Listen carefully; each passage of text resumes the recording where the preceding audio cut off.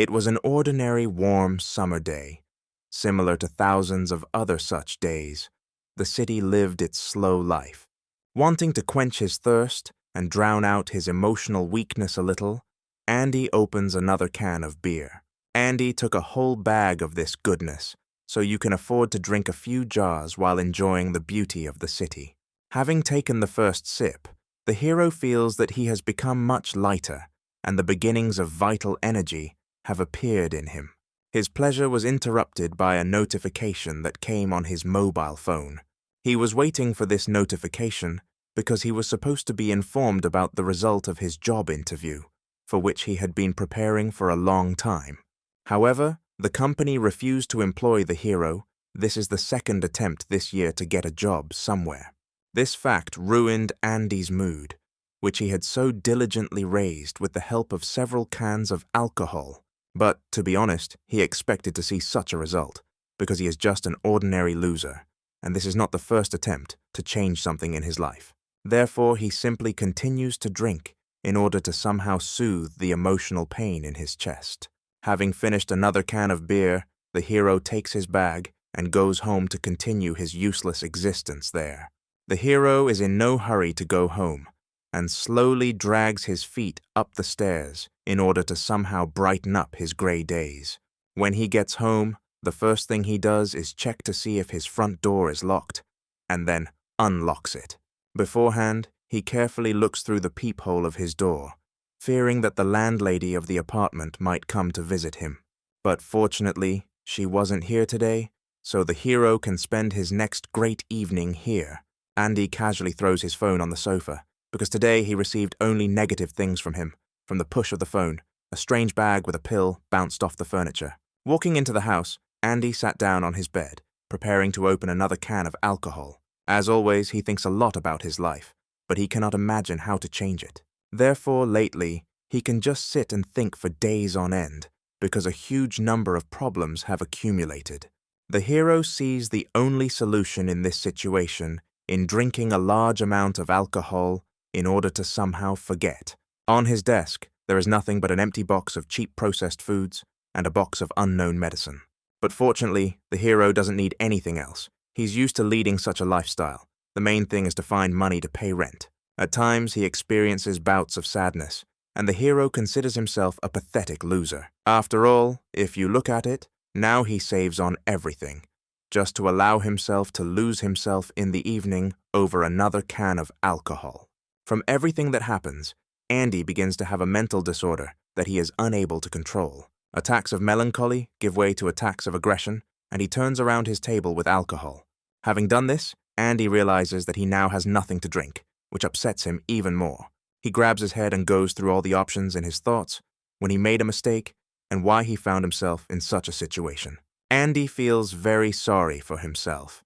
He blames the world around him for not allowing him to reveal his talents and get a job, and this brings tears to his eyes. But still, he understands that all is not lost and tries to calm down in order to think about further options. Wiping his snot with his sleeve, Andy sees on the table the only chance to change his life. There was an unusual pill called AF12, which he received as a participant in a special clinical experiment. When Andy said that he did not sign up for this, the person who gave him the medicine replied that when his financial difficulties reached their peak, he would take this pill himself. However, Andy decided to wait a little, and the next day, he went to his part-time job.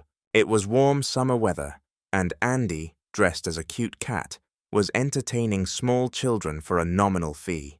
Of course, there were few clients, but this money allowed Andy to buy alcohol for himself, and even sometimes pay for housing.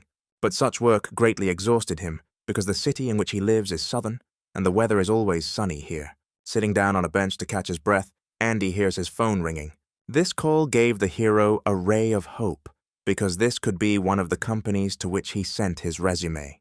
However, it was the owner of the apartment. She told the hero that the amount of rent debts had exceeded all limits, and if he did not pay, he would be evicted. Not knowing how to solve this problem, Andy decided to turn to his mother, who owns a small store in the slums of the city. But having accidentally overheard her conversation, the hero hears that the family is now making ends meet, and the store will most likely go up for sale. Andy understands that now is not the time to burden his mother with his problems, especially on her birthday. The hero, of course, did not forget about this, because he values his parents very much, and took a small cake with him as a gift. But, not wanting to be seen by his mother in such a pitiful state, the hero decides to leave it on the table so as not to hurt his mother again. After which, Andy leaves, wondering where else he can get at least a small amount of money. He gets on one of the buses, which moves towards his house. Leaning his forehead against the window of the bus, Andy looks at the city with a sad look. It seems to him that everyone around him is doing something useful, and only he is not succeeding. Continuing to drive the minibus in his own way, the hero listens to the radio, which is installed inside the cabin. According to it, a beautiful female voice talks about the chemical industrial company KG, which has a large number of employees both in the country and abroad. They produce almost everything, from batteries to industrial and even pharmaceutical products. Continuing to listen to the advertisement, the hero feels the vibration of his phone in his pocket. He wanted to ignore the notification, but the messages kept coming to his phone. It was his brother. He asked Andy if he left the cake for their mother outside and why he didn't go inside. To which Andy replied that he didn't want his mother to see him like this, but he couldn't help but congratulate her on the holiday. His brother sent him another message, which came to his home email, which said that the hero must pay off the loan debt. Checking his balance, Andy saw a disappointing amount there, because it wasn't even enough to pay off the rent he owed. The hero begins to rummage through his pockets, hoping to find at least some money there. However, he finds only a pill there, which he took with him, because he has not yet fully decided to take it. Looking at the tablet, the hero remembers the person who handed it to him. He handed it under the pretext of the protagonist's large debts. He explained that all the hero had to do was drink it and tell them about its effects, and if everything went well, Andy would never have to think about money again. Now Andy is in such a state that even if this pill kills him, he will not be very upset, because death is better than such a worthless life. Therefore, without a doubt, he swallows this medicine. He has no other choice. After the hero takes the medicine, he feels like 1,000,000 different chemical reactions are happening inside his body, as if he himself had become a small laboratory. At this moment, he has a hallucination. Andy feels that someone is trying to strangle him, but he cannot resist this. In front of him, he sees the silhouette of a man in a gas mask who is trying to extract information from him about the location of the medicine, to which Andy replies that he no longer has the pill because he just took it. The man in the gas mask tells the hero that if he doesn't want to get a hole in his skull, he must tell him the formula. After which, the hero wakes up, looking at the reflection of his phone. He does not understand whether it was a dream or reality. Taking the drug left a mark on his appearance. His eyes became very red, and his skin became much paler. Despite all his physical weakness, Andy feels that he does not want to sleep at all, as if some chains were binding his brain. At that moment, a new notification arrived on his phone. Andy was surprised by this, because it was already late at night. The message was sent from an unknown number. The unknown person asked him if he had taken the drug and if he was sleeping now. When Andy answered positively to all the questions, the man invited the hero to meet, which greatly interested the hero. It was already late at night on the street. Only light could be seen in a few windows of multi-story buildings. Under cover of darkness, Andy approached the location, indicated by the person who sent the message to his number. While checking his location with the required location, the hero notices a suspicious car not far from him. The man in the car flashed his high beams at Andy, showing him where he should go. Hesitating for a second, Andy wonders if he should go there since it might not be safe. However, he decides that he has nothing to lose and starts moving towards the car. He approaches the driver's side window, in which absolutely nothing was visible, and tries to address this man. At this moment, the passenger door to the front seat opens in the car, again showing the hero what he needs to do. The hero gets into the car, and at first only looks around thoughtfully, trying to understand what is happening to him. Having come to his senses a little, he sees a woman in the driver's seat, sorting through some papers. The woman introduced herself. Her name is Sophie, and she is a senior researcher at KG. This fact greatly surprised the main character, because he did not expect that the person who sent him these messages was such an unusual woman. Seeing an attractive girl in front of him, Andy was a little confused, but Sophie immediately began asking him questions. The first thing she asked was a question about the protagonist's sleep, namely, whether Andy was able to fall asleep after taking the drug, to which the hero answered in the negative. After which, Sophie began to examine Andy for any external changes, which made the hero even more embarrassed. But the girl did not back down and continued to question the hero. In between, she told him to contact her as Dr. Sophie. Considering the main character's lifestyle, he rarely had to communicate with girls, especially those who occupy such high positions, so this whole conversation is very difficult for him. But for Sophie, on the contrary, everything is going as it should. Now she has reached the key question, namely, whether Andy has recently undergone treatment in the hospital. Based on the results of the examination at this clinic, it was revealed that Andy's body is one of the few that responds to the drug AF12. Andy asks Sophie why she chose this particular time for the meeting, in response to which he heard that this was due to the way the drug worked. Sophie explains that the drug AF12 consists of two protein cells, one of which is a powerful sleep stimulant, and the other is a chemical compound containing specific knowledge.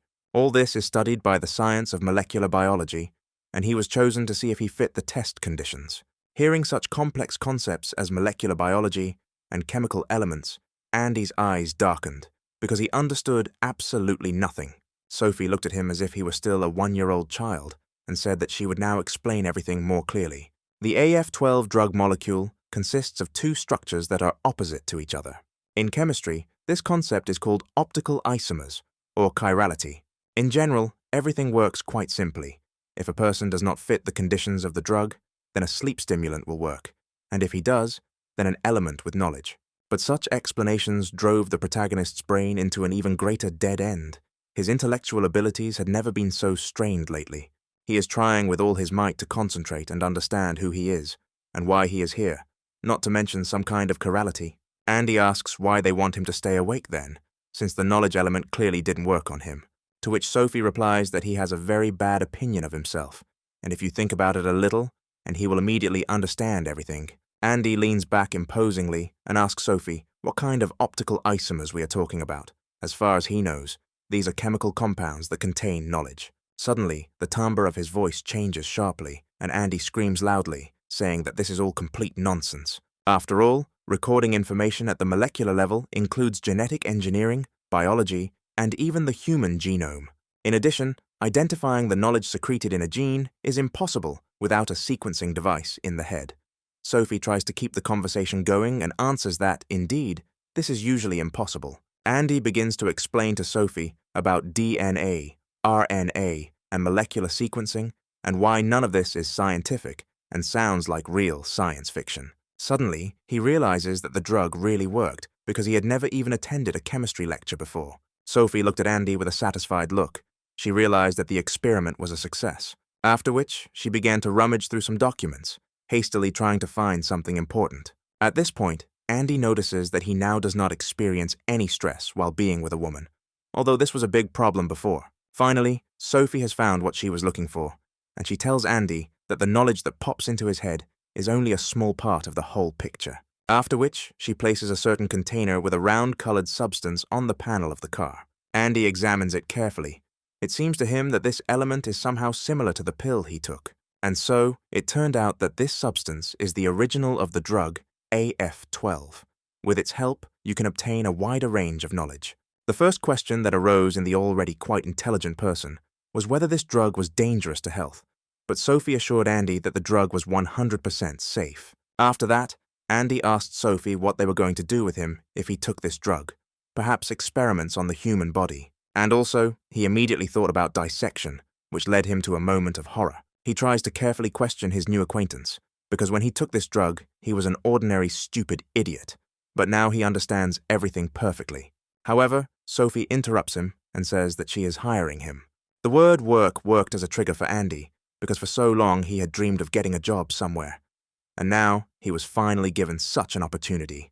Moreover, this is not just a job, but work in one of the largest companies in Japan, KG Laboratory. Andy looked at Sophie with an incredulous look. He understands that this offer is too generous. However, he cannot refuse it because he must pay his debts, so he agrees to this offer.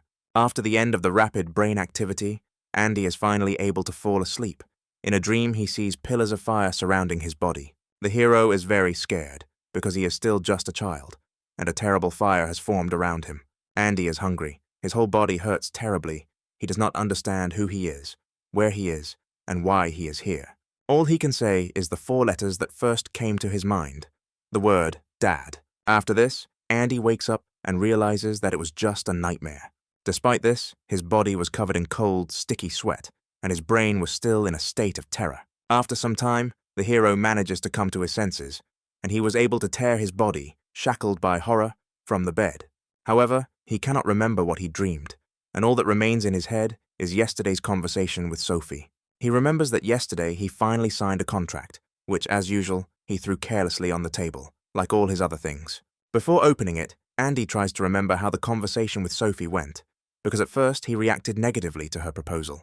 However, Sophie was persistent. She didn't even need to convince the hero, but just look at him with her deep gaze. Looking into her eyes, Andy realizes that he is refusing a good offer because he has been looking for a job for so long. After which, Sophie puts the upstart in his place, telling him that until recently, he barely graduated from a 2-year college, after which he could not get a job.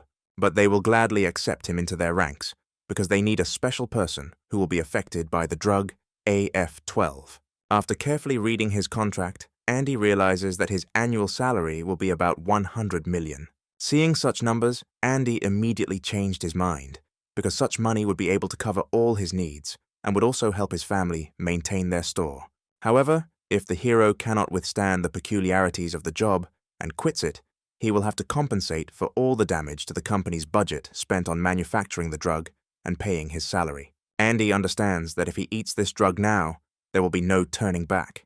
But after weighing all the pros and cons, the hero decides to take a risk and take this drug, hoping that there will be no side effects from it. The action is again transferred to our time. Looking at his phone, Andy sees that a transfer of 10 million has been made to his account. In addition to financial changes, the hero sees that his appearance has changed significantly. In particular, the color of his hair has changed. The hero even begins to somewhat doubt the safety of this drug, because he does not understand how hair color can change in a day. But some change in his body bothered him even more. This concerns his eyes, which now have a burgundy tint and begin to see more than normal vision can. With this vision, Andy is able to see every cell that surrounds him. They are visible before his eyes, like space. Making his way through his many thoughts, the hero remembers the rest of the conversation with Sophie. He remembers that his view changed yesterday, when he began to consider the cosmetics on Sophie's face as a collection of chemical elements. Then he did not yet understand what this meant. On Sophie's face, he saw the elements of iron, oxygen, silicon, and many others. Sophie didn't like that this impudent boy was looking at her so intently, and she made a displeased grimace. However, Andy did not stop. The neural connections in his head connected the elements into chemical compounds, showing him the complete chemical picture. A silicon molecule combines with oxygen to form silicon oxide, and the oxygen, hydrogen, and carbon dioxide atoms form glycolic acid. So, Andy learned for the first time a new formula that matched the anti-wrinkle cream that Sophie uses. In response to this, Sophie told Andy that she was still young and did not use wrinkle cream. However, now it is impossible to deceive Andy because he sees everything perfectly. Sophie tells him that he has stopped looking at the face of the girl who has been working 7 days a week for several days. But Andy doesn't seem to hear her. Having received such an amazing ability, he wants to examine every little thing that surrounds him. Andy asks Sophie what specific knowledge and secrets are hidden in this drug he just took, to which Sophie replied that only one person, an authoritative microbiologist, could give the answer to this. She herself does not know the structure of the drug and the features of its action because she is a medical professional, not a scientist. Then Andy says that he would like to meet the one who made him like this and ask him a couple of questions. However, Sophie reminds him that his job is to act on the terms of the signed agreement and succeed in what he is told. Looking closely into her eyes, Andy replied that the problem with rough skin cannot be removed only by the shimmer effect. She must come up with some other way, for example, adding some kind of catalyst that will be used to remove the aging skin surface. After which, Sophie slams her hand on the steering wheel of the car, telling Andy to shut up, otherwise he will fire him. Hearing this phrase, Andy finally shut up. The action moves again to our time, where Andy leaves the house after completing his morning routine. On the porch of his apartment, Andy sees a man whom he had avoided for so long and was afraid to see even in a nightmare. The hostess stood there. She crossed her arms displeasedly and asked the hero where he was going and whether it had anything to do with the interview. Having learned that he was not going to a job interview, the landlady said that she was already tired of the fact that the hero could not pay the rent, so she would evict him if he did not pay right away. Andy tells the grumpy woman that she'll get what she came for before taking out his phone and logging into the bank's app. A few seconds later, the hostess's mood changed dramatically because Andy transferred her the amount several months in advance. Seeing that the transfer was successful, Andy tells her in a calm voice that it is time for him to go. The hostess timidly thanked the hero, because she had already forgotten when she received money from him, and finally decided to ask where he was going early in the morning. Andy smiled back at her and said that he finally got a job. In order to get to work, Andy chose the city train, because it goes right to the station where the laboratory is located. At such a time, there were a lot of people on the train, because they were all rushing to their work. Wanting to stay in such a large flow of people, Andy tries to grab the handrail near the door. However, he immediately receives an electric shock to his palm, and abruptly pulls it back. The blow was quite painful. Andy even had to shake his palm several times before the discomfort disappeared. Looking at his hand, Andy notices interesting changes on it. First, he is now able to examine it in detail, so close that he can see every nodule and line in his palm. Moreover, he now sees the soft light of free electrons, which looks like fine dust, as if it were a cosmic canvas of myriads of stars. He sees that these small specks of dust seem to want to fly away from his palm somewhere, but the positive charge attracts them. Then, Andy firmly grabs the metal handrail inside the train to test one of his theories. His guesses were confirmed. After contact with the metal, electrons began to move to a more positively charged object. Andy says goodbye to them, as if he were his buddies, and tells them after them not to cluster in one place and create static tension. However, some of the electrons are still stuck to the main character, and he clumsily tries to disperse them. This is noticed by some passengers on the train, who looked at the hero as if he were crazy. In response to this, Andy simply looked up and pretended that nothing had just happened. Seeing his reflection in the mirror, the hero hopes that the rest of the employees will receive him well, despite his disheveled hair and cheap clothes. Continuing to observe the movement of dust particles, Andy notices that some of them are beginning to accumulate chaotically in various places. This fact interested Andy very much, because he had never noticed such behavior in electrons before. Some of them, without any reason, accumulate on passengers' clothes, and some even freely accumulate in the air, forming something similar to flakes of silk. If you rub them a little against some object, you can hear a slight rustle, and if you collect even more of them, you can even cause a spark. Therefore, Andy disperses them with his palm, so that an accident does not happen inside the cabin. The dust particles continued their movement. Some of them were chaotically scattered throughout the cabin, but most rushed into further movement. Andy wondered where the electrons would go this time, and if it had anything to do with charge or action. Entering the next carriage, Andy sees a pretty girl there, about his age, reading some document. Dust particles from electrons surround her young body. In this form, she seems even more attractive, because the electrons seem to emphasize her beauty. Andy cannot take his eyes off her, and despite his outstanding intelligence, he still loses to ordinary hormones. This is not surprising, because in addition to beauty, the hero sees something else in her, because now there are so few girls who read scientific literature while sitting on the train. He sees that too many electrons have clung to her, creating a small charge and electrolyzing her hair to the metal railing. Judging by their number, a certain object or thing from her wardrobe strongly attracts a negative charge to itself. At this moment, the enjoyment of the beauty of this girl is interrupted by a child crying throughout the salon, whom his mother is desperately trying to calm down. Other passengers also pay attention to the baby's crying, because it greatly irritates their nervous system. Some of them even reprimand the mother, telling her to calm her child down as soon as possible. However, this is not as easy to do as it seems, because often children at this age are capricious without any obvious reason for this. The man sitting next to the child said that both adults and children should know the rules of social etiquette, otherwise they should not visit such places. The child looked at the old man with a sad look, as if realizing that he had just insulted both him and his mother. In addition, the old man said that the current political system in Japan is complete rubbish, and if he were in their place, he would ban children from appearing in public places. Hearing this, Andy was very surprised, because he had never met such radical people before. He notices that many electrons have accumulated around the child's woolen hat. Andy comes closer and starts waving his hand above his head to get the electrons off the baby, because he's already crying. A wave of his hand redirected the flow of electrons towards the grumpy old man, who continued to read his newspaper. Electrons begin to accumulate around his hair, thereby electrifying it, raising the hair upward. The hero notices that a small beam of electrons remains in his palm, and he decides to do something fun. He gestures to the boy to look at the old man's head, and himself presents his palm to it. Due to the difference in action potential, electrons from the old man's head begin to be attracted to Andy's palm, thereby raising his hair even higher, exposing his bald spot. Seeing this, Andy was very surprised, because it was as if he controlled the flow of electrons, creating a positive charge in his palm.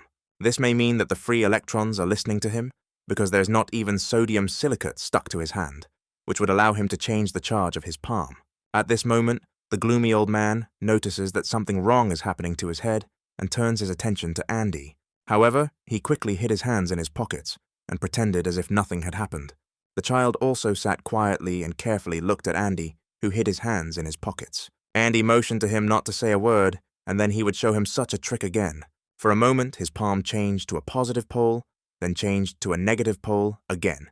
Theoretically, this is possible. After all, when your hair stands on end from fear, this is also a kind of bioelectric reaction that is transmitted to the senses. Assuming Andy could control this signal, he could induce a tiny burst of energy in his palm. Andy tries to reproduce this charge on his palm and transfers his brain impulses there. And he does it very well. Free electrons begin to accumulate around his palm in large quantities. The hero immediately decides to test his new ability and again puts his palm to the head of the grumpy old man.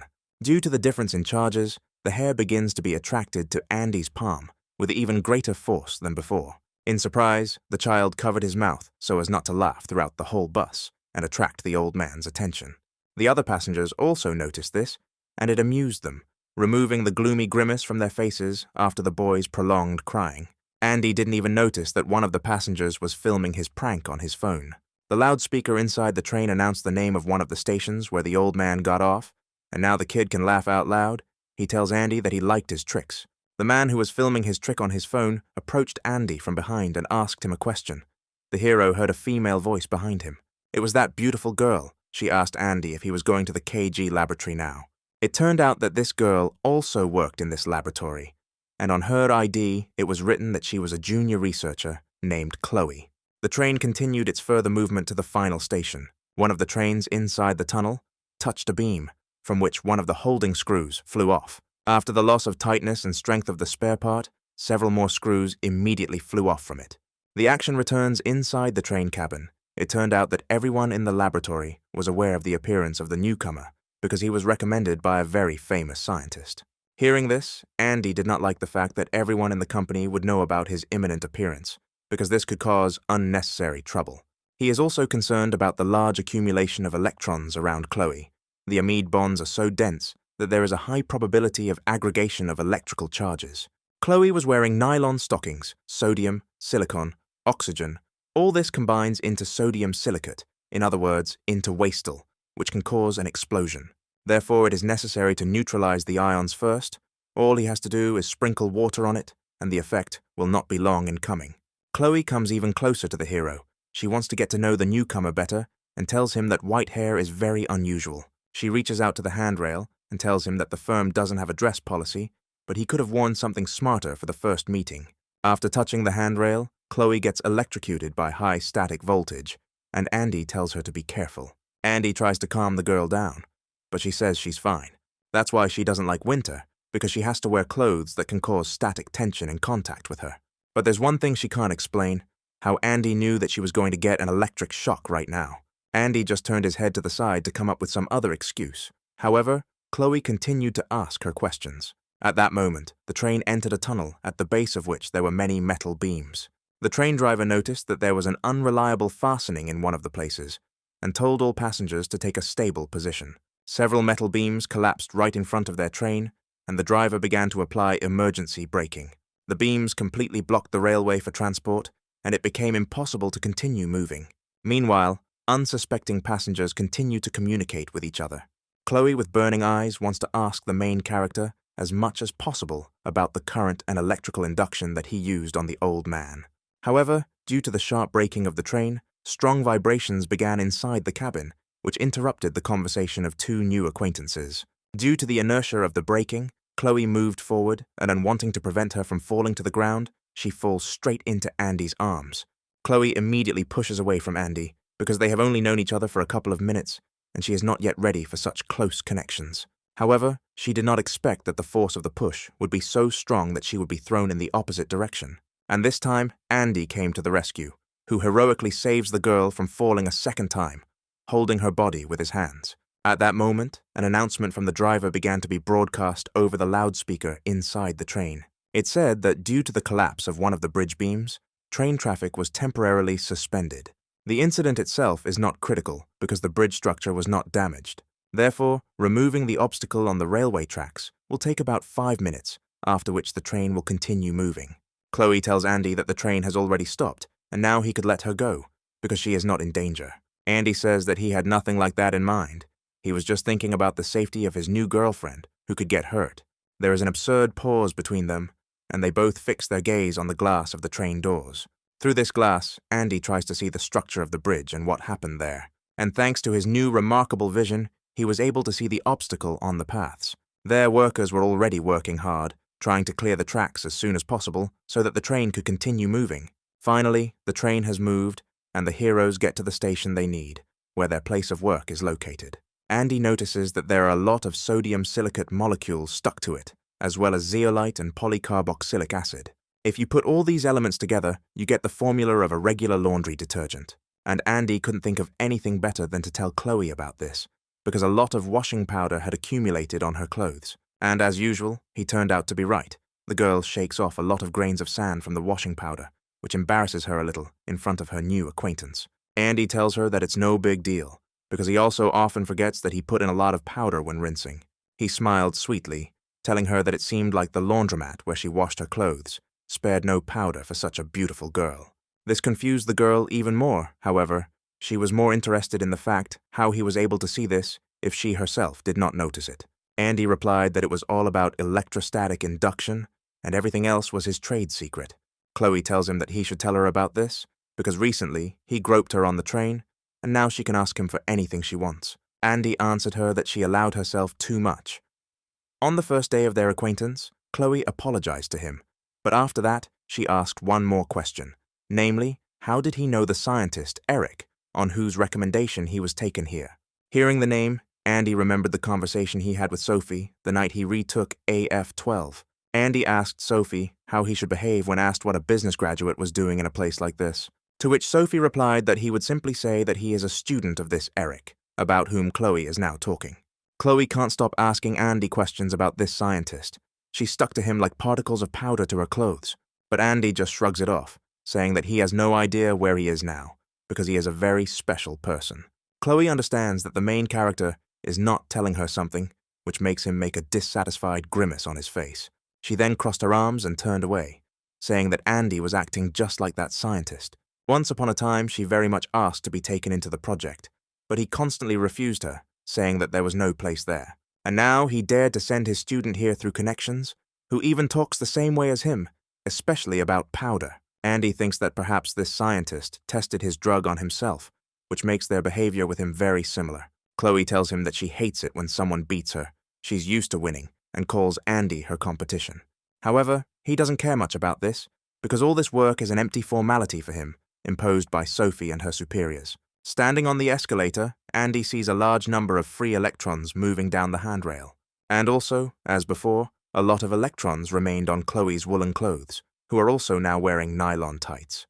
He warns Chloe to be careful with the handrail. However, it was too late and she had already been electrocuted. From an unexpected blow, Chloe again loses her balance and begins to rapidly fall down. But this time, Andy did not leave the girl in trouble, and held out his palm to her so that she would not hurt herself this time. An absurd pause flashed between them once again, because more such cases had happened recently than they could have imagined. Chloe thanks Andy for once again not letting her fall, and apologizes for being too intrusive. Andy tells her that any real man would do such a thing in his place, so she has nothing to thank him for. At that moment, Andy received a message from Sophie on his phone, saying that he had received a special treatment, so many in the department might be skeptical about him. After reading it, Andy says goodbye to Chloe, telling her that today is his first day at work, for which he must not be late. Looking at him, Chloe says that it was nice to meet him, calling Andy Mr. Connection. Finally, Andy tells Chloe that when she leaves the station, she should deal with her static electricity.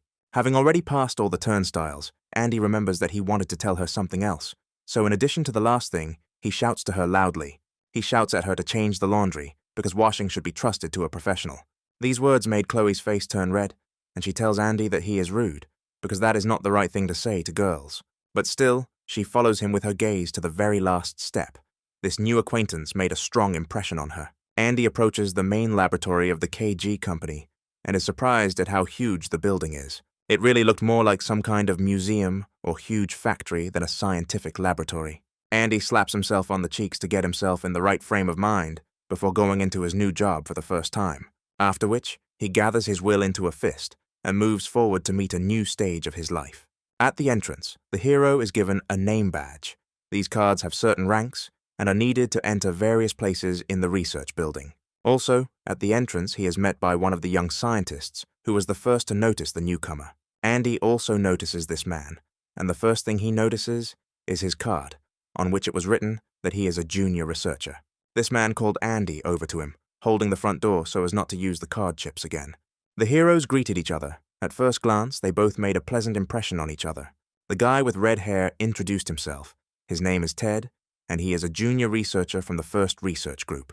A conversation ensued between the young people, during which Ted asked Andy various questions. One of them was about which faculty the main character graduated from.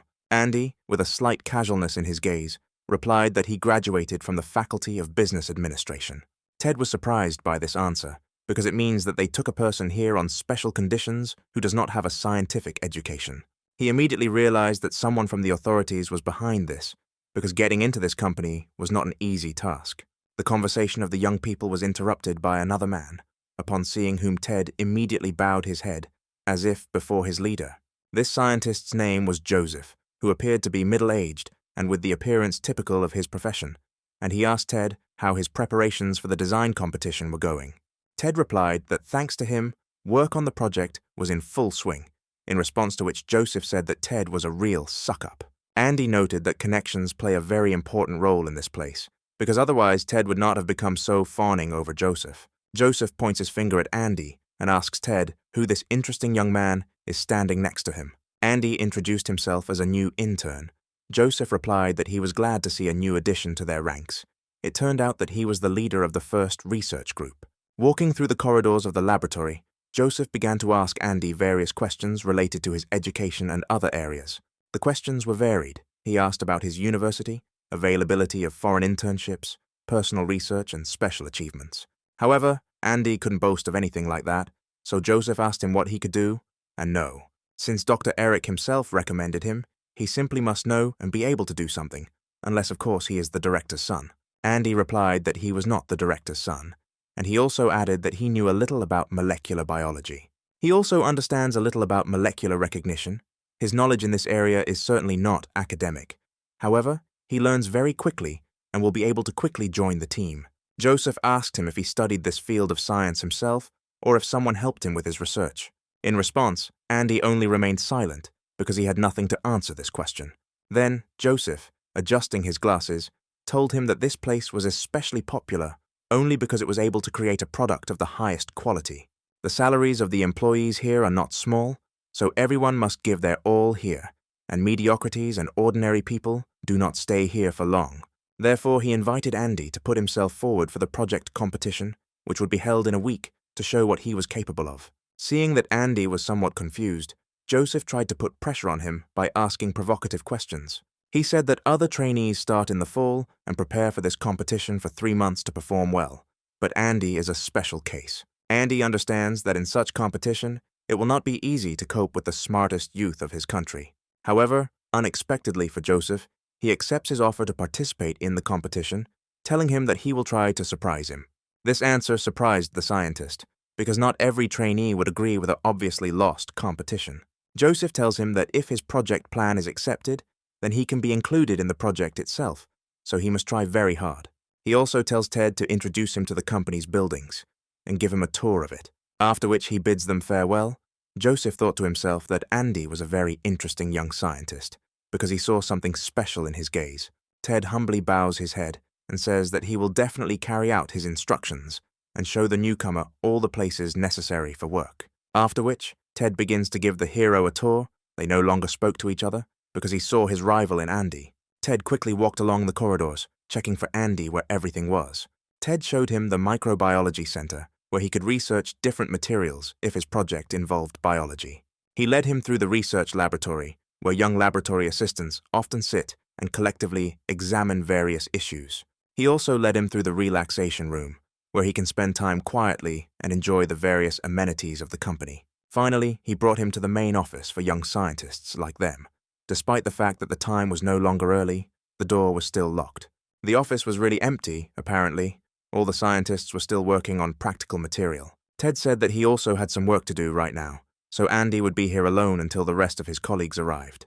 This did not make the main character very happy because he was preparing himself for new acquaintances and expected to see other people here. He chooses a suitable seat in the front row and throws his things there. So, Andy sat in the office for at least half an hour. However, none of the young scientists came here. Suddenly, he heard sounds starting to be made behind the door, as if someone was about to come inside.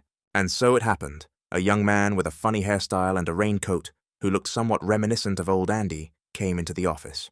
He threw his coat onto one of the chairs and saw that he was not the first one to arrive at the office today. The heroes greeted each other and introduced themselves. But when the young man heard the name Andy and took a closer look at his appearance, the grimace on his face changed dramatically. He said that he had urgent business and needed to leave for a while, after which we would hurry to the exit. The next person to come here was a young girl, about Andy's age. She also didn't notice the main character at first. However, after he introduced himself and she looked at the color of his hair, she suddenly had important things to do and hurried to the exit. Exactly the same thing happened to the next girl who came into the office.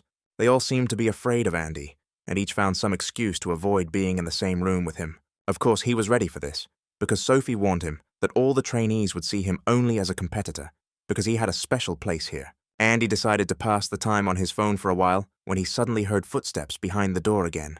This time, the person who went inside lingered here and did not immediately look for excuses and try to escape. It was Chloe.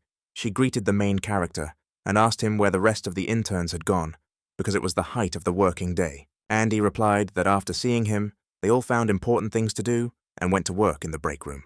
Chloe realized that she and Andy were now completely alone in this office, so this was a great chance to ask him questions. She sat right under his nose and, calling him Mr. Connection, began to do her favorite thing, asking about everything and everyone. However, Andy pretended as if he didn't notice his new acquaintance and continued to just play on the phone. Then Chloe played trump cards. She simply took his mobile phone from the hero and put her face to him, asking her tricky questions. First of all, she was interested in where Andy met with Dr. Eric, in one of the European institutes, or was it me in Japan?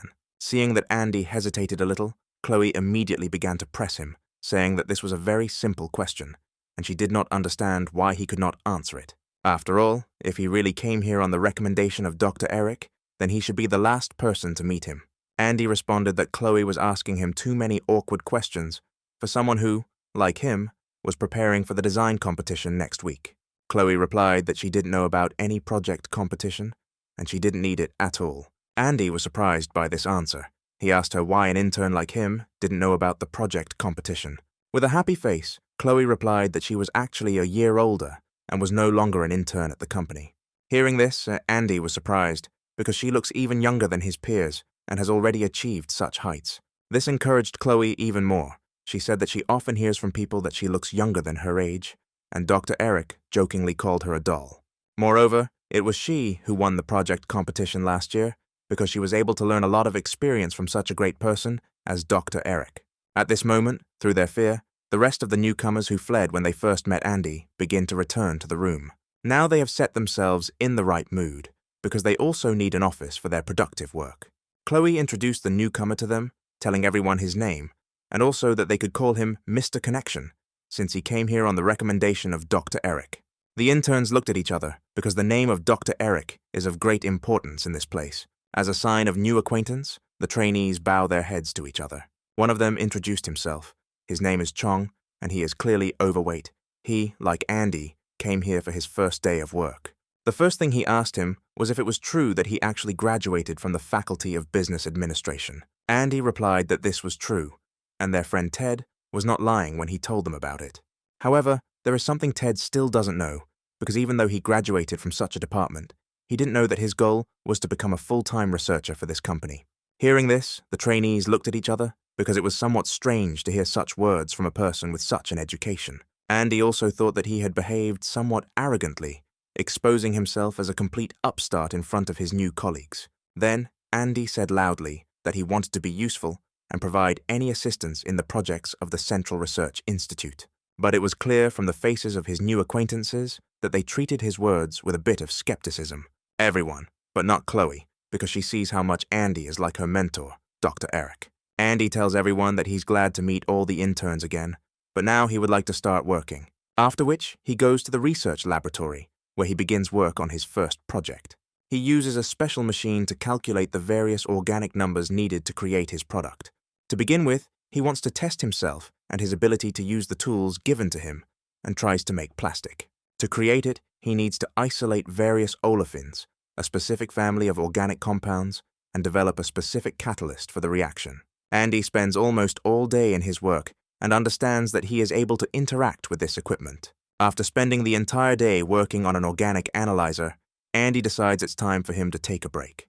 Moreover, his stomach itself is screaming at him that his energy reserves are running out. Andy chooses a park as a place for lunch, in the center of which there is a football field, where the other guys like to play the ball during the break. As a child, Andy was also interested in football, so this picture for lunchtime coffee is more than suitable for him. Moreover, he notices that a pretty girl is sitting next to him on the opposite bench, reading a book, and if he gets bored with football, then he can admire its beauty with great joy. Thinking about this, the day began to sparkle with new colors for the hero, and the stress from working with numbers for a long time began to disappear before his eyes. But his enjoyment didn't last long, as Chloe appeared behind him and told him that she also loved spending time here. Without asking permission, Chloe jumps on the bench with a smile on her face, because now no one can stop her from asking her questions. Andy realizes that questions about Dr. Eric are about to start again, so he tries to quickly finish his coffee and get out of here. However, it was too late, because Chloe would not let him leave here so easily until she heard the answer she needed. Then, Andy simply interrupts her, asking her why she wants to work with Dr. Eric so badly. With a sparkle in her eyes, Chloe replied that if there was ever a Nobel Prize winner in chemistry in Japan, it would certainly be Dr. Eric. She tells him that several of Dr. Eric's chemical experiments and scientific inventions are still shrouded in mystery to the entire world's scientific community. Moreover, people who encountered his work rhythm and research could not understand even a few % of his work, and those who stood it said about Dr. Eric that so much information cannot fit into the skull of an ordinary mortal person. But she still read about all his works. Perhaps she is even the only one in Japan who has done this, because for most, it is common nonsense. Andy was about to praise Chloe for her excessive curiosity, but he notices something special on her lips. Using his special vision, he saw that a special chemical element, lenthionine, was stuck to her lips. The main character couldn't think of anything better than to tell Chloe about this directly, because he hoped that this might somehow push her away. Chloe immediately began to wipe her lips, telling the rude man that he was probably mocking her and trying to find her flaws everywhere. Andy told her that he didn't mean to offend her, but that lenthionine was a component of shiitake mushrooms, which meant that she was more likely to eat that for lunch. Hearing this, Chloe was very surprised. She asked the hero if he was really watching her, so that he could then give out such phrases at the right moment. However, I immediately realized that this was not so, because Dr. Eric also often noticed many oddities that other people could not notice. Andy told her that her favorite doctor taught him this special skill, but he wouldn't tell her how to do it because it was a trade secret. Chloe tries to understand how Andy could know about the mushrooms, but nothing else came to mind other than surveillance. Finally, Andy finished his coffee and told Chloe that he had to go now because he had to finish his project for the competition as soon as possible. Taking a few steps away from the girl, Chloe asked Andy what the hero was doing tonight and if he would like to spend time together. Andy would certainly like to talk more with Chloe, but now she is the person who can reveal him, so he politely turns her down. This somewhat upset the girl, because before she had never heard refusals from her peers, much less at work. After some time, Andy is still working on his new project, which is starting to bother him. He spends hours counting simple and complex numbers, trying to derive the ideal formula. Such work requires special attention, and therefore takes a lot of energy. And if we take into account the fact that due to the effect of the drug and constant brain activity, the hero cannot fall asleep, then this makes the hero's head spin. At that moment, Professor Joseph entered the research laboratory in which the main character worked. He decided to check what area of research the newcomer had chosen for himself, and was pleasantly surprised. Joseph told him that for a beginner, he was doing great in such difficult tasks, and if he continued in the same spirit, he could take prizes in the competition. When Dr. Joseph left, Andy realized that he was unable to work any longer, especially since the working day was long over. He went to the office to pick up his things, but when he entered there, he was very surprised. After all, none of the guys he met this morning still went home, and everyone stayed working on their projects until late. The trainees worked collectively, They were divided among themselves into several groups, and each tried to help each other in different areas. Seeing such a well-coordinated workflow, Andy decided that he would also stay to work with them, and took out his computer. However, there was no outlet behind him, and the protagonist's laptop model could not work for a long time without charging. At exactly that moment, he received a message from Dr. Sophie, who told him that the workday was already over, and they needed to meet. There was no way out. The hero couldn't work without his laptop, so he politely said goodbye to his colleagues and headed for the exit. However, only Chong reacted to this, who waved his hand at the hero in response. Everyone else continued to go about their business. Leaving the office, the hero decided that he must find contact with each of them. Otherwise, it would not be possible to create a work process. Finally, the hero gets into the elevator. He wants to quickly meet with Dr. Sophie in order to finish all his business here and go home. On one of the floors, Sophie was already waiting for him. As is typical for workers in her field, she was overly punctual. She politely greeted the main character and congratulated him on his first day of work in his new company. Andy was glad to hear such words, because for the first time in his entire stay here, someone greeted him so warmly. Sophie tells him that the hero will have to adapt, and she warned him that he simply won't. She asked the hero if he received the company employee card, which is issued to everyone on their first day of work. Upon learning that the hero received it, Sophie tells him that this card not only allows you to visit the company's territory, but is also the key to Dr. Eric's office. There are materials from projects carried out and planned by the doctor, and after work, Andy is obliged to go there and study these materials. The hero asks Sophie if in the future they really want him to conduct these studies instead of Dr. Eric. Sophie replied that the hero is very quick-witted, and after the adaptation period, he will be obliged to start these projects. She gives Andy directions to Dr. Eric's office and tells him that no one should know about this. All these rules are in the contract, which Andy signed personally, so he has no right to refuse this. This news somewhat shocked the main character, because he so dreamed of having a little rest after work today, but now he will always have to stay late at work. Eric goes to the location Sophie told him and approaches Dr. Eric's office. The office was very spacious. It was exactly like a personal research station. It had a personal laboratory and a personal office in which an entire scientific council could be seated. Dr. Eric's library was filled with various scientific materials collected from different parts of the planet, from the most famous scientists. And the workplace was equipped with everything necessary in accordance with all modern technologies. Eric sat down in his new chair and felt how comfortable he was in such an atmosphere.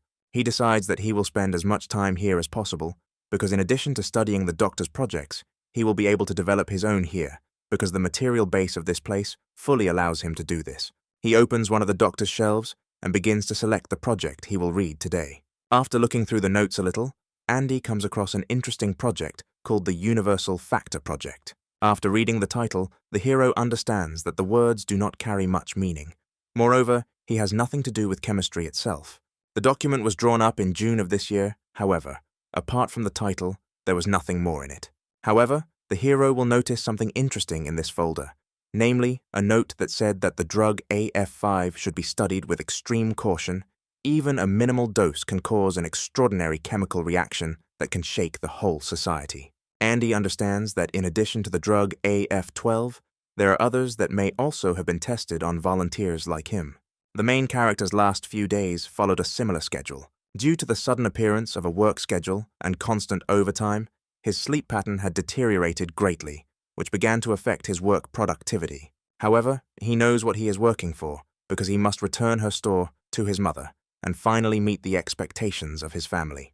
At that moment, he just received a message on his phone from his mother, who wished him a good day at work. This message seemed to cheer up the hero. Continuing to move to the desired station, the hero peers out the window and sees something alarming outside. Normal vision cannot see details, but the special eyes of the main character are able to notice any little thing.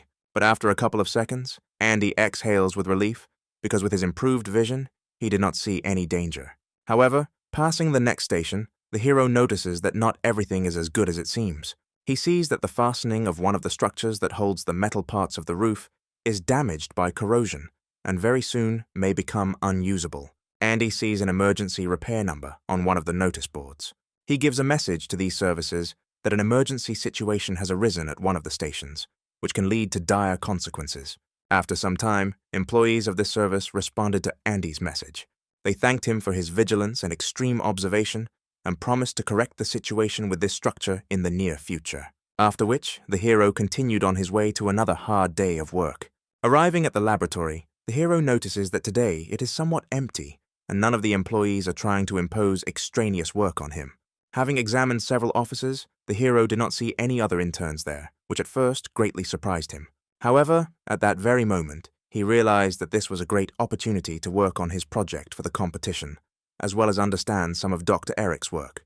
Andy remembers what Sophie told him before she hired him, that his main goal would be to gain quick recognition in the team, so the project competition is very important to him. Just as Andy was getting a little immersed in his work, he feels someone appear behind him. It was Chloe. She asked the hero what was so interesting about what he was doing here alone, and why, as always, he was estranged from the rest of the team. After which, Chloe looked into Andy's laptop and saw that he was busy working on the topic of hydrocarbons, or more precisely, polymers. She praised him for being so interested in such a serious topic, and asked the hero if he would like to get advice from the one who won this competition last year. After which, she told the hero that she wanted to show him something special today that could help him develop his project. Andy was surprised by this proposal, because what could a girl who is only a couple of months older than him offer something so unusual?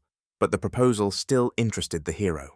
Chloe tells him that a smart guy like him should spend more time with the rest of the trainees so that everyone can improve together. After which, she also quickly urges the main character on, telling him that they have little time left and need to hurry. At this moment, Ted also joins their company. Apparently, Chloe invited him too.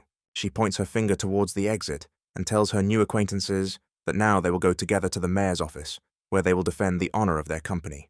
The heroes are somewhat surprised by this behavior, because they do not understand that such a little thing like Chloe forgot in such a serious place. After some time, the heroes reached the city hall, where a scientific council was to be held on the development of a new coating to protect railway tracks from corrosion. For the last year, Chloe has been doing nothing but developing this project, and the recent incident with the collapse of a beam at one of the stations allowed her to demonstrate her work. The only thing that upsets her now is that Dr. Eric will not see her perform wonderfully and receive a new patent from the state. The heroes arrive at the place where one of the registrars is already waiting for them, who at first was surprised at such a young age of these scientists. However, after a while, he let them inside. Chloe began the story by saying that the increase in the frequency of passenger and freight transportation by rail has increased the incidence of damage to railway tracks due to corrosion, frequent friction, and vibration. Therefore, their company has developed a unique product, a polycrystalline coating that is smoother than Teflon and stronger than stainless steel. This compound is obtained using the most modern technologies and is used at military facilities of the United States Department of Defense. The minimum service life of the drug is 3 years, and the production budget will help reduce costs by 50%. Andy and Ted fully support Chloe because they see that her performance was very competent. However, everything could not go so smoothly because other scientists from other companies were present at this meeting, for whom this project puts a spoke in their wheels. One of these scientists, who is the director of one of the companies, showed photographs of how the desired results can be achieved using the zinc paint developed by his company, and which is now being treated on tracks. The chance that any of the metals treated with zinc paint will be damaged by corrosion is less than 1%, because zinc interferes with the interaction of iron and oxygen. The budget spent on the production of this paint is not so large that the country can save on transporting materials through railways. Moreover, most countries in the world are now buying a paint patent from his company because it shows very good results. Why then is some kind of polycrystalline coating needed? This scientist asks Chloe if their company is fully capable of this task. Such a question, and the pressure of this man put Chloe in a somewhat disadvantageous position because she was not ready for such questions. Seeing this, the scientist said that relevant people should come to such serious places and not some trainees from the company. Andy sees that things are going badly for Chloe, and he understands that he must help in this situation. He carefully looks at the photographs shown by the scientist and notices some peculiarity in them. It's all about a special chemical element that is applied to this zinc paint. Of course, this is not a seminar where there are losers and winners. However, he cannot simply allow the honor of his company to be tarnished. Then, he stands up and points his finger at one of the photographs, telling everyone in the room to pay attention to them. He says that in the photographs of the company, which was now so cleverly trying to humiliate the young scientist, it is clear that something is stuck to the metal. To be more precise, it is pigeon droppings that corrode the zinc coating developed by their vaunted company. This coating cannot neutralize the internal properties of iron, namely, its insane desire to combine with oxygen. Then, the scientist says that the young man is embellishing everything too much because they thought it through and the zinc paint will be applied to the iron in 3 layers. Andy answers that there are places in the structure itself that cannot be covered with 3 layers of paint. For example, these are the places where the bolts are attached. The scientist replies that even their coating will not be able to protect the bolts, especially since they carefully checked all the details of the structure before painting. Andy replies that these bolts are not reliable because he can confirm from his own example that he saw violations in the morning when he was driving to work, to which the scientist replies that this is impossible to see with ordinary vision. Then, Andy says that apparently the scientist drank a lot yesterday because he sees the remains of vomit and ethyl alcohol on his lips and lower parts of his face. He immediately grabbed his face. He doesn't understand where Andy got such information because he was taking a shower in the morning. Moreover, Andy tells him his favorite snack. He says that he most likely ate an orange, which is confirmed by the acid residue on his lips. The scientist thinks that this person cannot see molecules with the naked eye, then it must be ordinary self-confidence and knowledge of chemistry. Having convinced the scientists that they should listen to him, Andy continued. He said that the fastening itself was unreliable because the bolts differ in their chemical composition. He is not used to joking, therefore this is his final opinion, and whether to believe him or not is a matter for the consultation. Chloe tells Andy that he is just an upstart because she would do a great job herself. A scientist from another company slammed his palms on the table and asked the hero where he came from and why he was here in the first place. Andy replied that he was just an ordinary intern from the KG laboratory and came here to support his friend. This answer surprised the scientist. He did not expect that their laboratory had such erudite interns. Taking his seat, Ted asks the hero if he knows which influential person he got into an argument with, to which Andy replied that it doesn't matter. The city continued to live its own life, and trains continued to carry out their routes along the railway tracks. And suddenly, as Andy warned this morning, several bolts from one structure came loose, greatly weakening the structure. After which, a pile of metal falls to the ground with a loud sound right in front of many drivers. A pile of metal blocked the path of traffic on the highway, creating a large traffic jam on one of the busiest roads. Reflecting on Andy's words, the scientist thinks that this young man is very lacking in manners. However, he very much reminds him of Dr. Eric. At that moment, he received a call on his phone. The girl on the phone told the scientist that an accident had occurred. The structure that Andy had reported about this morning still collapsed, which made the hero somewhat happy, because this is direct proof of his words. The girl tells the scientist about the man who foresaw the collapse and reported about it this morning. Then the scientist asks her for his phone number. The scientist immediately calls this number and tells the person that they need to meet and discuss how he foresaw the collapse. Andy approaches the scientist and says that he won't have to go far because he was this man.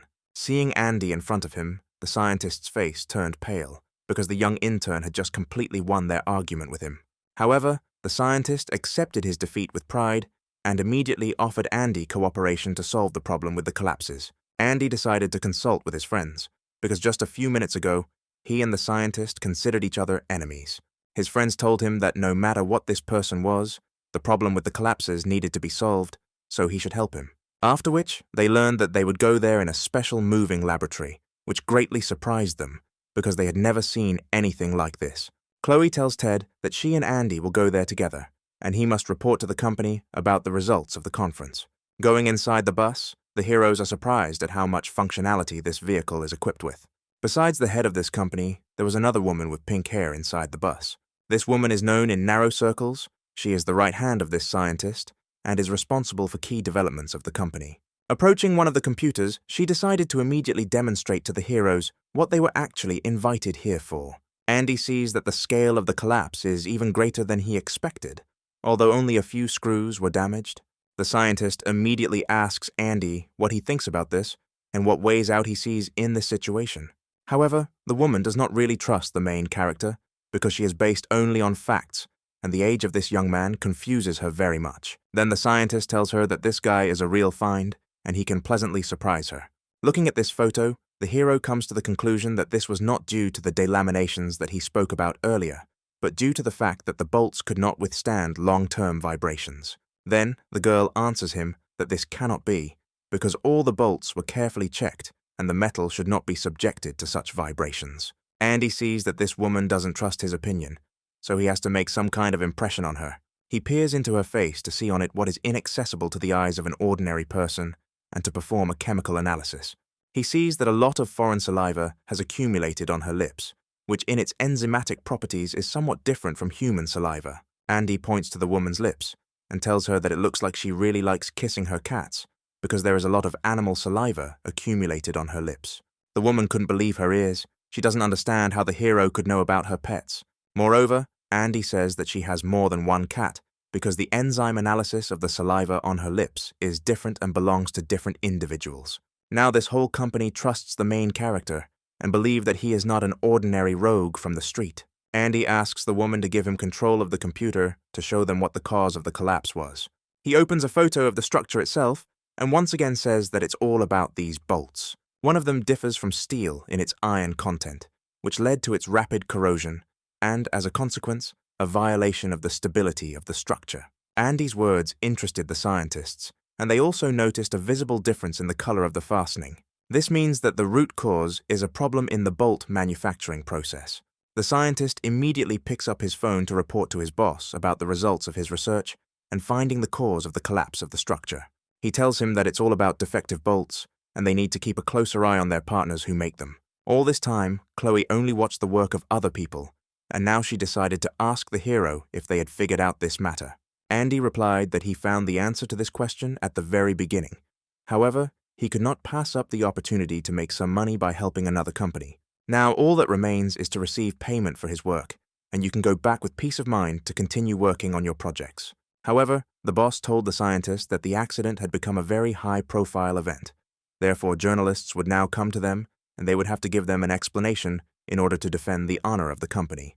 Within a few minutes, many journalists from different television companies had already gathered around their buses. For the first time, the heroes saw such a large number of cameras and microphones per square meter.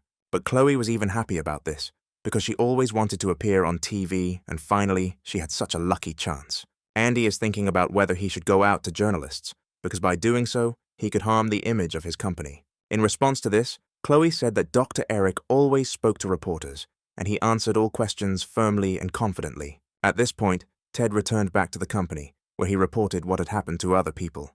It was at this moment that a report about the collapse of one of the structures, with comments from specialists, began to be shown on TV. Ted became very interested in the other people who were in the laboratory, and they all gathered around the TV. The first person interviewed was a pink-haired girl, who replied that their company would fully pay for all the damage from what happened, and would continue to develop methods to prevent such cases from happening. Then, journalists unanimously began to ask her how they planned to prevent further destruction of the tracks. Andy came to the girl's aid and began to approach the microphone to make his speech. Andy introduced himself. He mentioned that he actually works for another company, but here only as a mercenary. Seeing their intern on the TV screen, the rest of the laboratory staff crowded around the TV to listen to what Andy was about to say. Andy stated that it was all due to loose bolts holding the structure together, and if he could look at the rest of the structure, he could identify the problem areas. Then journalists began to doubt the hero's abilities, because if all hopes are directed only at him, then the accident could happen again. However, Andy convinced them that all it took to fix the problem was for him to show up there and take a look with his own eyes. After which, the heroes, together with a detachment of builders, moved on to the railway tracks. One of the workers was at the top of the tracks and told the others when they could start work. Drones flew around the station, reporting the entire situation live, and were also used as backup. From the city, on the other side of the railway bridge, there was a live report that showed and told in detail about the situation around. Andy equipped himself with all the equipment that is required when working at height, and moved out with the rest of the workers. Together with him, Chloe and his new acquaintance from a third-party company set out on the railroad tracks. There was a strong wind at the altitude, so Andy told Chloe to wear warm clothes, otherwise she risked catching a cold. However, Chloe had no clothes other than what she wore to the meeting, and the wind was getting stronger. Seeing this, Andy decides to help her with this issue. He carefully wraps her in his new scarf, telling her that she always needs to be a little more prudent. He bought this scarf just a couple of days ago, so when they go downstairs, she will have to return it to him. Andy hopes that now she will feel a little warmer and will not delay the rest of the team any longer.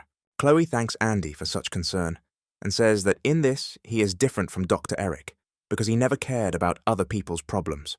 Then Andy tells her not to get her snot on the scarf, since he just bought it. After these words, Chloe realized that she and Dr. Eric were not so different. Workers begin to go down one by one to quickly get to the problem area. They stop on a wide base, from where they have a view of the entire structure of the railway tracks. Andy tries to use his skills to evaluate the quality of the metal and identify problem areas. He notices that some places differ in their positive charge from the general mass. This means that the qualitative and quantitative composition of the metal in these places is different from the rest, which makes them more vulnerable. Andy points his finger at a certain point and asks his assistant to take a closer photo of this place.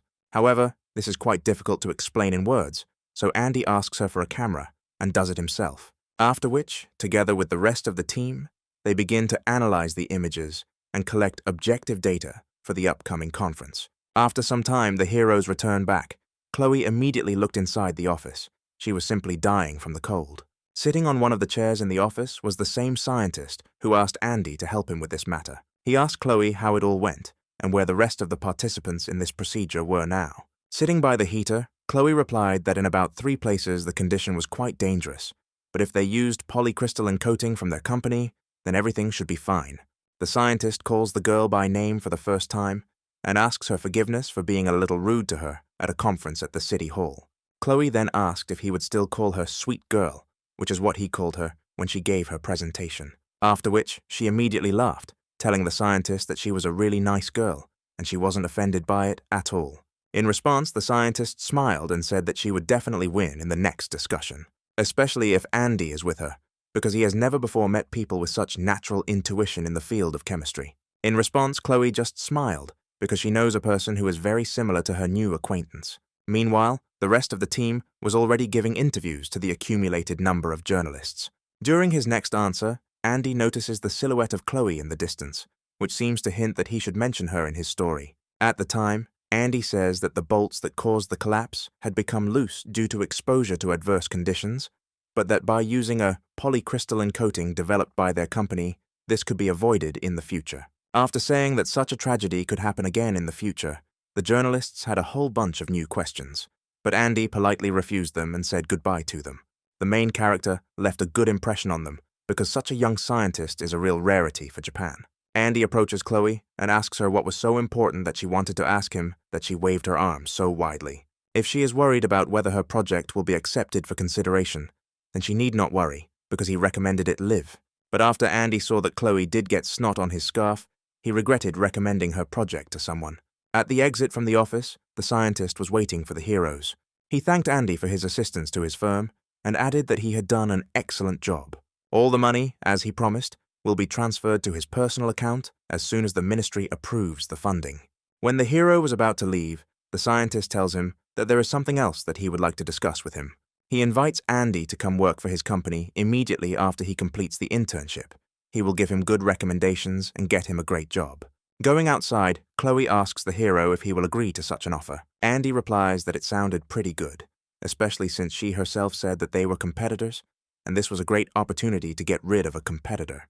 Chloe replied that she never said that she wanted to get rid of competitors, because being next to him, she gains new knowledge for herself. Such words offended the girl, and she showed Andy her dissatisfied face. Looking at Chloe, Andy thought that she was very cute when she was offended. At that moment, a message came to Chloe's phone.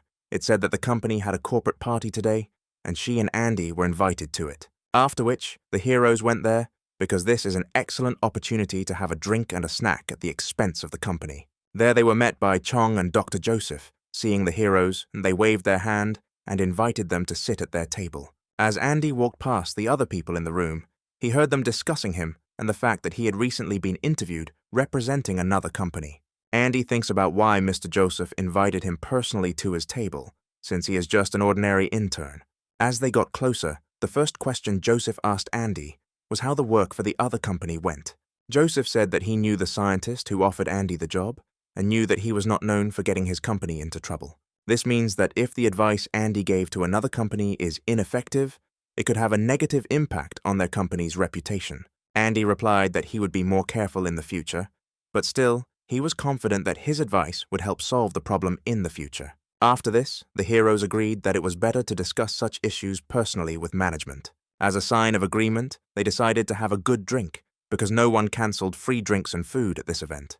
A few glasses later, Mr. Joseph said that he needed to prepare for his new scientific work, and another aspiring developer sat down at the table with the heroes. He told Andy that everyone in the company was talking about him now, so he decided to have a drink with the aspiring science star. Mr. Chong, meanwhile, just sat silently. Apparently, alcohol works differently for all people. The heroes had a fun time drinking drinks and having fun conversations about various theories and hypotheses. Chloe was already pretty drunk and asked Andy to pour her another glass of sweet vodka, which somewhat surprised the hero. Chloe told him that this was not surprising, because at such events it is customary to consume everything while there is such an opportunity. Due to his interest, Andy inspects the drink he just poured for Chloe. He understands that there is nothing special in it. Ethyl alcohol and water, however, besides this, there is also aspartame, a sugar substitute to give a sweet taste. Chloe drinks the drink Andy just poured her, after which she immediately spits it out, because it was from this portion that she felt some strange, salty taste. She says that the alcohol used to be a little sweet, so it was quite pleasant to drink, but now it's just disgusting. Analyzing the properties of the molecules that are included in the contents of this drink, the hero sees that their properties have changed somewhat. It turned out that this was one of Andy's abilities. He was able to change the aspartame molecule, which gave the drink a salty taste. Taking Chloe's glass in his hands, Andy again changes the composition of the drink and pours a new portion. This time, Chloe decided to play it safe and decided to first treat her new friend who sat down with them. The scientist drank a glass of alcohol. However, it was not noticeable from his face that the alcohol had any strange taste. He said that the taste was simply wonderful, after which he returned the glass back to the girl. Indeed, this time the taste was the same as before, so Chloe finished the glass, after which everyone began to go home. About an hour later, the place was already empty, and everyone went home on a friendly note. When Andy and Chloe were left alone, the girl took out the scarf that Andy had thoughtfully offered her and said that she had washed it. Andy told her that he was glad to hear that, especially considering the story with her clothes and the powder that he noticed when they first met. Chloe thanks the hero for such a good evening and invites him to have a cup of coffee with her someday as a thank you for the scarf. Andy told her that if it was free, he would always be happy to help her, because now coffee had become his best friend. When they reach the road, Chloe says that she wishes Andy would give her his phone number since they agreed to go out. After which, she said goodbye to Andy and went to her taxi, which was waiting for her by the road. As she got into the car and added Andy's number to her contacts, she somehow felt a strange feeling of warmth inside that she had never experienced before. She turned to the rear window of the car to get one last look at her new friend. However, Andy did not turn around. He, as before, simply continued to walk home with his confident, measured step. On his only day off, Andy somehow couldn't sleep. Too many different things had happened to him lately. He tried to fall asleep, but his constant brainstorming prevented him from doing so. Lying on the bed, he sees a call from his old friend, whom he has not seen for a long time. Andy is happy about this call, because at least it somehow brightened up his dull day off. His friend's name is Yuki. He, like Andy, was unemployed for a long time, but now he has managed to get a part-time job. That's why he called. One of the events needed another security guard, so Yuki offered Andy a part-time job. However, Andy replied that he had already found a job and was working in one of the largest companies in all of Japan. Of course, Yuki was surprised by this fact, but he was only happy for his friend because his mood had previously caused great concern. Then, Yuki decided to play trump cards. He told the main character that one of the most popular female music groups in Japan would be performing at this event, and this was a great opportunity to ask for their autograph. After these words, Andy immediately agreed. His day off was still very boring. While riding on the bus, Andy saw a news story about himself, which said how a young scientist helped avoid problems with the railways. Moreover, he also appeared on video hosting. One of the train passengers filmed him conducting an experiment with the hair of a grumpy old man. Seeing so much news about himself, Andy felt a little uneasy because he did not plan to become famous so quickly. Finally, the hero arrives at the place that Yuki indicated to him. At the entrance, he sees his friend. He is happy about this meeting, and a smile appears on his face. Yuki is also happy to see him. He thanks Andy for agreeing to this part-time job because he couldn't have done it alone. Yuki gives him a staff badge and explains the nature of his work here. There is really a lot of work here. In addition to banal walks and monitoring the situation, it is necessary to prepare props and everything necessary for the event. However, this does not scare the heroes because there is a chance to get the coveted autograph that they have dreamed of since childhood. The heroes got to work. For starters, Yuki showed his friend all the key places where they would be located. After that, the two of them unloaded a whole car with various sound equipment, the weight of which was not small. Andy feels like it's been a while since he's done something like this that put so much stress on his body. But the work was not over. After unloading, everything had to be checked and installed efficiently. Yuki, meanwhile, began to disassemble other equipment for the event. He sees that Andy is having a hard time with all this and tells him that if he's tired, he can rest a little in the utility room. However, the hero replies that he does not need rest, because thoughts about the autograph he received immediately charge him with energy. Finally, Yuki sorted this box. It turned out that they were fireworks for the performance. Even though these fireworks don't look very good, when the music comes on and the lights go down, it will be absolutely spectacular. To make them work, they need special gunpowder, which is something like an analog of ordinary matches. Yuki opens one of these packages to test whether this setup even works. Andy immediately analyzes the composition of this powder with his own eyes and understands that this gunpowder is very cheap, and they clearly saved on it. However, when the explosion occurred, the hero was completely delighted, because before he had not seen that an ordinary fireworks display was a whole chemical cosmos. Yuki tells him that if he is so surprised by an ordinary pacifier, then the sight at the performance will drive him crazy. Now their task is to check each test fireworks, after which they can go to lunch. But first they need to be installed, and if something goes wrong, then let the director himself deal with it. Andy replies that these fireworks look very cheap. They are unlikely to be reliable in any way, so it is better to check everything thoroughly. Yuki tells him that he knows this very well, because this is not the first time he has participated in such events. The main character sees that his friend is somewhat worried about this event. This is not surprising, because this is the only job he has now, and this gunpowder could worsen his position in this company. If you think about it, it cannot influence the composition of such a complex compound, because the composition is constant and unchanging. However, he is able to refine the formula itself and make the amide bonds in the explosive more dense. This will reduce the likelihood of a blank explosion. This he does, after which he tells his friend that he will set up the fireworks himself and assures him that he need not worry, because he already has experience in this kind of thing. Andy is very happy about this day off, because after a long period of mental work, he missed physical work. The guys had a good snack and now came to the warehouse to sit out their lunchtime and drink coffee. Andy feels that during this time he was quite tired, and his body became as if it were cotton wool. For the first time in a long time, he wanted to sleep, because now he practically does not use his brain, which means the effect of the drug is weakening. Andy tells Yuki that he wants to take a nap for a while, and asks him to wake him up when his help is needed. Yuki realizes that the warehouse can be very cold in the winter, so he takes out some warming bags to keep Andy warm while he sleeps. After placing them on his face, Yuki went to deal with further matters, leaving Andy alone. After some time, the heat from the warming bags made the main character wake up. He sees that his friend is nowhere near him, although lunchtime is not over yet. Andy decides it would be a good idea to finish his coffee since he still feels sleepy. However, during this time, the coffee managed to cool down significantly, which made its taste too disgusting. Andy decides to do a little experiment on his can of coffee using warming bags. He understands that with their help, the coffee will take too long to warm up, so an idea came to his mind. Using his abilities, he reduces reaction time, which significantly speeds up the heating of the bags.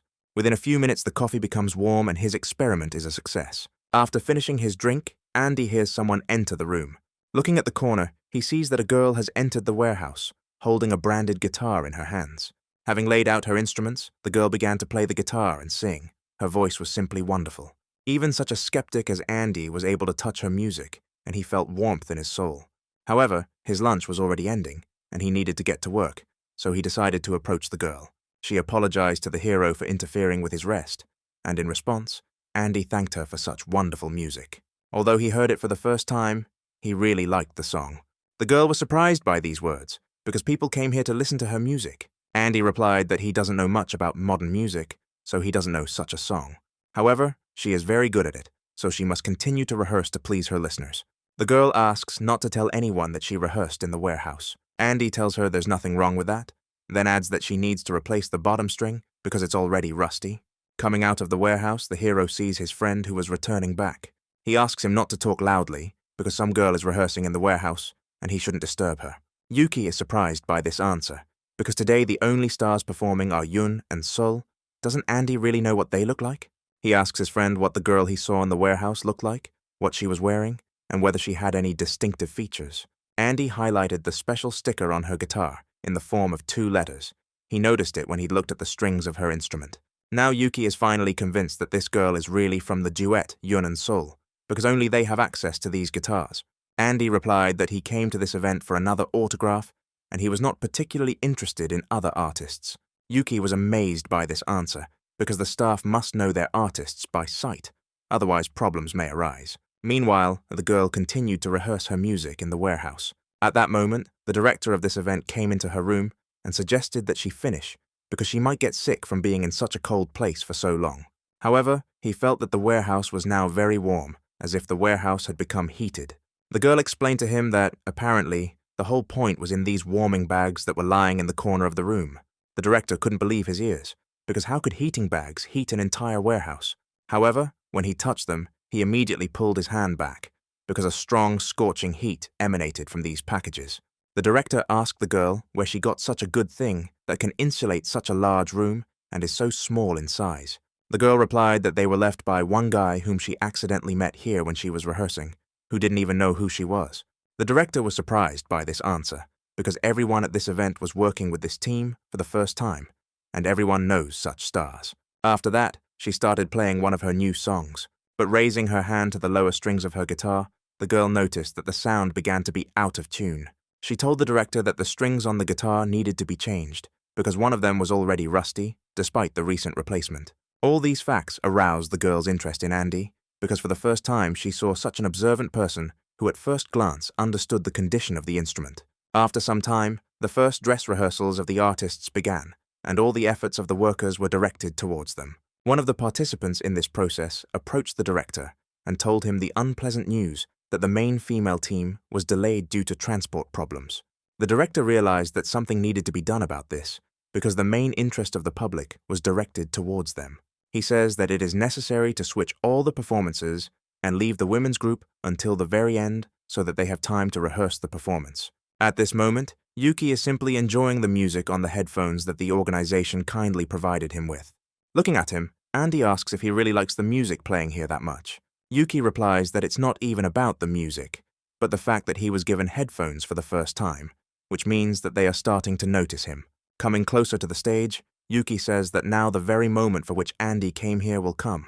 The main character has already taken out a piece of paper and a pencil to get that coveted autograph from the women's group that he loves so much. However, his dream was not destined to come true, because for some reason, another performer appeared on stage. Andy tells Yuki that apparently something happened here, because judging by the program, it was the women's group that was supposed to perform now. The girl began to sing. The sound of her guitar and gentle voice complemented each other perfectly, and a harmony of melody reigned around.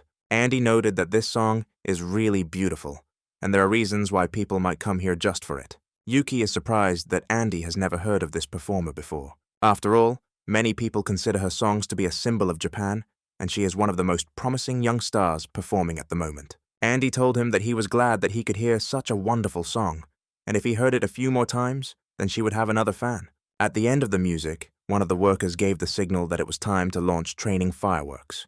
Hearing this, Yuki's face changed, because all these fireworks were set up by Andy, and he hoped that there would be no training launches. Moreover, Andy conducted some of his own experiments on them, and spent a very long time processing gunpowder.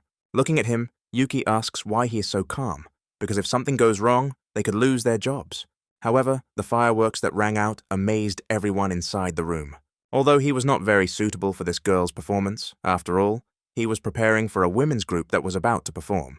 Yuki's face turned blue again, because Andy shouldn't have engaged in such amateur activities without warning the main director. But that was not all. In addition to the inscription, after the next salvo of fireworks, a pink heart was formed as a symbol of their team. Seeing this, Yuki thought that now he would definitely have to look for a new job. He didn't even have time to come up with some kind of excuse when he was informed in his headphones that the chief director was urgently calling him to his place. Yuki told Andy not to do any more amateur performances, and he would try to talk to the director so that he would allow them to continue working. Andy continued to observe the situation around him. He was pleased with how his experiment with fireworks went. At that moment, a girl approached him, because she recognized him as the man she had seen in the warehouse this morning. Andy is glad that she approached him. He once again praised her creativity and emphasized that she has a very bright future. After which, he added that now he can consider that she has one more fan, and he will definitely listen to this music later. But now it's time for him to go, because the director calls him too, and all this time the girl just continued to look at him. Finally, Andy said that his observation turned out to be correct, and she still broke the bottom string on her guitar. The string was indeed broken, and Andy, as usual, was right. Approaching his friend, Andy sees that the director is clearly not in a good mood. Did he really not like this fireworks display? He asked the guys which of them was behind this amateur performance, because there was no such fireworks in the program. Andy replied that he just wanted to try to write the inscription, because this was just a cheap training fireworks display, and if he was against it, then he would return everything as it was. For an ordinary beginner, Andy spoke to such a person with too much confidence, so they were a little surprised by his tone. But the director liked this, after which he began to laugh loudly. Standing up a little from his seat, he said that this guy acts like he's been in this industry for over 10 years. In response to this, Yuki grabbed Andy by the shoulder and told the director that this would not happen again, and he promised that he would look after him. The director calmed Yuki down and said that the fireworks display was amazing, so he wants Andy to do it again. They have never used something like this before, and it can have a great impact on the quality of their performances. As motivation to work, he promises to triple Andy's salary if he does everything right and they get the desired result. However, Andy refused his offer with a calm face. He told the director that he would agree to this work only if, in addition to him, the fee was increased for his friend Yuki. The director looked at Andy with a thoughtful look, because this is too much money for such work. Then Andy said that he would insert their company name after the final performance, which would give them great advertising. The director laughed loudly and replied that this guy is not that old yet, but he already knows how to competently conduct business conversations. He patted Yuki on the shoulder and said that now his fee was increasing, he really hoped that they would not let him down. For the first time in all his time working here, Yuki felt needed, and he had a chance to prove himself properly. Andy explains to Yuki that in order to create an inscription using fireworks, it is not enough to simply make a wick in the shape of letters. It is also necessary to calculate the reaction rate, then everything should work out. After all, some of them react immediately after ignition, others only when launched into the air, and others after 0.1 second. Yuki says that this is all too difficult for him, so it's easier for him to just record everything on video so he can practice on his own. Andy replies that this process is indeed not simple, especially for people as far from science as he is. Yuki replies that although he is not friends with science, he is better with the opposite sex and a healthy lifestyle. Andy looked at him with a kind look and said that he would definitely succeed. In response to this, Yuki laughed and said that by the time he learns how to do this, Andy will already be married. Andy replied that if this happened, he would definitely invite him to his wedding, but he would have to set up fireworks for them. A few minutes later, the heroes still managed to install one of the fireworks installations. Having finished with the rest of the work, they can finally relax a little, because there is still a lot of time left before the performance. They decide to go to one of the break rooms to have a little snack and relax before the main concert. But in the corridor, they see a huge crowd of people who have gathered near one of the artists' dressing rooms. Andy realizes that all these people came here to get an autograph from at least some artist, and realizes what popular people he is working with now. At this moment, a certain man approaches the heroes, dressed in formal clothes and looking clearly younger than his age. The man introduced himself. It turned out that he was the director of the girl Andy met in the warehouse that morning. The heroes politely greeted their new acquaintance and asked why he had contacted them. In fact, he did not have any specific instructions or requests for these two. He simply asked if they had given the warming bags to his artist in the morning. Andy looked serious and asked the man why he was so interested in them. The man moved his hands, showing the heroes that they could relax. He just didn't expect to get such an effect from the bags, so he decided to ask where Andy bought them. At this moment, Yuki intervened in the conversation, who said that there are plenty of such bags in any household store, and he bought them in the store across the street. The director thanked them for their response, saying that this information was very important to him. After which, he reached into his pocket to give Andy Yoon and Seal's autograph, which he had made especially for him. Andy was surprised by such a gift, because he had not done anything for her, so that the director himself would give him her autograph. The director said that it was time for him to go, because today was a very important day for Yoon and Seol, and thanked his new acquaintances again. Andy immediately reproached Yuki for not interfering in someone else's conversation, because the director was not talking about the bags that he recommended to him. Yuki told him that none of this makes sense, because in this way, Yoon and Seol just wanted to convey their gratitude to him. Maybe even at their wedding, Yuki will someday launch a personal fireworks display, where their engagement date will be written all over the sky. From such words, Andy turned a little pink, because he expected to hear this from Yuki. Yuki asked him if he doesn't have girls in his company. Then why doesn't he really take a closer look at this artist? Because then everyone will envy him. But he did not know what beautiful girls surrounded him in the company, relationships with whom were also too complicated. Therefore, Andy replies that everything should go as usual, and then he will definitely find happiness in his life. After which, the heroes approach the director and report that they have finished work on installing fireworks. At that moment, an adult man with a stately gait appeared behind them, who also addressed their director. It turned out that it was the director of this concert hall, who unexpectedly decided to pay them a visit. The director asked the director how the work with organizing the concert was going and what innovations he should expect from him today. After which, he told him that he would like to see snow at today's performance. In his opinion, it would perfectly emphasize the situation. Then the director asked the director what kind of snow we were talking about, because if it was paper, then it could be made, but it would take at least a day. The thing is that the marketers of this shopping center made a promotion with a discount on winter days, but added a key phrase there that says that the discount is valid when it snows, and there is absolutely no snow this year. Their warehouses are full of various junk that they have not been able to sll for a long time, so such a move would be very profitable for them. The director explains that no matter how hard they try, they won't have enough time to install snow devices, because the concert starts in 7 hours. At that moment, Andy accidentally overheard their conversation and wondered if he could synthesize artificial snow himself. He looked up with his special eye and saw the remains of condensation from the air conditioner on one of the ceilings. The hero understands that snow is just one of the aggregate states of water, which has taken the form of a crystal. It seemed that the conversation on this topic had already been completed, and they would come up with snow for the next performance. Andy understands that this is a great opportunity to earn extra money with the help of his knowledge, because this man will do anything for the sake of his business. After which, he intervenes in their conversation and says that he could synthesize artificial snow on his own if they help him with this. The director looked at Andy with an incredulous look, because this was the first time he had seen this young man at his concert venue. The director came closer to him and asked how he wanted to create artificial snow and whether snow sprayers would be needed for this. The director also approached them. He asked the director who this young man was and whether he could help with their problem. He sees that he is wearing a sign that shows that he is working at this event, but he did not see it on any lists. The director replied that this guy was working for them for the first day, but he had already proven himself well as a talented director. Moreover, he works in a famous scientific laboratory. These words interested the director, and he asked Andy how he could help him so that he could organize snow for them at the event. Andy replied that there is nothing complicated in the process itself, you just need to find something that will keep the room constantly cold. However, constant use of conditioners is extremely expensive, so they will use special proteins called pseudomonades. The director heard such words for the first time. He asked the main character where they could find such proteins now, and what price they would cost. Rick replied that this substance could be sold in some chemical laboratories, and they only need to choose the one that is more profitable for themselves. Fortunately, Andy works at one of these laboratories, so he can help them acquire these proteins, of course, not for free. The director told him that if he manages to organize snow for him, then he can ask for any fee, because it is very important for his company. So Andy decided to call Dr. Sophie to find out if their lab sells these proteins that have the highest cooling rates. Sophie answered him in a dissatisfied voice, because Andy calls on his only day off, especially in the evening.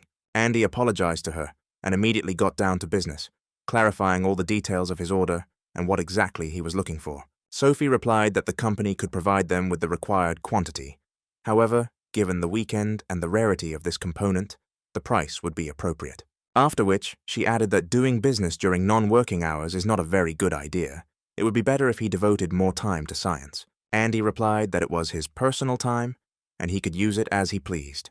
Sophie told him a price that was several times higher than what Andy expected to hear. However, he had no other options. The company itself is not poor, especially since thanks to the snow they will be able to sell their goods, which have been sitting in warehouses for years, so the deal took place. Within a few hours, people began to gather for the concert. Their number increased every minute, which is not very typical for concerts of this scale, but the presence of star artists did its job. Looking closely at the stage, the hero sees those for whom he actually came to this event. Finally, the female group arrived for the performance in full force. They looked even more magnificent in real life than in the picture.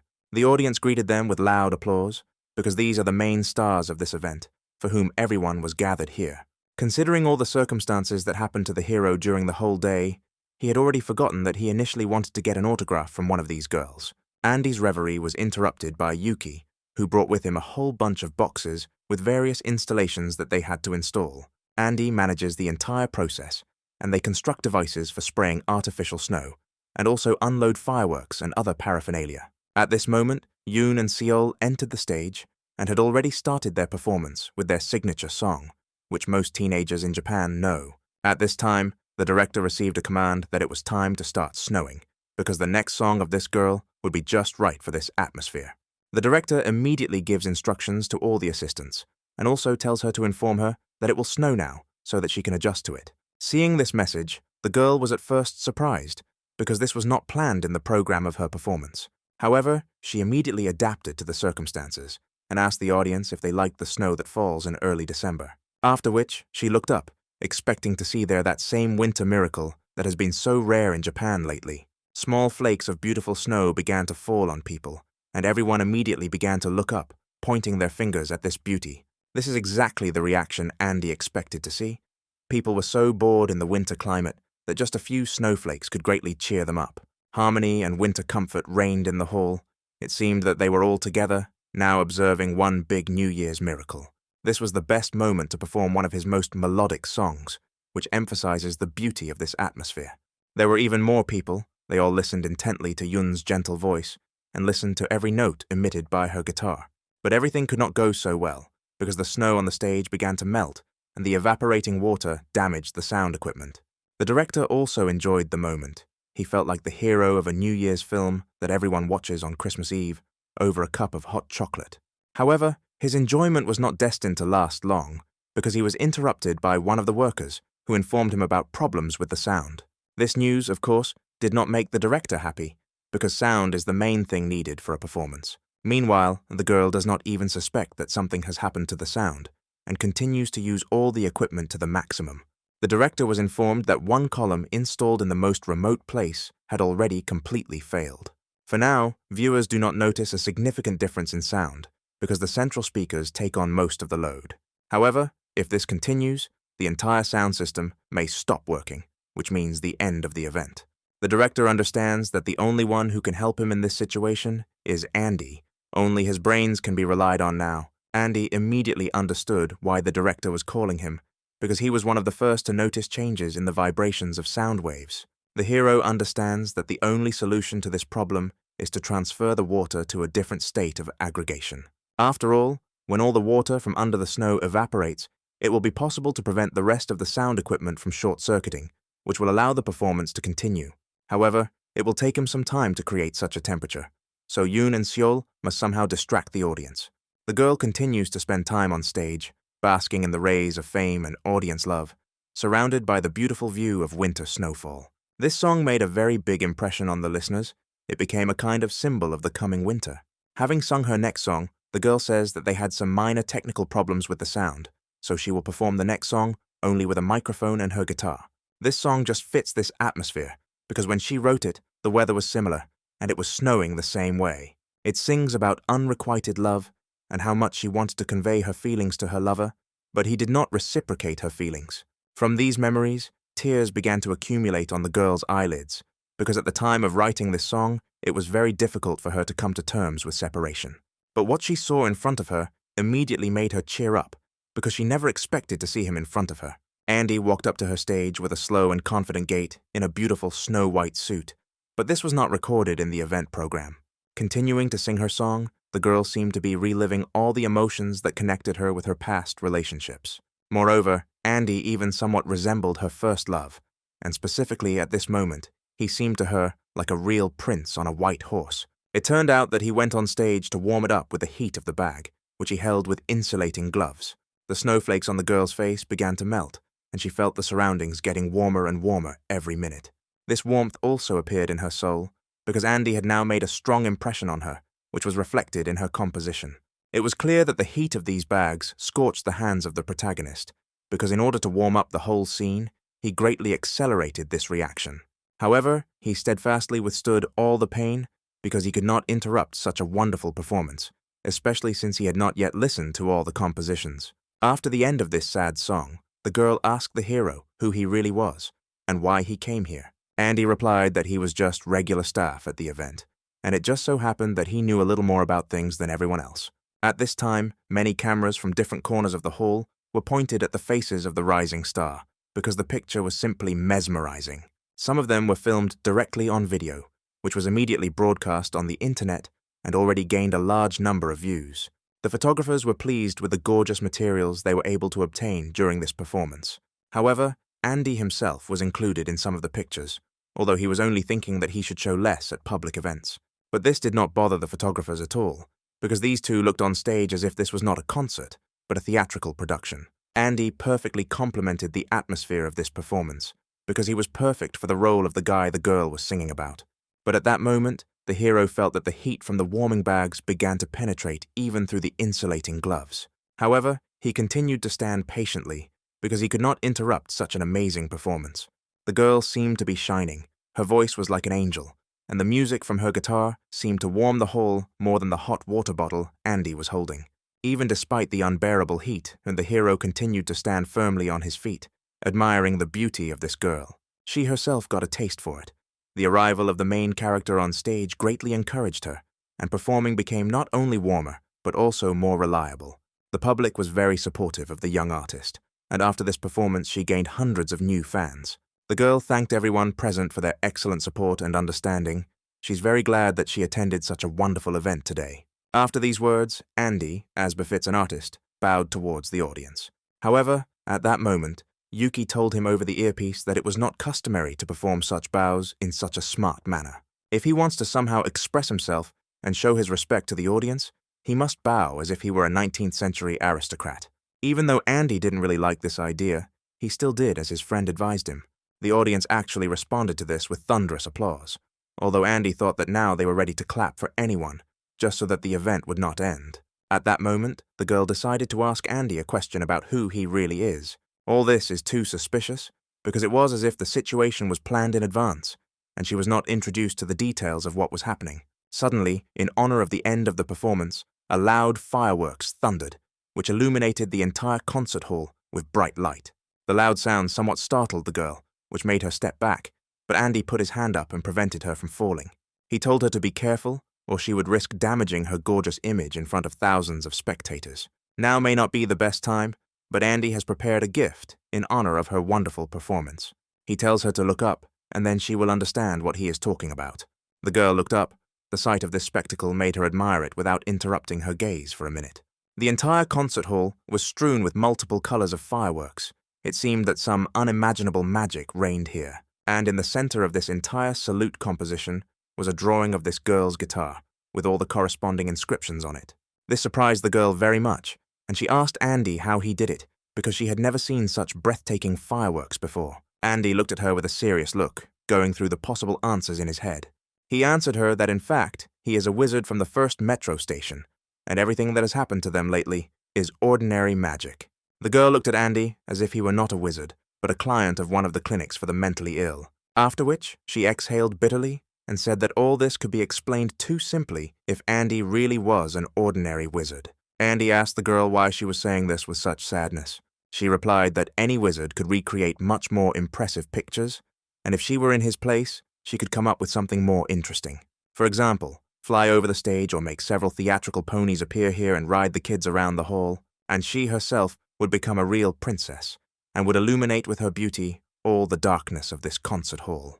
Looking at her, Andy thought that she didn't need to become anyone, because she was already a princess who gave a million smiles today with her wonderful music. At this moment, a female group approached the hero, whose performance the main character had been waiting for so long. Seeing their main vocalist, Andy remembered why he came here, because all his teenage years he dreamed of getting an autograph from her. The girl hugged Yoon and Seol and began praising her for her successful performance, saying that she was a real idol for today's youth. If this continues, then in the future she will be able to become part of her team, and together they will be able to conquer all musical peaks. After which, she notices that the main character is also on stage and asks the girl who this handsome guy is. Looking at them, Andy thinks that he feels that now he no longer wants to get an autograph from her. After all, now to him, Yun seems much prettier and a talented musician, although he noticed this since their morning meeting. The hero understands that now he is superfluous on this stage, so he politely told the girls that it was time for him to go because there was still work left. But when Andy turned his back, he heard Yun's voice, who asked him to stay with them a little longer. She told him that she would like to play one more composition with the girls, but if he left, then there would be no one else to warm them up. After all, such a warming bag can only be recreated by a wizard like him. No one else has such a talent. Andy feels that the heat energy generated by this package will be enough for a few more minutes, which will just allow them to perform one composition. The girls surrounded the main character and began to cheerfully perform a joint composition, saying goodbye to their audience. Surrounded by beautiful and talented girls, Andy found himself thinking that this was the best day of his life. After some time, the spotlights began to go out, which meant the end of the event. Little by little, people from the audience began to disperse, although some of them stubbornly remained inside, waiting to receive an autograph from one of the performers. The female team had already gone backstage, but Yun still remained standing next to the main character, looking intently at him. Andy was surprised why she didn't leave with everyone else, but continued to just glare at him with her piercing gaze. It all turned out to be just a long pause before the girl told Andy her name for the first time, thinking that he still didn't know it. However, Andy replied that he recognized him that morning because he immediately realized that she was one of the stars of this event. These words somewhat confused the girl, after which she asked the hero what his real name was. She would like to get to know each other a little better and discover the secret of his magic, which he has demonstrated several times already. Andy told the girl his real name, squeezing the warming bag in his hands. After which, Yun said that she was very glad to make a new acquaintance, because a wizard in her neighborhood always comes in handy for her. Andy looked at her with a serious look and replied that all this magic is nothing more than ordinary chemistry, and he is an ordinary scientist. Having learned that Andy was engaged in science, and all this was its manifestation, Yun was even more surprised at the hero's abilities, because she had never met such amazing people. However, the entertaining conversation between the two young people was interrupted by its director, who began to hurry the girl up, because fans were waiting for them on the street. The girl told him that she was already on her way, but first she wanted to say goodbye to her new friend. After which, she turned her back to Andy and said with slight trepidation in her voice that she hoped this would not be their last meeting. Andy was somewhat confused, because it's not every day that you see signs of attention from such a popular and beautiful girl as Yun. After some time, his friend ran up to the hero, who began to question him in detail about what happened between him and Yun. Andy replied that she told him that she would like to meet again, and even saved her contact in his phone.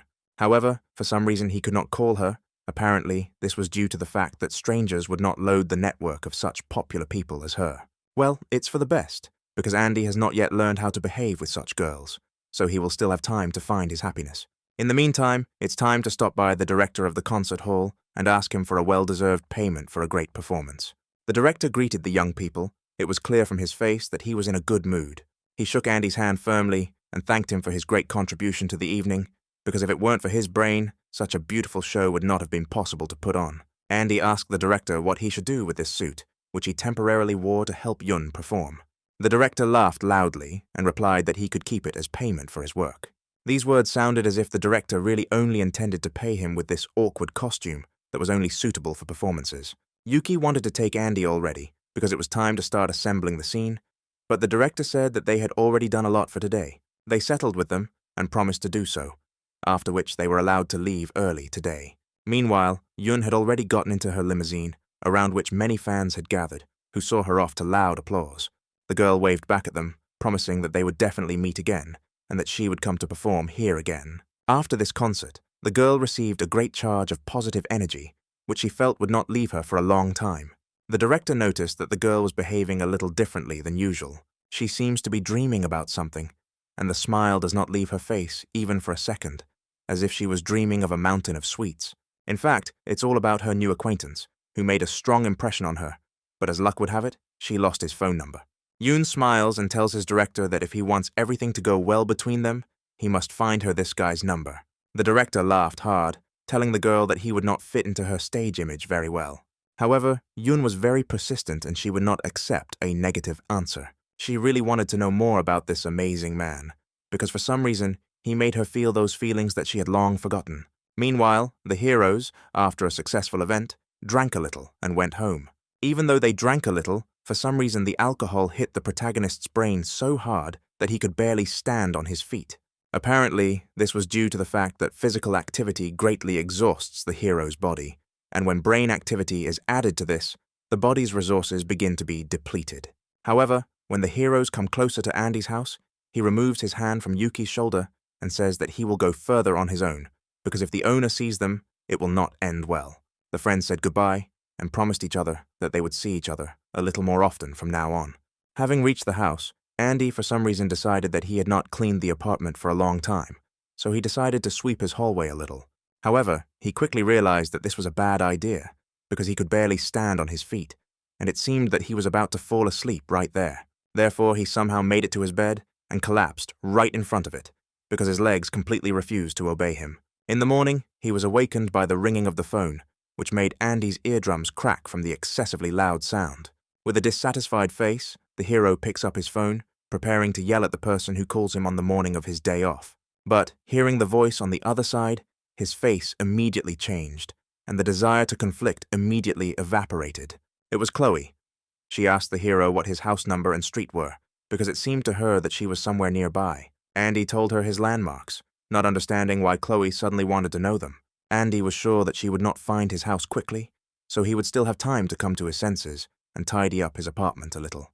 However, after 1 second, Chloe was already standing on the threshold of his house, as if she already knew where the main character lived. The girl stood on the threshold for a short time, and seeing that she had not made a mistake with the house number, she immediately went inside, examining Andy's possessions. The hero told her that it is generally customary to ask if it is possible to enter, and not to walk in a straight line without permission. Chloe replied that they had known each other for quite a long time, so she thought that the hero had nothing to hide, which is why she came in so freely. Andy smiled and said that he wanted to be alone today, so he kindly pointed his finger at Chloe to the exit door. The girl frowned and said that he actually invited her yesterday, that's why she came, and now he's kicking her out. Apparently, when Andy was drunk, he wrote her some SMS, after which he safely fell asleep. Since this was the case, Andy suggested that she spend time in some other place, for example, in the coffee shop across the street. The girl smiled sweetly at him as a sign of her agreement. The heroes came to one of the establishments nearby and ordered themselves a cup of coffee so that the conversation would go better. Sipping her coffee, Chloe tells Andy that she didn't come here empty-handed, but brought something interesting with her. After reading its title, Andy realized that this was one of Dr. Eric's scientific papers, something similar he had already seen in his office. However, these papers were completely different. Chloe tells him that this work was written jointly with colleagues from Germany, so finding copies of this work is quite problematic in Japan. Looking at the title of this work, Andy realizes that it is also related to the human genome and drug development. In a previous dissertation like this, Andy found some note that talked about another version of the drug that Andy had never heard of before. He thinks about whether it could be that there are many more people who took such a drug than he thinks, and all these drugs were tested on volunteers like him. Chloe sees that the hero is very interested in this work, and she notices that his manner of studying the material is the same as that of Dr. Eric. Andy tells Chloe that he doesn't understand a word that is written on this paper. For him, it's some kind of jumbled set of letters. Everything was mixed up in his head, so he could not find any specific meaning in this dissertation. Chloe told him to look at things more superficially, because everything in Genius is actually simple. She sees that he has much more potential in terms of science than she does, even though she is one of the most gifted, aspiring scientists in the company. With a dissatisfied face, Andy looked at Dr. Eric's work again. He didn't understand why he needed this, because he couldn't make out a single sentence. However, Andy asks Chloe where he got this work from, if all his scientific publications are incredibly rare and impossible to find in Japan. Chloe told him that she saw the way he looked at this work, so he didn't have to deceive her. Besides, she still owes him dinner for lending her his scarf when they checked the condition of the bridge. Therefore, whether he wants it or not, they will have to meet several more times in addition to their main work, and at the same time, study several of Dr. Eric's works. Having said the word project several times in his head, Andy suddenly remembered that today, the results of the project competition were being summed up, to which Chloe said that she did not think that any of the young scientists were now able to compete with him. Meanwhile, the discussion of young specialist projects was already in full swing. The director of the company sat in the center of the audience, and around him, various scientists challenged each other's opinions about the newcomers' projects. This year, therefore, it was quite difficult to evaluate their work if you did not adhere to certain rules. The council agreed that the director himself should choose the best this year, because the opinions of scientists in this regard differ greatly. One of them said the name Andy. His project greatly surprised him in all plans, and besides, he took the job on the recommendation of Dr. Eric. The work was actually quite good, especially considering that Andy only worked on it for a week. The director says that once he studied with Dr. Eric in the same class and went to the same lectures with him.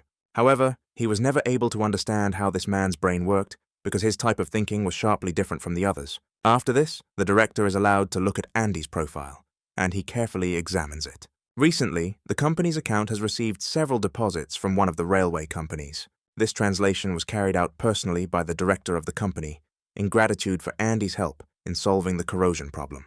In addition, one of which is the sale of pseudomonadas in large quantities, a product that has been idle in the warehouse for a long time due to the fact that it is rarely used.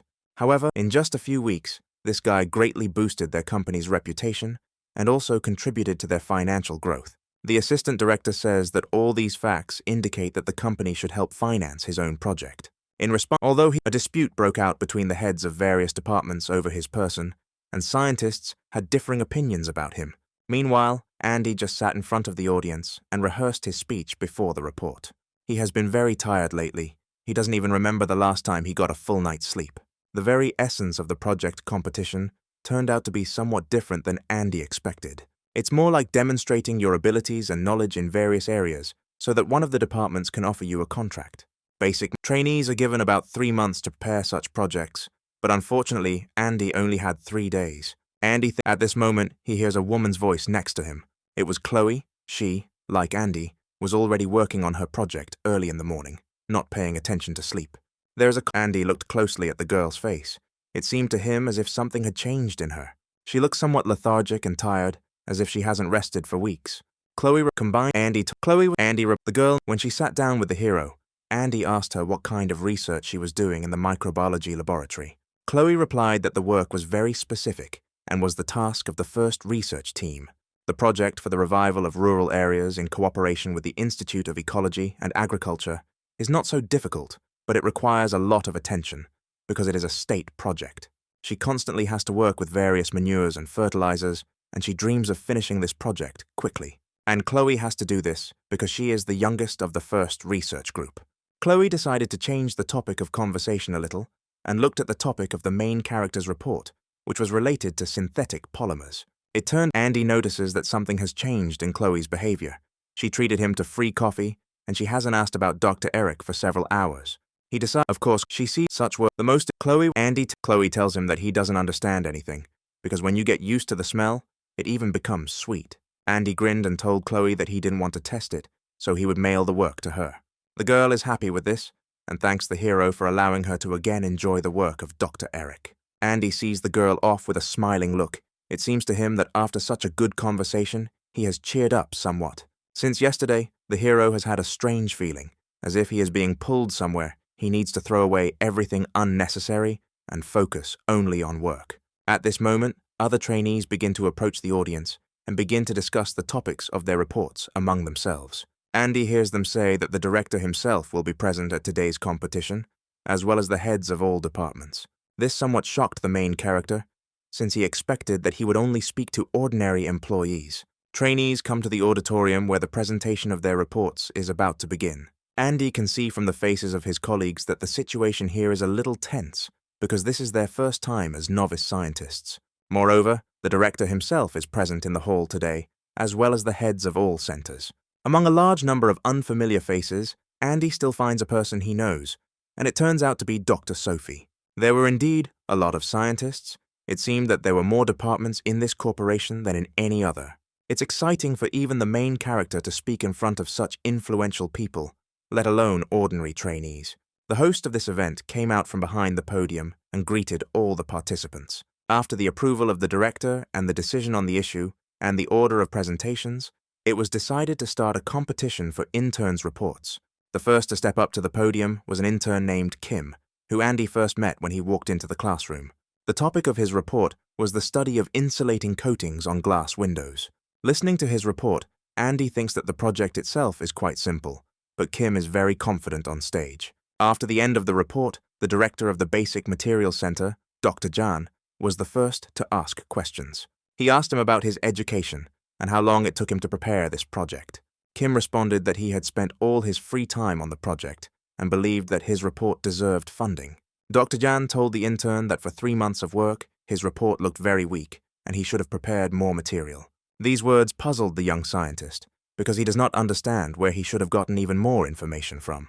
Moreover, Dr. Jan added, research in this area has already been carried out on the basis of their company, and they have already managed to obtain results. Ultimately, we are faced with a man who feels confident at the podium but has not prepared the most attractive project. Every year, more and more trainees come to the company, and every year the competition here increases, so you need to give your best. However, knowledge alone is not enough, because Dr. Jan likes skills such as self-confidence and dedication, so he offers Kim a job in his department.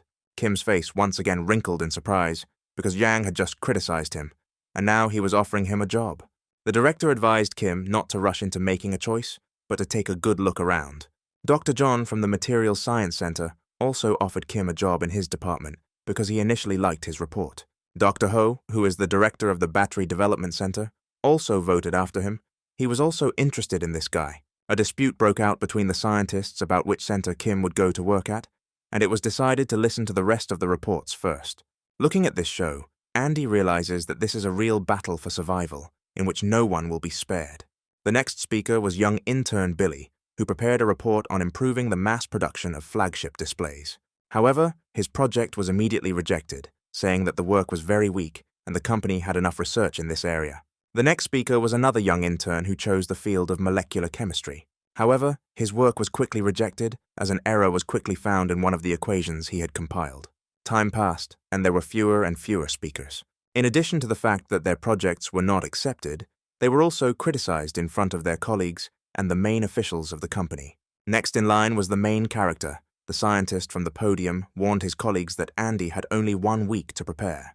Walking to the podium, Andy understands that now neither jokes, nor good looks, nor a beautiful body will help him. Only his knowledge is important.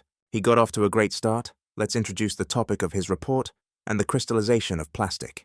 The heads of the centers did not interrupt the young scientist.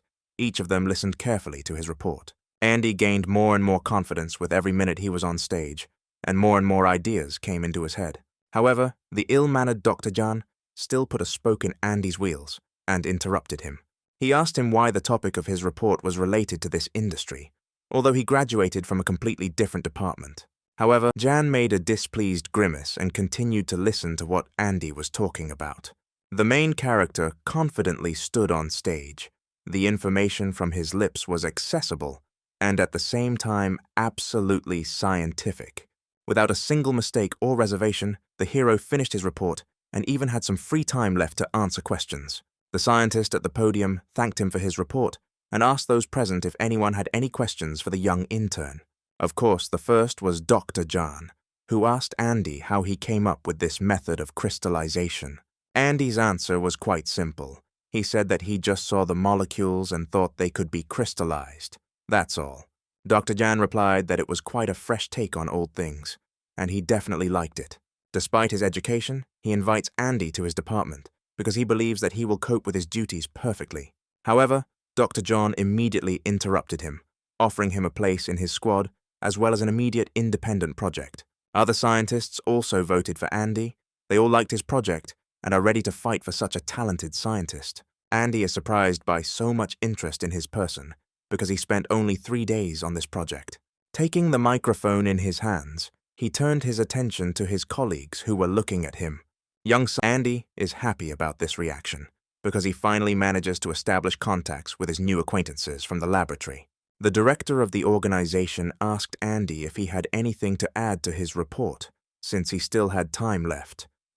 He said that although it was not his project, he would like to add something to intern Kim's project. Kim looked at him with a surprised look, not understanding why he decided to discuss his project because it had already been accepted. Andy said that the scientist's comments were not entirely correct, although the work really requires additions. Then the council began to ask Andy what changes he was talking about. Andy said that if the insulating structure was treated with palladium on one side and hydrogen on the other, it could create a coating that would absorb heat in winter and reflect rays in summer.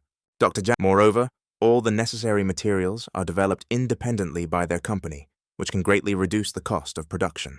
Scientists listened to this with a bit of skepticism, because Andy did not have any evidence as such. However, Andy was ready for this. Using the presentation of intern Kim, he gave them a lot of evidence in favor of this theory. The other scientists even laughed at Jian a little, because some intern had just completely outplayed him on his battlefield. Dr. Ho said that it was not in vain that he came to today's event, because he had not seen someone humiliate Can so beautifully for a long time. Then, Dr. John asked Andy if he had a review of the report that Dr. Ho had failed. Andy said that if this presentation was open to him, he would definitely find answers to Dr. Ho's problematic questions. Zhang asked his colleagues to open this report so that Dr. Ho would not feel so good at this event. Andy actually had something to add to this presentation, having done some research into the effectiveness of semiconductor enhancement. He suggested that scientists use liquid silicone instead of regular silicone, which only requires heating. If you apply ultraviolet rays to such silicone, you can achieve increased efficiency without wasting extra silicone. Dr. Ho was interested in this hypothesis because he had never really even thought about such an obvious method. Hearing this, other scientists noted that this young man was great at putting scientists in awkward situations. Then, Dr. Ho decided to ask Andy what he thought about the displays that another scientist had rejected. Since he had comments on their projects, he must have something to add to the rest of the works. Andy's answer was banal, and immediately pointed out to the scientist the relevance of this issue, contrary to his words about extensive research in this area. Another scientist no longer wanted to laugh at his colleagues because answers to his questions had also been found. The only person whose questions Andy had not yet answered was Dr. Han. The scientist from the podium asked Andy if he wanted to add to his report and answer the questions that Dr. Khan was asking about it. However, he has little time left for this, just a few minutes to analyze the entire report and answer questions. But the main character still agrees to this, because he has something to add to each of the projects on this list. The report was devoted to the topic of allergy treatment, which is based on symptomatic therapy. So, uncertainty about the effectiveness may lead to a slowdown in the pace of drug development. What if, through genetic analysis, protein polymers could be reproduced and applied to regular T cells? This would make it possible to create antibodies that would initially kill all allergenic cells in the body, preventing clinical signs from appearing. At this moment, Dr. Sophie raised her hand, wanting to ask her question because the topic of the project is related to medicine. She asked the scientists if anyone would mind if she asked this intern her question. Dr. Ho replied that he is absolutely not against it, because she is here as an observer, which means she can participate in the competition. Dr. Sophie said Andy sees immune cells as just chemical elements, because germs aren't always bad. Andy replied that with genetic engineering, they could test for every cause of atopy. However, this did not sound convincing to Sophie, and she said that some bacteria are necessary for the human body to form its immunity. But Andy insisted that if you determine which DNA fragment reacts to a pathogenic bacterium, then it would be possible to determine the cause of the allergy. Sophie told him that the process of gene recombination is a theory about which it is too early to draw any conclusions. At this point, the rest of the Presidium of Scientists recommended ending this discussion, otherwise it could continue for a long time. Dr. Jan asked Andy whether all these amendments to their questions were his own ideas or not. Andy replied that this was not entirely true. All these amendments were aimed specifically at their comments and did not mean to harm the participants' report. Dr. Jan was more than satisfied with this answer and immediately invited Andy to his department, promising him the best conditions. But he was interrupted by Dr. Ho, who said that with this level of knowledge, the best place for him to be was in the center of battery development, because that's where the most variables were.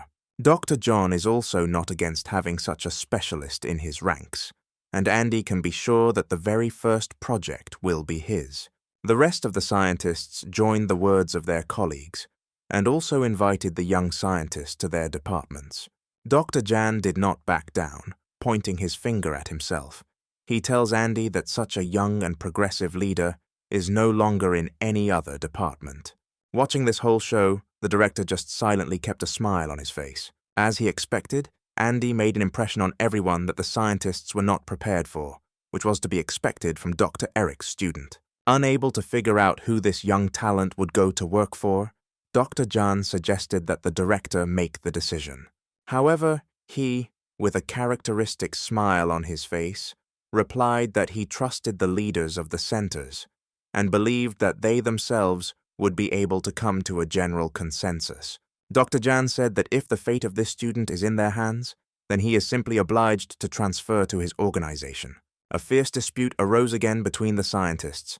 Each wanted to get a valuable employee into his department. Everything reached the point of absurdity. Scientists openly argued among themselves, pointing out the disadvantages of each department and the advantages of their own. Assistant Director, Dr. Hughes, who is the second person in the company, simply could not look at this without words. After hearing yet another insult, he loudly slammed his palms on the table and jumped up from his seat. Hughes said they were all at the conference and should not forget the status and authority they had.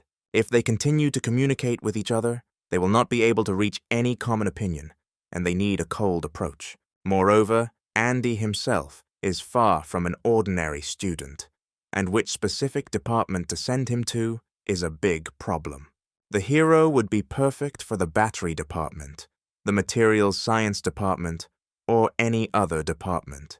He has enough knowledge to take on any project from these departments and can help solve problems in any of them. Therefore, a specialist like him can be called with complete confidence a generalist. Andy looked at this performance with wide eyes because he had never heard such words addressed to him before. The scientists listened carefully to Dr. Hughes. For them, he had the same authority as the director himself.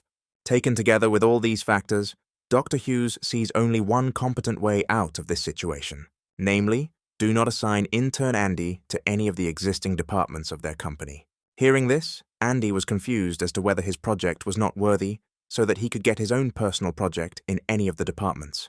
But Dr. Hughes immediately reassured Andy, explaining to him that this meant that he would work in each of the departments, since such a specialist could not be limited to just one industry.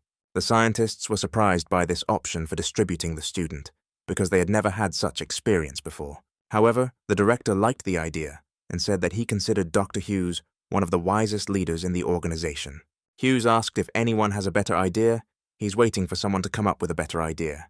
The dispute between the scientists ended, and none of them could offer a better idea than the one proposed by Hughes.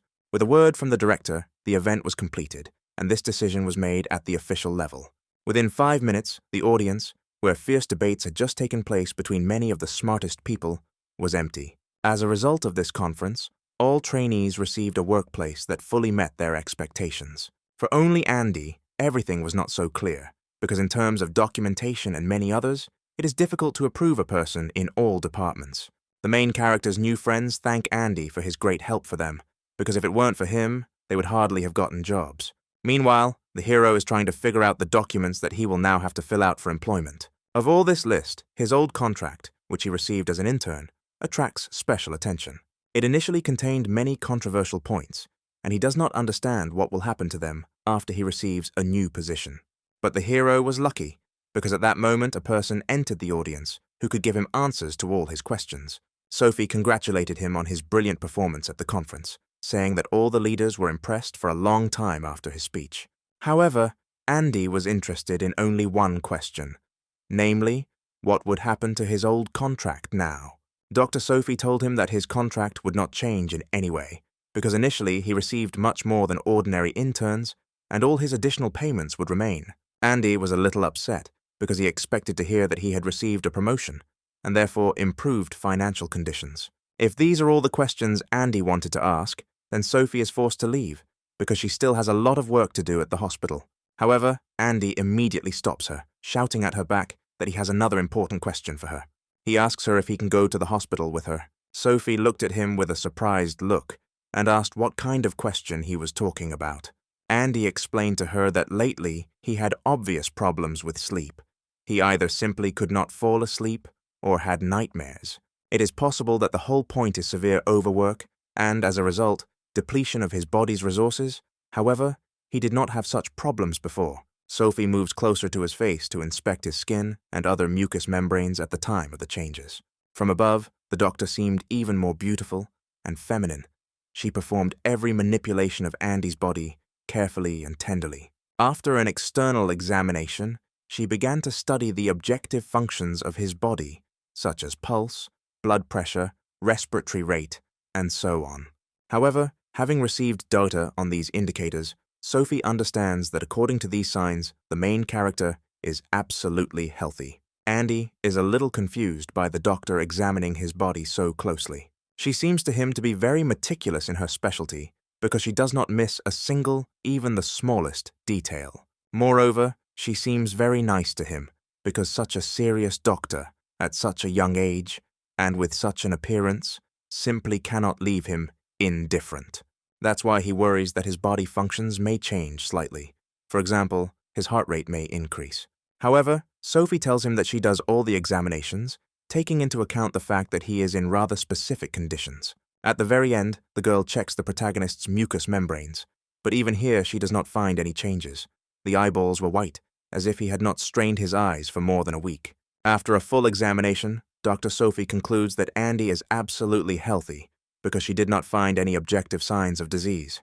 However, for a full conclusion, it is necessary to conduct a hospital-based examination because a routine examination is not enough. After he finishes all his business, the doctor will be waiting for him in the parking lot so they can go to the hospital together. After finishing his conversation with Sophie, Andy turns his head towards the audience. Each of the interns looked at him with a blank look, because why does an ordinary intern attract the attention of such personalities as Dr. Sophie? There was envy in their eyes, because every man in the company dreams of the doctor paying attention to him. Andy replied that it was just an annual medical examination, after which he hurriedly went to the parking lot, where Sophie was already waiting for him. The doctor took Andy's blood for a test, and warned him that he might feel a little dizzy after the procedure. However, Andy had a different effect. After losing a small amount of blood, he was drawn to a long-awaited sleep. He looked like he was about to fall asleep, so he asked the doctor if he could take a nap in her office, to which Sophie responded with a categorical refusal, because if someone came into the office at that moment, they might think something unnecessary about them. Then Andy asked her if he could sleep on the bench in front of the office, because he didn't have the strength to fight sleep. Dr. Sophie took him to the special room where she rests during her night shifts and pointed to her bed. She told him that for now he could rest here while she took care of his blood tests. Andy thanked the doctor for such generosity. He could not even dream of a soft bed now.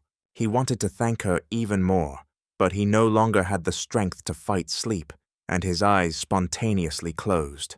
While Andy rested, Dr. Sophie got to work on his blood work.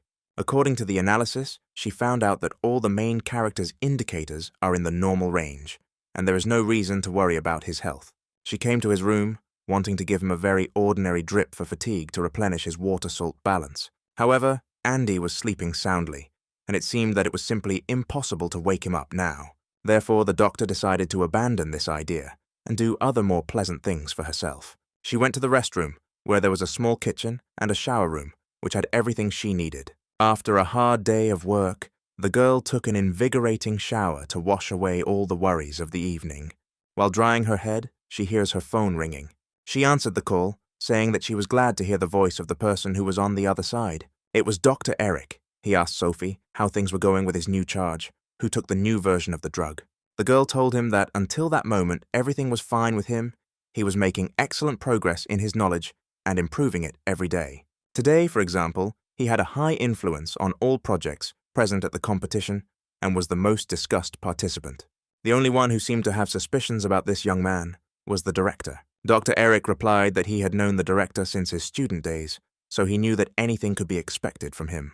After which he added that she responded quite sensitively to this young man and asked her if she had really fallen in love. His age is only 26 years old, and he is not deprived of appearance. Who else, if not he, is ideal for the role of her chosen one? An image of Andy appeared in Sophie's head, and she realized that what interests her most about this man is a look that she absolutely did not understand. She asked the doctor when he was going back, and then ended the phone conversation. After hanging up, she decided to visit Andy, who was still fast asleep. Looking at his face, Sophie wondered if she liked this young man and if she had any feelings for him.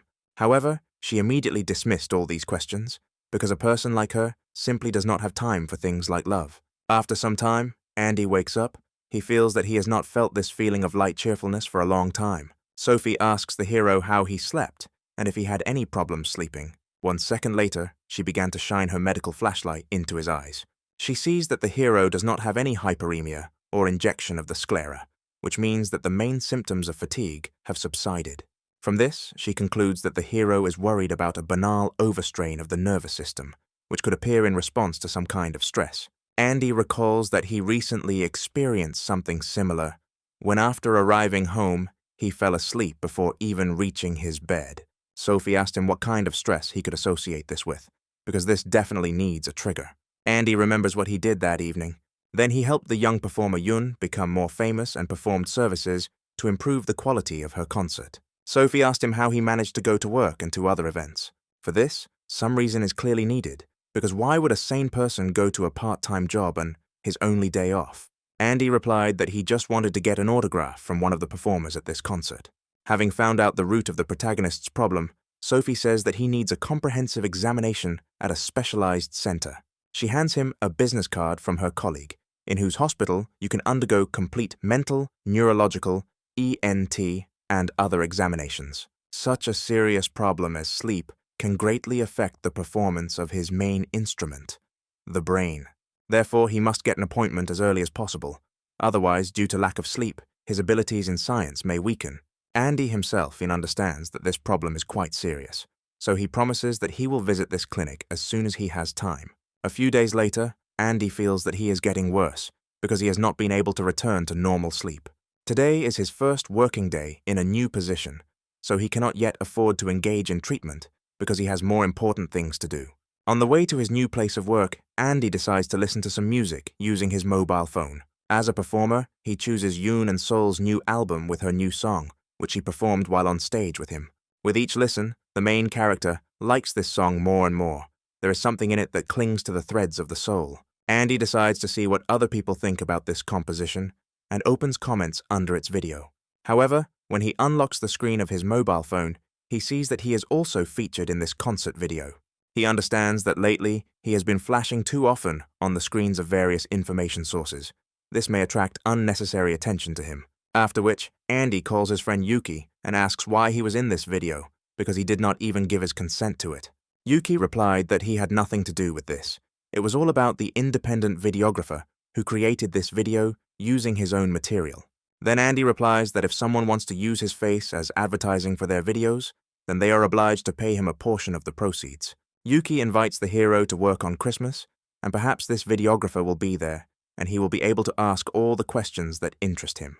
The main character replied that he does not yet know whether he will be able to get to the Christmas concert, because now he has a new job, which takes more time. Finally, the hero gets to his new place of work. It became the first research department, in which, by the way, Chloe also works.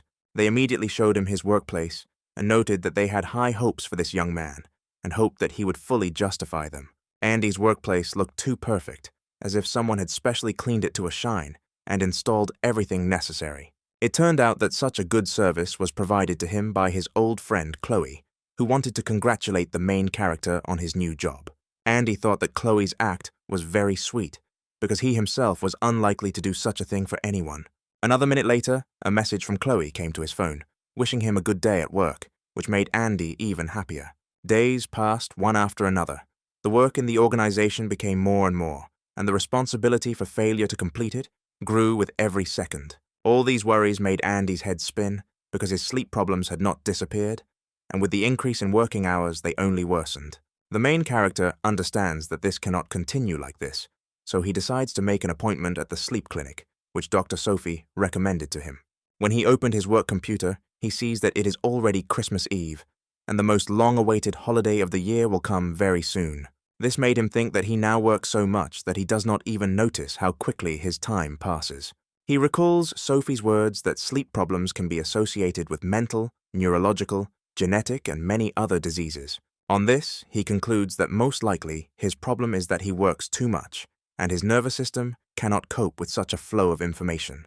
Therefore, he decides to take a day off today, and signs up for a session at the sleep clinic. He needed to get to the appointment only in the evening, so the hero decided to get himself in order first, because long work affects his appearance.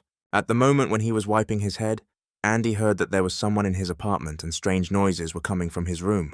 Entering the room, he saw a young man sitting on the floor who was clearly younger than the main character. It was his brother Henry, who came to visit his brother because he had not appeared on the threshold of his home for a long time. He treated him to a bottle of soda, which he kindly brought to his house. Sipping a cold, invigorating drink, Andy realizes that Henry came here for a reason. Most likely he needs something from him. Henry tells the main character that he has a girlfriend, and he came here to get advice from his older brother about dating. He himself is still young enough to understand such things, but his brother is old enough to know a little about dating.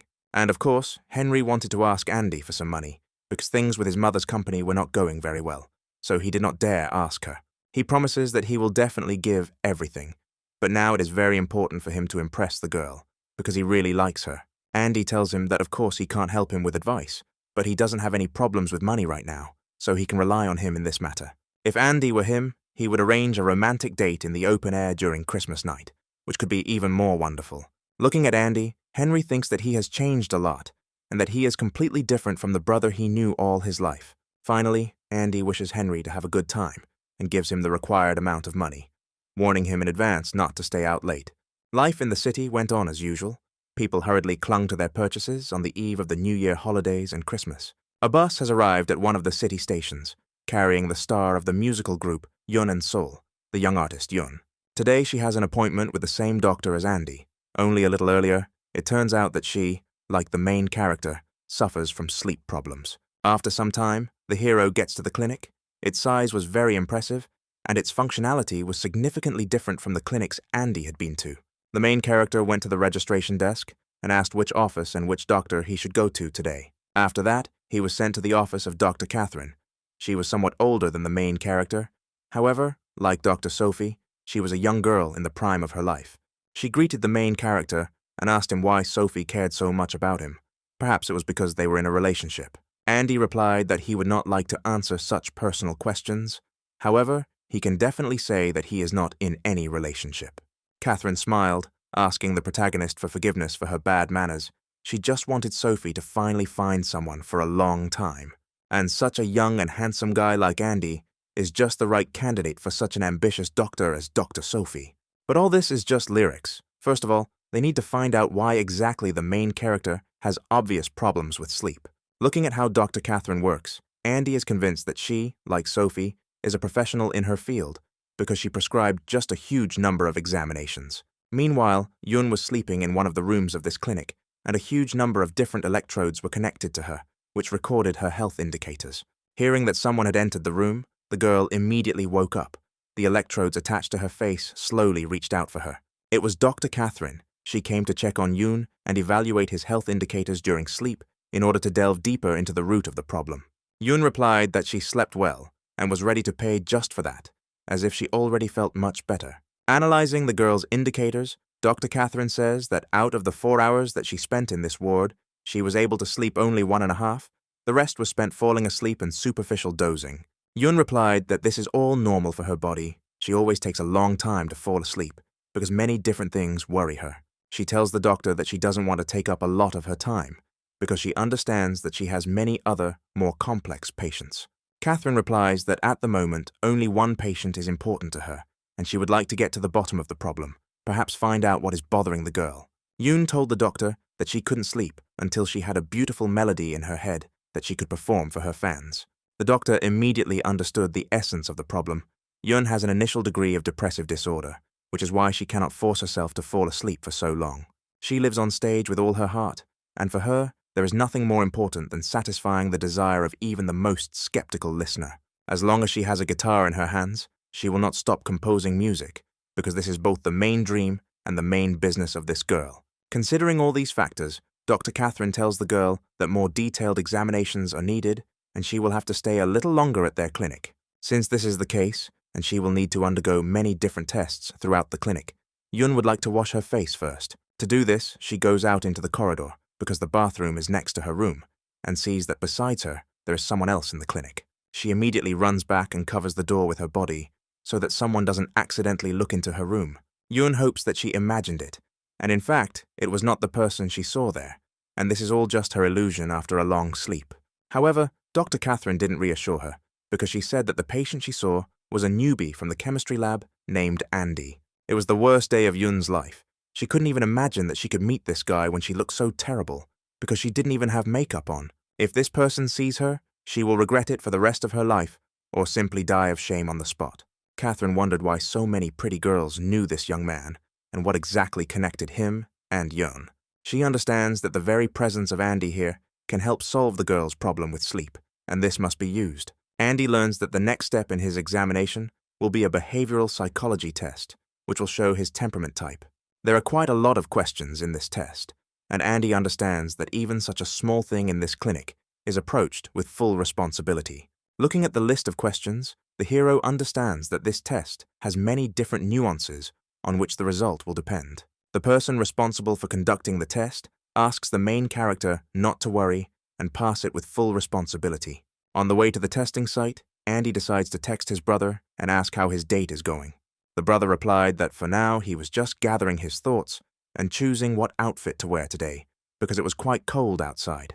This amused Andy somewhat, because he himself had been in situations more than once when he had to choose between being warm or looking beautiful. Having reached the testing site, Andy sees that he is not alone here, and there is a girl standing in line in front of him. He sees that her watch shows the serial number 8, which means that she is walking straight ahead of him, after which he should come in. Andy greets the girl, trying to show his politeness, but all he gets in response is silence. Sitting down on a bench next to the room, an absurd silent pause hung between the heroes. Each of them was afraid to utter an extra word. Yun looked at the hero with a gaze, not taking her eyes off him for a second. It seemed to her that despite her mask, he was about to recognize her. The hero felt that this girl was staring at him intently, and did not understand what she wanted from him. Did he really look somehow unusual? He showed with all his appearance that if a girl is not focused on communication, then he will not pester her. This made Yun feel a little sad. As soon as the door to the room opened, the girl immediately rushed inside in order to quickly undergo all the examinations and not end up in Andy's company. This surprised the main character. He realized that this girl is not so simple because she is being examined in a VIP clinic. But why is she deliberately trying to avoid him? For now, he decided not to make a big deal about it, because many stars try to avoid ordinary people. They are used to the fact that as soon as people realize who is standing in front of them, chaos begins, and they forget about all their affairs, and the only goal becomes getting an autograph. However, Yun was unable to quickly avoid the main character, because while she was finishing the previous test, Andy had already been called to take it. She made every effort to show that she wanted to go through this procedure as quickly as possible, so she moved around the room at a run. Even on the treadmill, where she had to walk for a certain time, she tried to run, despite the remark of observers. The next step in checking their health was electroencephalography, an electrical measurement of brain activity using a special device. The device was placed on the head, and the person being examined had to hit a special cone with the ring, and during the throw, the device read brain activity. However, Yun had obvious problems with this indicator because she could not hit the cone with the ring. All of them passed within centimeters of the desired target, but not one of them was able to land on the cone. The main character was next in line. It seemed to him that this procedure was quite simple, and he would get in easily. However, having completed his first throw, he was disappointed because he also could not hit. It turned out that it was not so easy. The hero did not despair and immediately attempted to complete another throw at the cone. However, this time he was unsuccessful. The girl behind him even giggled a little about this, because Andy could see how angry he was from his mistakes. Andy would not be himself if, during this procedure, he had not figured out how his main tool, science, could help him in this situation. Using his special power, he charges the ring with a positive charge, knowing in advance that the cone has a negative charge, after which he throws it strongly towards the cone, while calculating all the physical aspects of the flight. This time, his trick is successful, and he easily hits the target with the first throw. Andy is pleased with his work, because once again he was able to competently apply his knowledge to help solve another problem for himself. The observer who monitored and recorded the progress of this experiment was surprised by the brain activity of the protagonist. It turned out that theta waves prevail in it, which are more characteristic of mathematical analysis than of physical activity. Next in line was Yun again, because she needed to collect at least some information about her brain activity. After making several attempts, she failed to hit the target, which made the girl's mood very bad. This time, Andy decided to help her with this task, so, unbeknownst to everyone, he did the same trick that he did with his throw. Yun gripped the throwing circle tightly and steeled herself to make her final throw, not even expecting her to hit. However, this time Andy's trick worked, and the positively charged circle landed exactly on the cone. Yun couldn't believe her eyes. This was the biggest achievement in recent times. She was very happy about her hit. Andy was also happy. He was pleased to give someone, even a small gift, with the help of his scientific powers. After lengthy experiments on bodies, the hero feels that he is already a little tired of going through these constant examinations. Sitting on a bench under another office, he hears a beautiful female voice singing a song next to him. Looking closer at the end of the corridor, he sees that the girl whom he just helped is performing this magnificent song. Her voice seemed very familiar to the hero, as if he had heard it more than once, and it still evoked the same emotion. A voice that makes you start loving life and listening to every sound of this wonderful melody. This is how he remembered the performance he attended 2 weeks ago, after which he will never forget the sounds of this song. The hero asks the girl what her name is, because her voice seems very familiar to him, the same as Yun and Sul. However, the girl replies that he confused her with someone, after which she hastily tries to leave the premises. Looking at these desperate attempts to hide from him, the hero realizes that most likely he was right. Apparently, the girl didn't remember him from that performance, and now doesn't want to deal with her next obsessive fan. By the way, Andy has now really become a fan of Yun. He listens to her tracks every day because he really likes her voice. But he understands that now is not the best time to worry a girl about such trifles. After all, she, like him, came here because she has some problems sleeping, and she clearly did not expect to see her fan here. Of course, the fact that Yun did not recognize him greatly upset the main character, because this girl was very interesting to him. It would be great if he and his brother went on dates together on Christmas night. Seeing Yun with him would definitely make him jealous. However, now is not the time to think about it, because the hero still has a lot of procedures left to undergo in this clinic. The heroes did not go to the next procedure alone. Now they were joined by an elderly couple who also had problems sleeping. Being next to Yun, the hero feels how fast his heart is beating and understands that it is very difficult for him to restrain himself next to her. Yun tried not to look up. It seemed to her that if she so much as looked at Andy, he would immediately try to start a conversation with her. Therefore, it was easier for her to sit with her eyes down and pretend as if she was not there at all. An elderly couple was evaluating the results of their test, but due to poor eyesight, they could not understand what was written on the paper. Yun helped them with this. She took the paper and read their conclusion to the old men. It turned out that this examination was not at all related to sleep. The dear old men thanked the girl for the service she had provided them, adding that this girl had a very kind heart. When it was time for the next procedure, Andy and Yun helped the old people get up from the bench, because they were already elderly. The old man thanked Andy for such an act, telling him that only real men can help old people in such a situation. They had to spend the next hour together in adjacent beds, where information about the state of their nervous system was read using special sensors. Yun tried her best to talk as little as possible, because her voice is the main evidence against her that Andy might notice. She doesn't know that Andy already understood everything a long time ago, and now he's only pretending as if he's seeing this girl for the first time. The old people opposite were also very active. They did not stop asking many questions. They were mainly related to their reason for appearing here, to which the heroes only smiled sweetly, saying that it was just an examination. At such a young age, there should be no health problems, the grandmother objected, and said that they need to take better care of each other. Yun replied that they were not dating, and actually met for the first time only in this clinic, so they could not take care of each other. Then Andy asked them a counter-question: why they came here. Problems with sleep are of course not uncommon, but in old people it is usually associated with some more understandable reasons. The old lady replied that she was really only here because she wanted to support her husband, who has trouble sleeping. The old man immediately objected and said that she had enough health problems herself. He slept like a log at night and came here to help her deal with her problem. It turned out that the old man has severe breathing problems, and at night he is bothered by frequent attacks of apnea. Each time the grandmother thinks that this is the last night, which is why she cannot fall asleep. Such problems are not uncommon among older people, but even in such a situation, you always need to support each other. Andy was surprised how sincere people could be, because it seemed to him that he got to know these people more in 5 minutes than anyone in several days. Yun told the old people that this clinic would definitely help them.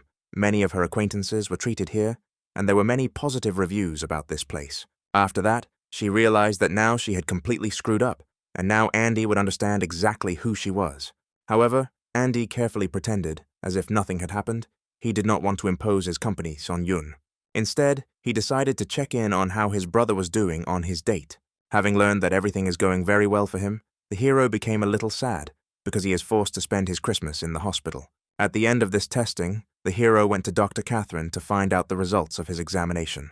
The doctor replied that the examination results are already ready, but they are not very clear and require a little refinement. But Andy need not worry, because Catherine is not used to abandoning a case halfway and will definitely get to the bottom of his problem.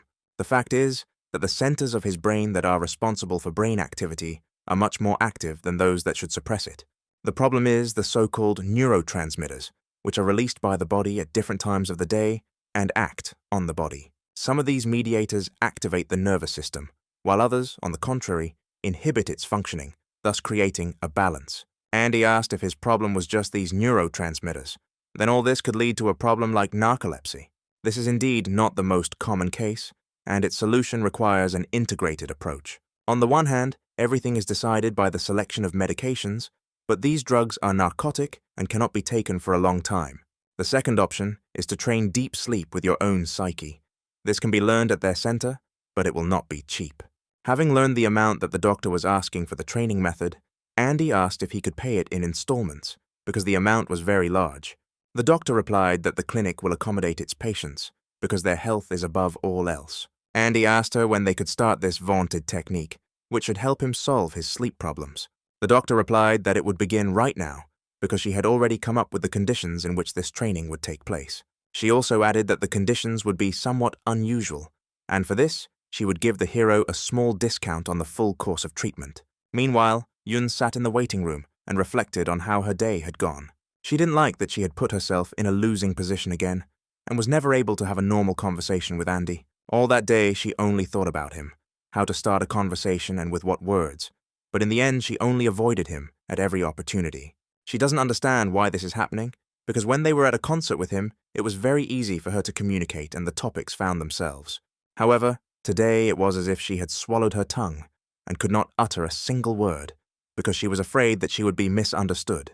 This makes it seem to her that she does not even consider herself an independent person who is capable of self-expression and remains an ordinary grey mouse. After this, she promises herself that she will no longer remain silent and will speak to Andy at the first opportunity, no matter what. At that moment, Andy looked into the room, because Dr. Catherine told him to come here, saying that the first stage would be here. Yun was surprised to see him here, because she was not ready to fulfill her promise to herself so quickly. Andy asked if he could come in, and if his presence would disturb her, since Dr. Catherine had told him to come here. Yun told him that he should not ask her permission, because she was a patient here, just like him.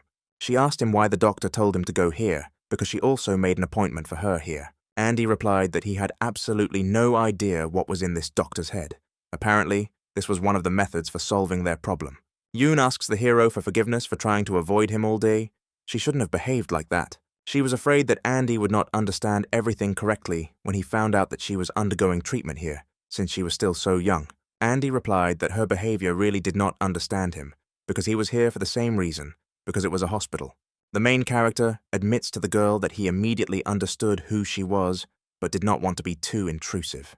Yoon replies that it's no big deal because he's not her fan, and wouldn't ask her about just one aspect of her life. Andy replies that he has recently begun to listen to her music more often, but even in this situation, he did not ask her for a photo or autograph. Yoon replied that he could have said that he really wanted her autograph. It would have been much more pleasant for her. Then Andy replied that if it was more convenient for her, then he was ready to ask her for an autograph and a photo because he was really her fan.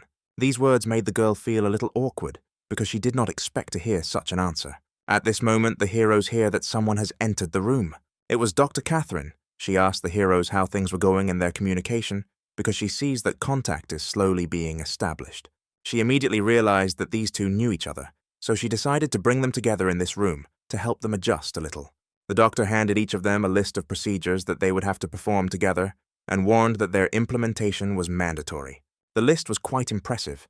It did not have any specific research methods, so all procedures could be completed together. Catherine wished her patients luck and said she would monitor each examination to ensure they did not escape. The first stage was a relaxing massage, which acted on special nerve points that made the body relax. Catherine carefully controlled the entire process and periodically changed the modes of this chair. Yun felt very small when she sat on this chair, as if she had fallen inside the entire structure, but she was still very comfortable. Moreover, Catherine constantly adjusted various modes, which made being in the chair even more comfortable. The only thing that worried her was that she couldn't communicate normally with Andy, because now she was ready to communicate, but the doctor was interfering with their privacy. This didn't matter to Andy himself, because he really enjoyed spending his time in this chair. The next procedure was warming up under special rays that act on the parasympathetic nervous system. This time the doctor was a little behind, so the heroes could spend a little time with each other and chat. The doctor realized that she had fulfilled her function and could now allow the heroes to be alone and continue to carry out their procedures. Andy apologized to Yoon, saying that he had to respond to his brother's message because he was at a very important event. Yoon replied that she also had something important to do on her phone, and at that moment, she texted her boss to come later than expected. Yoon asked what important matters he was talking about with his brother on Christmas Eve. Andy replied that his brother was now on his first date in his life. He was very worried, so he asked Andy to always be in touch. Yoon replied that it was very sweet that he cared so much about his brother, because support in such moments is very important. She said that she also has a younger brother, but he is still too young to go on dates himself. Andy replied that his brother looked more like a gangster than a hero of romantic novels, but he was still studying at the university. He shows the girl the cafe where his brother invited his new girlfriend and asks her how she likes this place. The girl replied that this is a very wonderful cafe, because she herself often performed in this place. There is simply a wonderful atmosphere there. She asked the hero why he was in such a place on Christmas Eve. Did he really not have another day to undergo these examinations? Andy told her that the holiday was a reason for him to at least somehow take care of his health, because he always works on another day. Looking at the main character, Yoon said that most likely they should have fallen asleep by now. However, they are still continuing to communicate. Andy replied that he was just worried about his brother.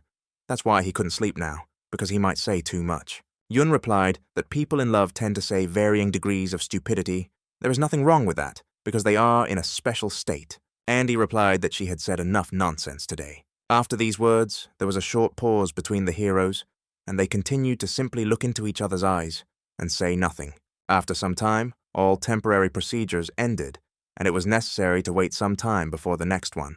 Wanting to pass it off somehow more cheerfully, Yoon invited Andy to try hot chocolate together.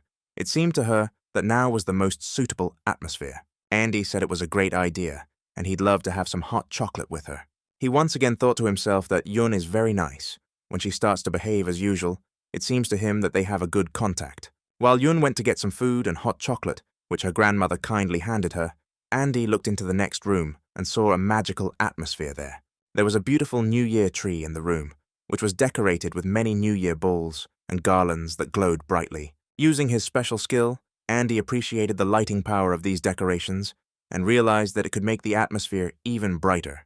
To do this, he brought his hand to one of the balls and sent a large stream of electrons there, thereby accelerating the reaction of this object. After this action, the balls around began to shine much brighter, illuminating the entire room with their New Year's beauty. Andy heard the door to the room he had sneaked into open, and for a second he was afraid it would be the doctor. But this was Yoon. She brought with her the promised hot chocolate, and was surprised how Andy found this room. She was surprised that the clinic had such a special room, as if it had been specially built for gatherings like theirs. Andy replied that in fact, he just smelled Christmas, and it brought him to this room. Yoon asked him if maybe he really was a wizard, since this was not the first time he surprised her with such antics. Andy answered this question very simply. He simply took one of the glowing balls in his hand and decided to demonstrate his skills to Yoon. After that, all the decorations on the New Year tree began to shine much brighter, as if the heroes were in some kind of fairy tale. Yoon shared with Andy that she had never seen such fabulous shining balls. They looked like stars in the night sky than ordinary decorations. You can look at them endlessly. She feels how some kind of warmth is released from them, which reaches the very depths of her soul. Andy replied that this miracle was just ordinary chemistry, and he created it with the help of his knowledge, and not any special skills. Yoon replied that for her he will always be a wizard, because she does not understand how such a thing can be created with the help of science. After some time, the heroes moved to another room, where Dr. Catherine handed them the results of their examinations. Andy looked at his list of studies, but unfortunately, he still did not understand what the various numbers in his analyzers meant. Catherine said that in fact, her goal was to bring them together here, thereby showing them the atmosphere that should be present in their lives in order to have a good night's sleep. Andy and Yun looked at her with a surprised look, because today they performed a whole bunch of different examinations here, just to be in each other's company. Catherine asked Yun if she felt that comfort had appeared in her soul, and now she would happily sleep for a few hours. Finally, the doctor told the heroes that the purpose of this procedure was to show them how they should live their lives and wish them good luck. After some time, the heroes went outside. The weather was beautiful. The snow was slowly swirling in the slow wind. Looking at Andy, Yun wondered if this was the last time they would see each other. She really enjoyed this morning and would like to repeat such a date.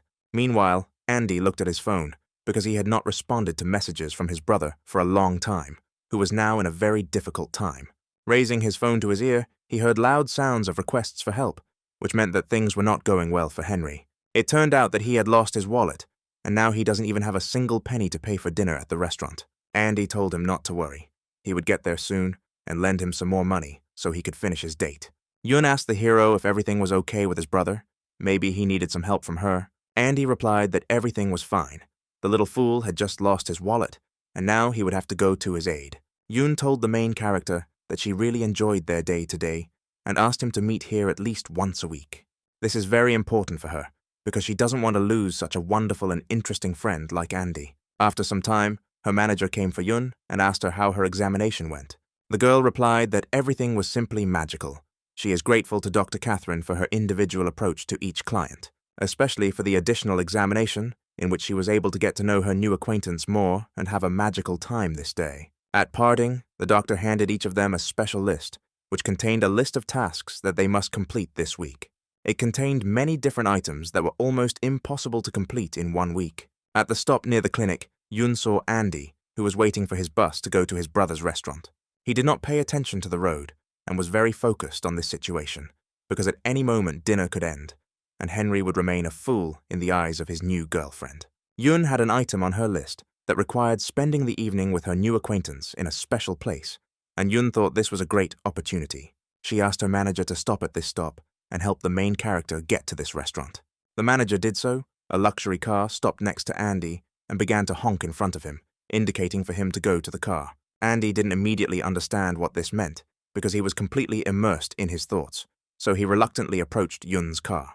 Then the girl looked out the window and shouted to him to sit down, so it would be faster to get to his restaurant and help his brother. Seeing Yun, Andy realized that the car was hers and happily took the opportunity to quickly get to the restaurant. The manager recognized the main character. He asked him how it happened that he and Yun met in this clinic. Through the mirror, he sees that the heroes became closer during their examination in this clinic, and now they find a common language much easier. The manager handed Andy his business card and said that he was surprised by his skills last time, so he is offering him a job with their organization. Hearing this, Yun looked at the manager with an angry look, because she did not want to mix work and personal relationships. The manager immediately understood the essence of this look, so he told Andy that for now the places were occupied, and if they became available, he would contact him. But Andy wasn't particularly interested in this work anyway, because he has enough workload in his laboratory that he can't sleep. Yun asked the hero how he views her going to this restaurant with him, because she has performed there more than once and knows all the loopholes in it. After which, she puts a tick in front of the item where she was supposed to spend time with a new acquaintance in one of the establishments. After some time, the hero's car arrives at the place they need. The manager says that he has some urgent business to attend to, so he won't be able to pick Yun up quickly. They will have to spend time together for a while. Yun asked the hero if he was okay, and if he didn't mind her helping him with the problem with his brother. Andy simply could not refuse this opportunity. He was incredibly glad that he was now walking at such a time with such a beautiful girl as Yun. Yun constantly looked at the main character. She could not take her eyes off him. She asked Andy if he thought if she wore a cap and mask, would anyone in this crowd recognize her, since she didn't want to sign autographs and stand around for endless photo ops. Andy replied that no one next to him would think that she was some kind of star. He looked too much like a commoner. Yun told him that this is not so. He has a very amazing appearance, and is definitely different from the extras that surround them. Andy thanked the girl for such flattering words addressed to him, because he rarely hears compliments from anyone about his appearance. Having reached the right place, it turned out that the restaurant itself is located on the basement floor to ensure good noise insulation. Yun led the hero to one of the doors and said that they would enter the restaurant through it, because this entrance is used only by staff.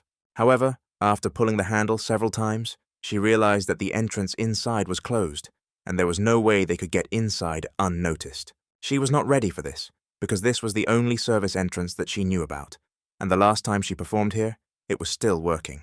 Andy assessed the condition of this metal door with his eyes, and saw that the joints of the door were corroded, indicating that the door had not been used for over 3 months. After which, he turned around and saw a door that someone regularly uses, because all its edges were erased from constant use.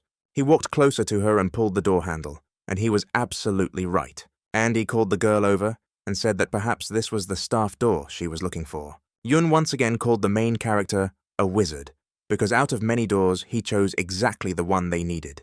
It was surprisingly calm and quiet in the dressing room.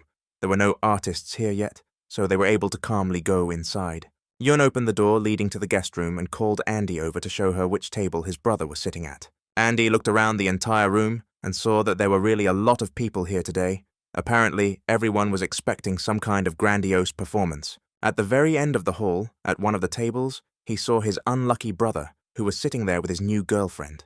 He pointed Yun to this table and said that this man who looked like a bandit, sitting with a charming girl, was his brother. Being close to Yun, Andy feels his heart begin to beat faster. Perhaps this atmosphere is to blame. Yun replied that his brother does not look like a bandit at all, and in fact, they are very similar, despite the age difference. Pointing to his brother's face, Andy asked the girl who she thought was older, Henry or him, after which he grinned and pointed at himself, adding that his brother only looked so formidable. Yun laughed and replied that she would never believe that Andy was his older brother, but Henry shouldn't say that he looks older than him. Andy sees that his brother's conversation is going well. They are passionate about each other, and that's the most important thing. However, he was forced to interrupt their conversation, so he wrote a message to his brother about where he was, so that he would come to him. Henry was incredibly happy to see his brother here. It seems that in his entire life, there had never been a moment when he arrived here at such a time. Putting his hand on Andy's shoulder, he said that he loved him, and was glad that he came to help him. Otherwise, he definitely wouldn't have been able to cope on his own. After which, he sweetly asked his brother for some money, so that he could pay for his table and continue their date in another place. In the corner of the room, Henry noticed that the main character did not come here alone, but brought a companion, and asked Andy who this girl was. The main character answered him that this is not what he should think about now, and let him solve all his problems first. After which he hands him the money, and adds that if after this he doesn't kiss today, then he may not even return home. Henry laughed and told him that he would try to do everything possible for this today, but he would not rush things yet. After Henry left, Andy breathed a sigh of relief, because he was glad that he was in time to help his brother. At that moment, the heroes heard a man enter the staff room. Yun turned around and realized that it was the manager who was responsible for scheduling the performances of the artists in this establishment. The manager immediately recognized Yun, despite her disguise in the form of a cap and mask, because her magical hair was immediately a kilometer away. Yun was glad to see this man here, because they had worked together more than once, and she knows that he is a true professional in his field. The girl asked the manager why the door that she always came through before was now locked. The man replied that this was done for the sake of convenience, because now you can immediately enter the hall through the dressing room, which makes this room more convenient. After which, he asked who this young man was, who came with her, because strangers should not be brought here. Yun replied that Andy is not an outsider. He is now her temporary manager, while her director is away on important business. Andy was surprised by this answer. In fact, he would like it all to be true, because he really enjoys spending time with Yun. The manager told the heroes that since they came here, they must say hello to the artists who are performing today, because John and Anna are here today. Hearing these names, Yun beamed with joy, because she really loves spending time with these people, because she has known them for a very long time. After which, the manager took the heroes to their room, where the artists discussed the plan for their performance and various nuances. They were somewhat surprised when they heard someone enter the room, because they thought it was another fan who wanted to ask them for an autograph. But when they saw Yun enter the room, they were immediately happy, because they had not met this girl in this establishment for a long time. The girl immediately ran to meet them, because she had not seen them for so long, and wanted to tell everything that had happened to her lately.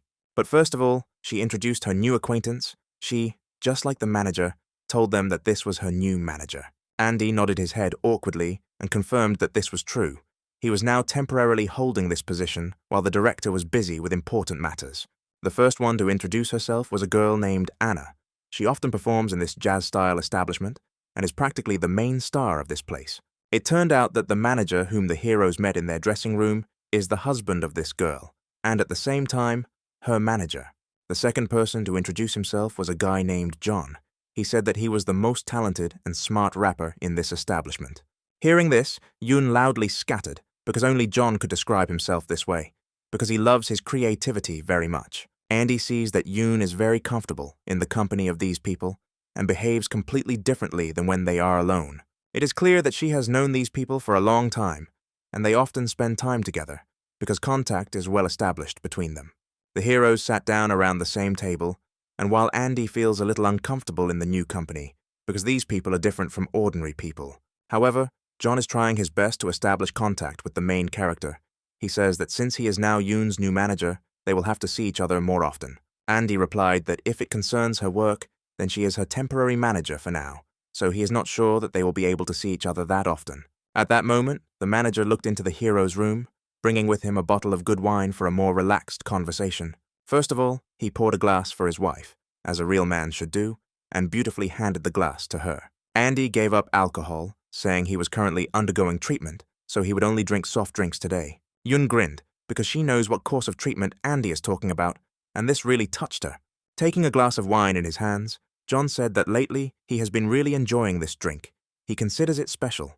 He asked the heroes if they knew who a wine sommelier was, after which he added that now he was very interested in this activity. It is very interesting to recognize the different notes of fruits and berries in this drink, using your sense of smell and taste buds. He added that he was great at it, and if they asked, he could easily list the composition of this wonderful wine to them. The girls laughed, because they know how quickly John finds a new hobby, and after that, considers himself a master in this matter. John replied that they were laughing in vain, because he already knew the composition of this wine, just by smelling its aroma. According to him, this wine contains strawberries and lavender leaves, which perfectly emphasize the taste of this berry. Andy asked John if he could look at his glass and try to guess the composition of this drink just like him. John kindly presented him with his glass, expecting that now Andy would definitely not guess the composition of this wine, and in the eyes of the girls, it would seem much cooler. However, he did not know that Andy is not an ordinary person. He does not even need to smell and taste this drink to understand what it is made of. After this, he pretends that he is trying to understand the composition of this drink by smell and brings the glass to his nose. Having tasted its aroma, he confidently says that John is mistaken, and in fact, there are no lavender leaves here. John objected to Andy, because here you don't even need to be an expert to understand that the smell of lavender emanates from his drink, which cannot be confused with anything else. However, Andy confidently answered that this smell appeared as a result of the symbiosis of raspberries and various coniferous herbs, which provided similar qualities. John realized that Andy was right, which meant that he had not guessed a single ingredient in this drink, even though he called himself an expert in this field. Andy just smiled sweetly and replied that he had been interested in this activity for a long time, so he shouldn't be offended by it. John told Andy that he should definitely teach him this skill, after which he drank his glass in one gulp. Anna asked Yoon if she wanted to perform at this event today, because the audience was already prepared and waiting for the spectacle. Yoon replied that she doesn't mind. However, she hasn't performed in such an establishment for a long time, so she's a little scared that the audience won't accept her. Meanwhile, Henry's date is going very well. They talk about everything and have a great time. Henry has prepared a surprise for his new girlfriend in the form of tickets to a late-night movie screening under the starry Christmas sky. He asks the girl if she agrees to spend this evening with him in the open air. It turned out that he needed the money specifically for these tickets, because he wanted to make a great impression on the girl. At this point, Andy texted Henry, asking what song he wanted to hear played for them.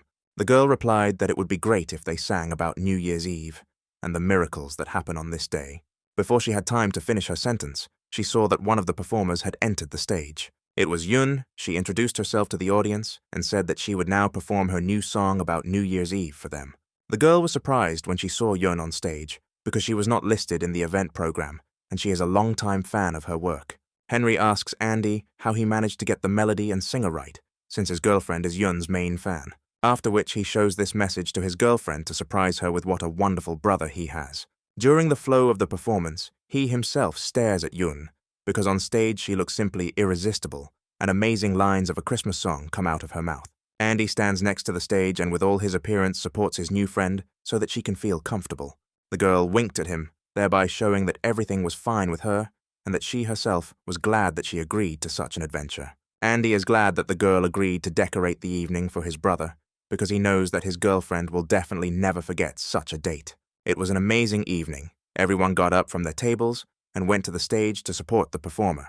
Henry and his new girlfriend enjoyed each other's atmosphere, embellished by Yoon's beautiful music. Everything around seemed magical, and the music united all the people, and it seemed that everyone in this restaurant was from one big family. After the performance, the audience applauded the girl for a long time, asking her to give an encore and perform at least a few more compositions. However, the girl already had to go, so she politely said goodbye to her viewers, promising them that she would definitely return here again. After her performance, she went out into the corridor, where Andy was already waiting for her to congratulate her on yet another amazing performance. Yoon thanked the guy for such flattering words addressed to her. She herself is glad that she finally decided to do this performance, because she herself really liked it. Blushing a little with shame, he tells her that her voice was as amazing as always, and he was ready to listen to her music for a long time. While talking, they hear someone next to them shouting Andy's name loudly, and Yoon asks him if it might be his brother. It was indeed Henry, shouting his name loudly, despite the fact that the guest room was next to him. Andy approached him and told him to stop shouting at all the establishments, and asked why he was looking for him.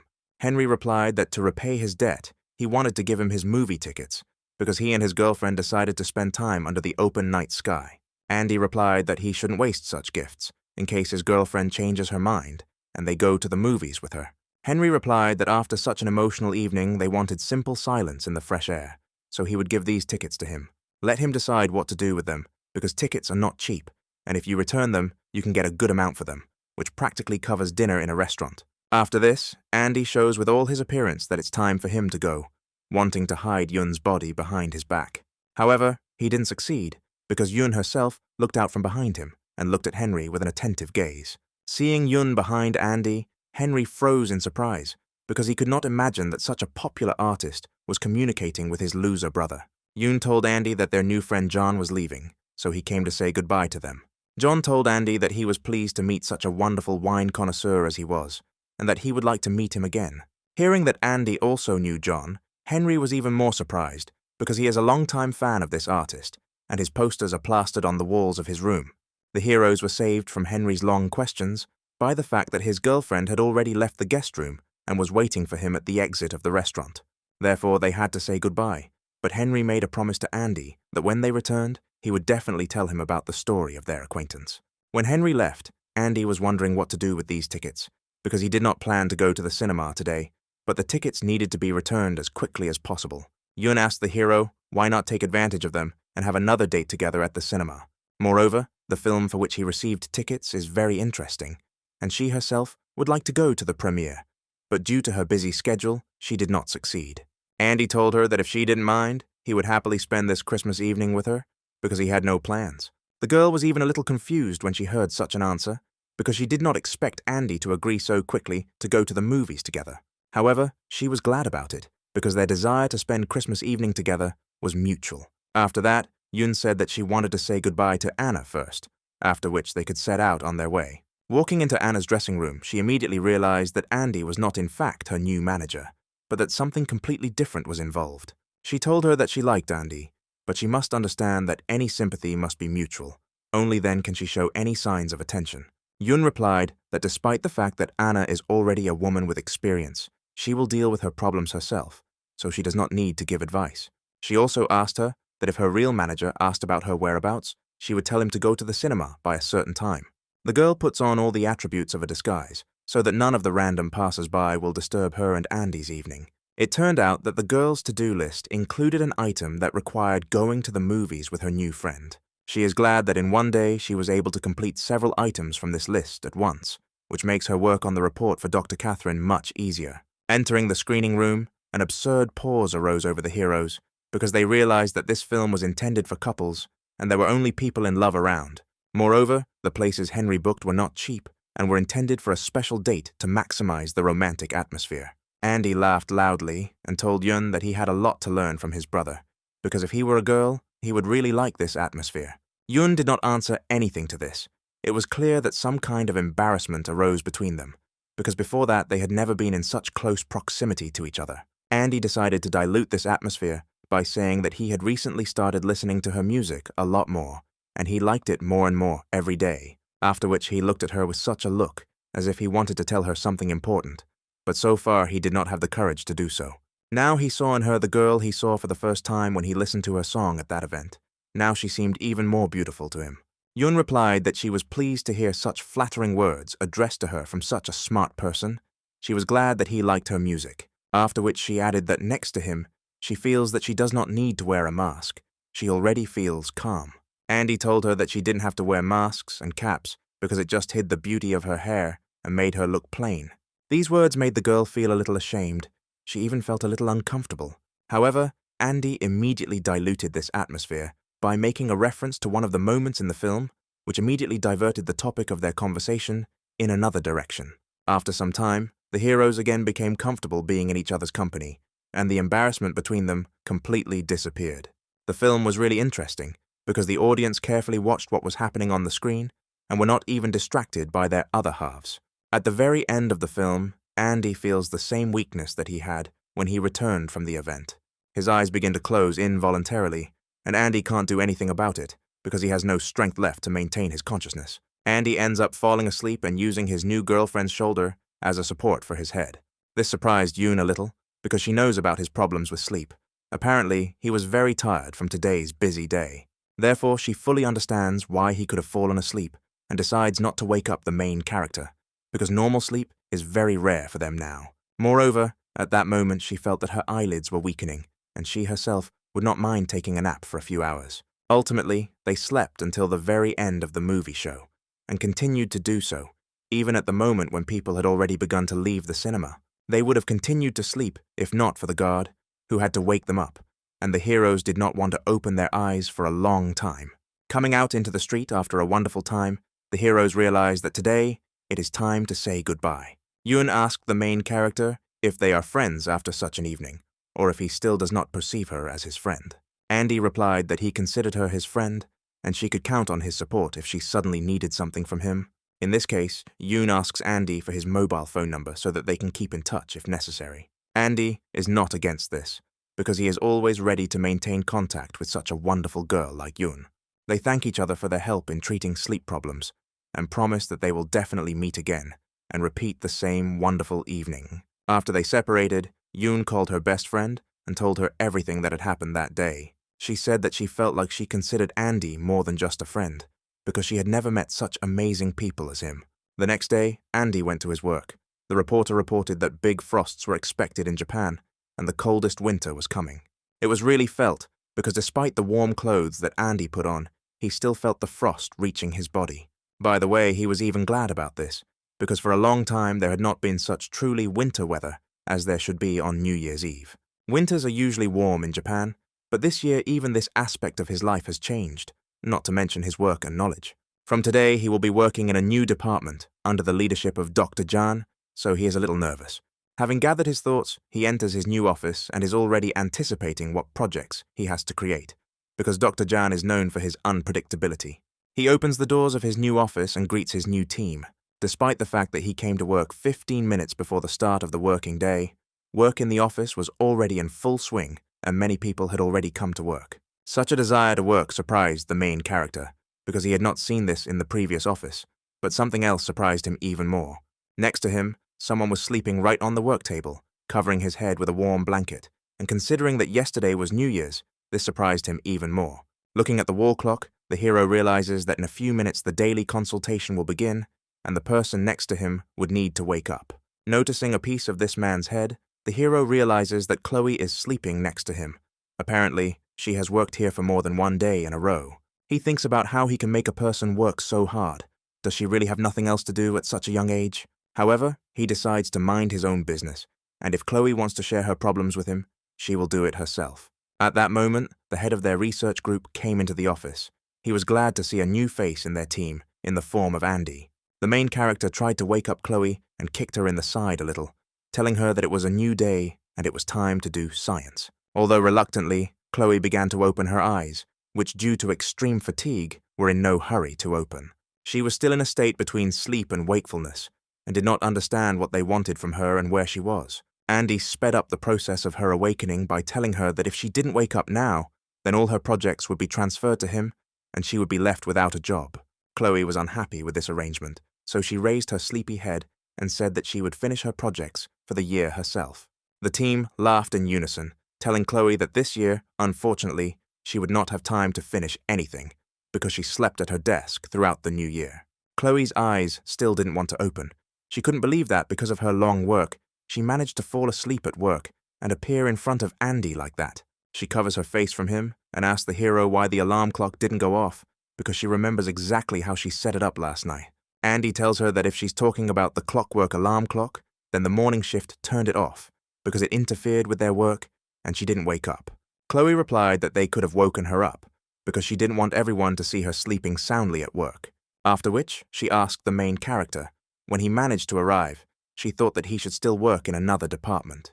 She says that she was not ready for such a meeting because she was not used to being seen in the way she is now. It seems to her that from sleeping for a long time and wearing glasses, her eyes have become even smaller than usual, and a little more, and they will completely disappear. Andy told her that now he doesn't see any difference in her appearance, and it seems to him that she always looks about the same.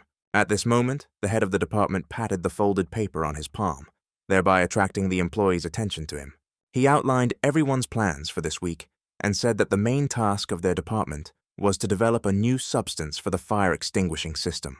It was this project that Chloe worked on for a long time, but she was never able to find the ideal formula and reaction for the substance. This week, there will be a tender for the supply of fire extinguishing agent, and their company will be participating in it, so they must put their best efforts into it. Today, there will be a consultation within the company, at which Chloe will be present with a report on her work. For Andy, he has another task. He informed him that today at lunchtime he must be present at the main technology center. They will be waiting for him there. He cannot be late because this order was given personally by Dr. Jan, and his presence at the center is mandatory. Chloe tells Rick that she spent the last 3 days at work, and all these days she slept exclusively at work. Therefore, for her active work, she has the right to take 1 full day off, which she plans to spend actively. She invites Andy to have lunch together and disassemble one of Dr. Eric's works, as they had previously planned, since such a fortunate opportunity appeared. Andy doesn't know how to respond to this proposal because he just moved to a new office, and asking for a day off on his first day is not very good. Chloe told the main character that she had not forgotten that today was his first day at work and had even prepared a gift for this occasion. It was a white coat. She gave it as a sign that Andy had finally become a junior researcher, which means he was already worthy of wearing a white coat. Looking at this robe, Andy sees how carefully every seam is made in it. There is not a single thread sticking out anywhere. Apparently, Chloe sewed it herself. Chloe asked Andy to try it on because she wants to see the result of her long and painstaking work. Andy had no right to refuse the young girl because she put her whole soul into this gift and was worthy of seeing how this robe sat on him. By the way, it suited the main character the first time. It felt like it was made just for him, and it made the hero look even smarter than before. Looking at the clock, Chloe tells the protagonist that lunch will start in a few hours, so they need to hurry up to complete the tasks that their leader has set for them. All Andy needs to do is visit the research center. He doesn't think it will take him much time, and he should be able to finish it by lunchtime. The heroes agreed that in honor of Andy's first day of work, today they would have lunch together and began to complete their tasks. It was already 11:30, which meant that it was time for Andy to go to the research center. As usual, Andy got there a little earlier than expected and knocked on the door, expecting that no one would be there yet. He was very surprised when he saw Dr. Jan there, who was already waiting for him in the hall and immediately offered him a job.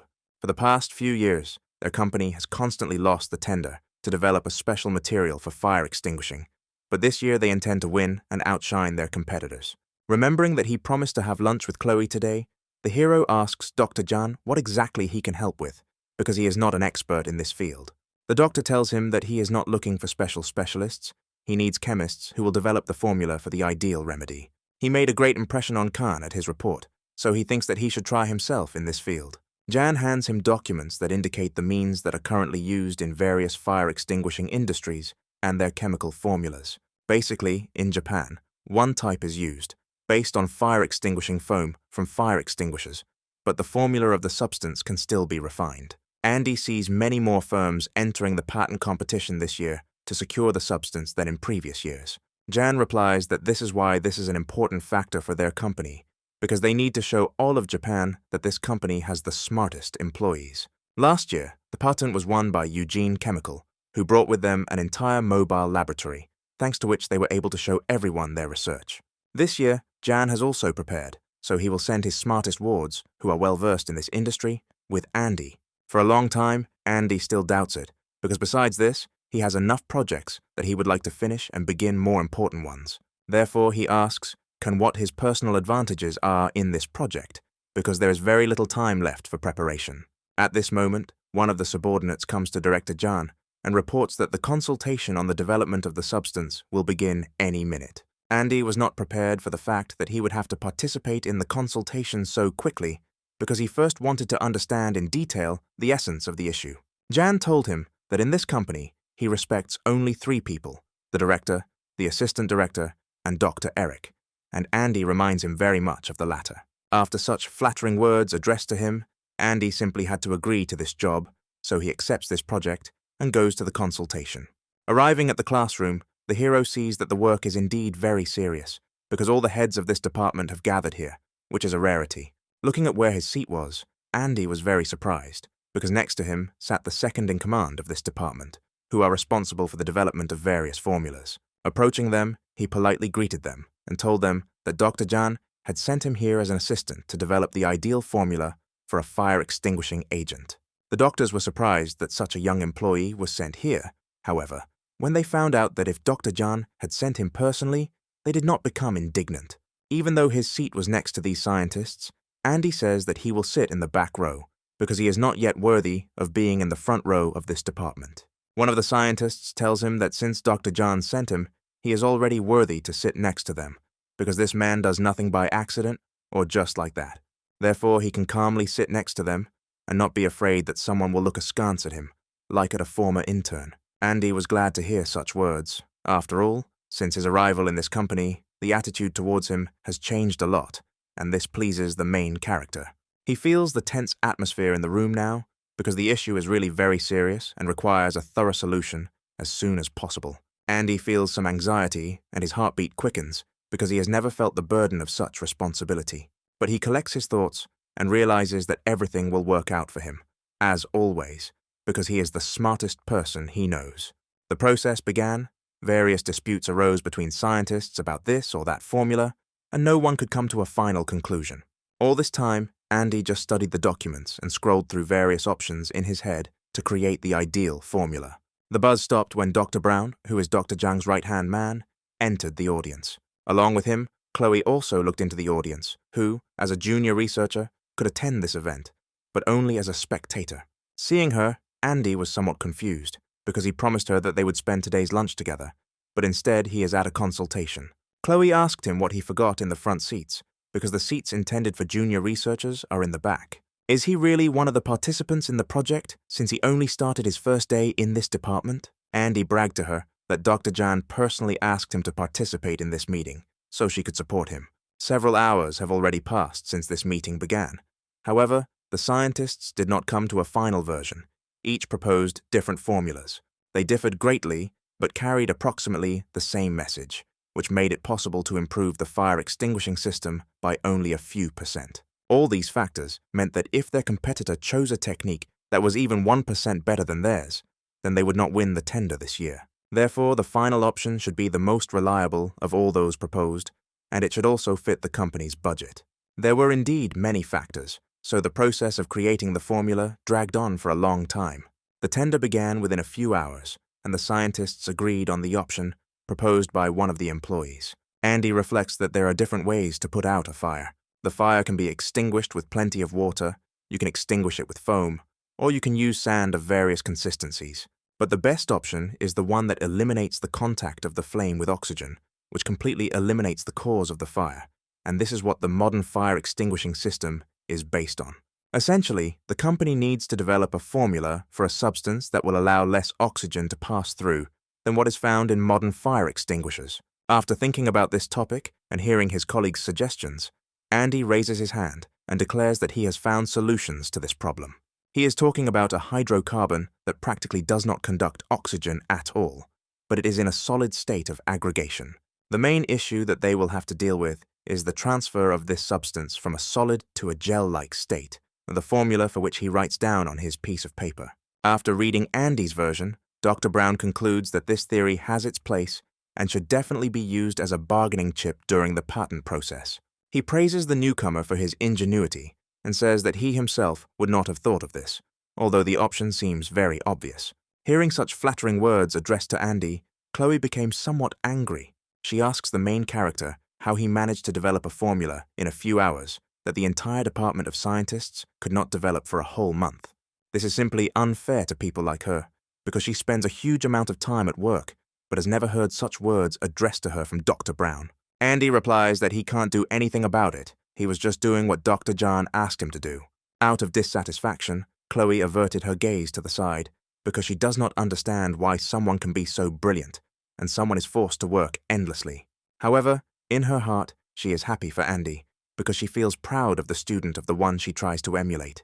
Andy tells her that she did well today too, because that red hairpin really suits her look and compliments her perfectly. In protest, Chloe immediately takes it off to show Andy that she deserves attention for more than just her hair clip.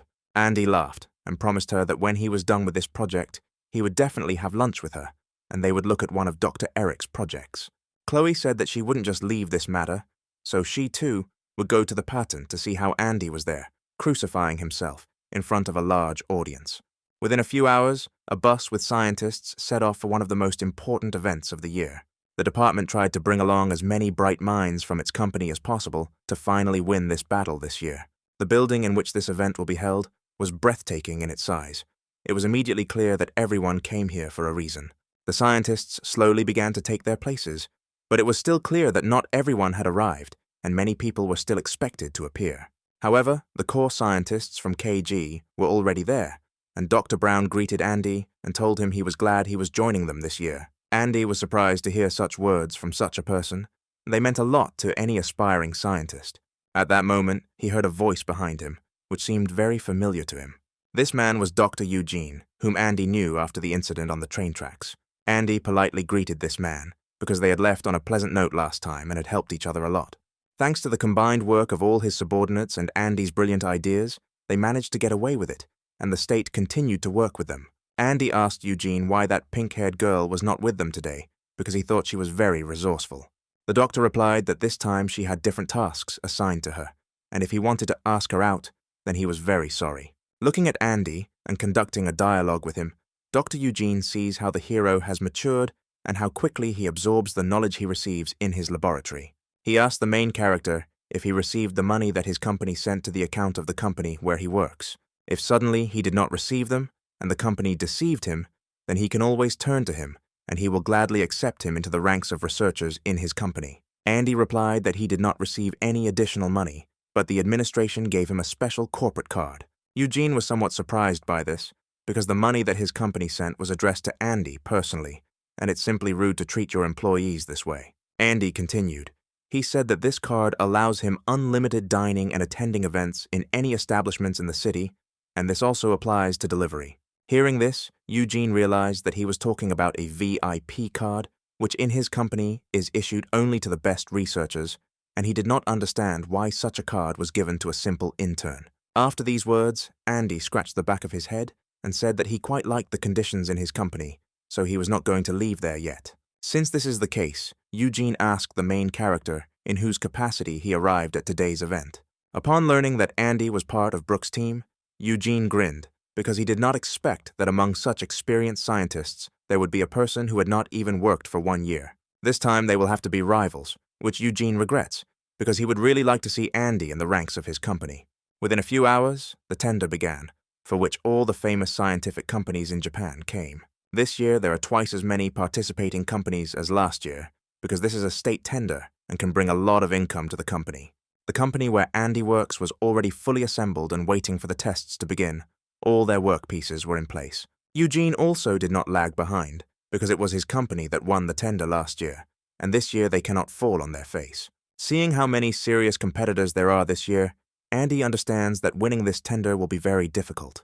At this moment, he is distracted by Chloe, who complains that the room is very cold and she simply cannot stand it anymore.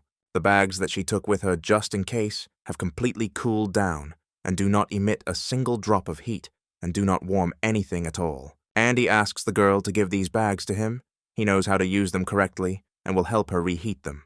After 1 minute, he returns the girls the bags from which the heat was emanating.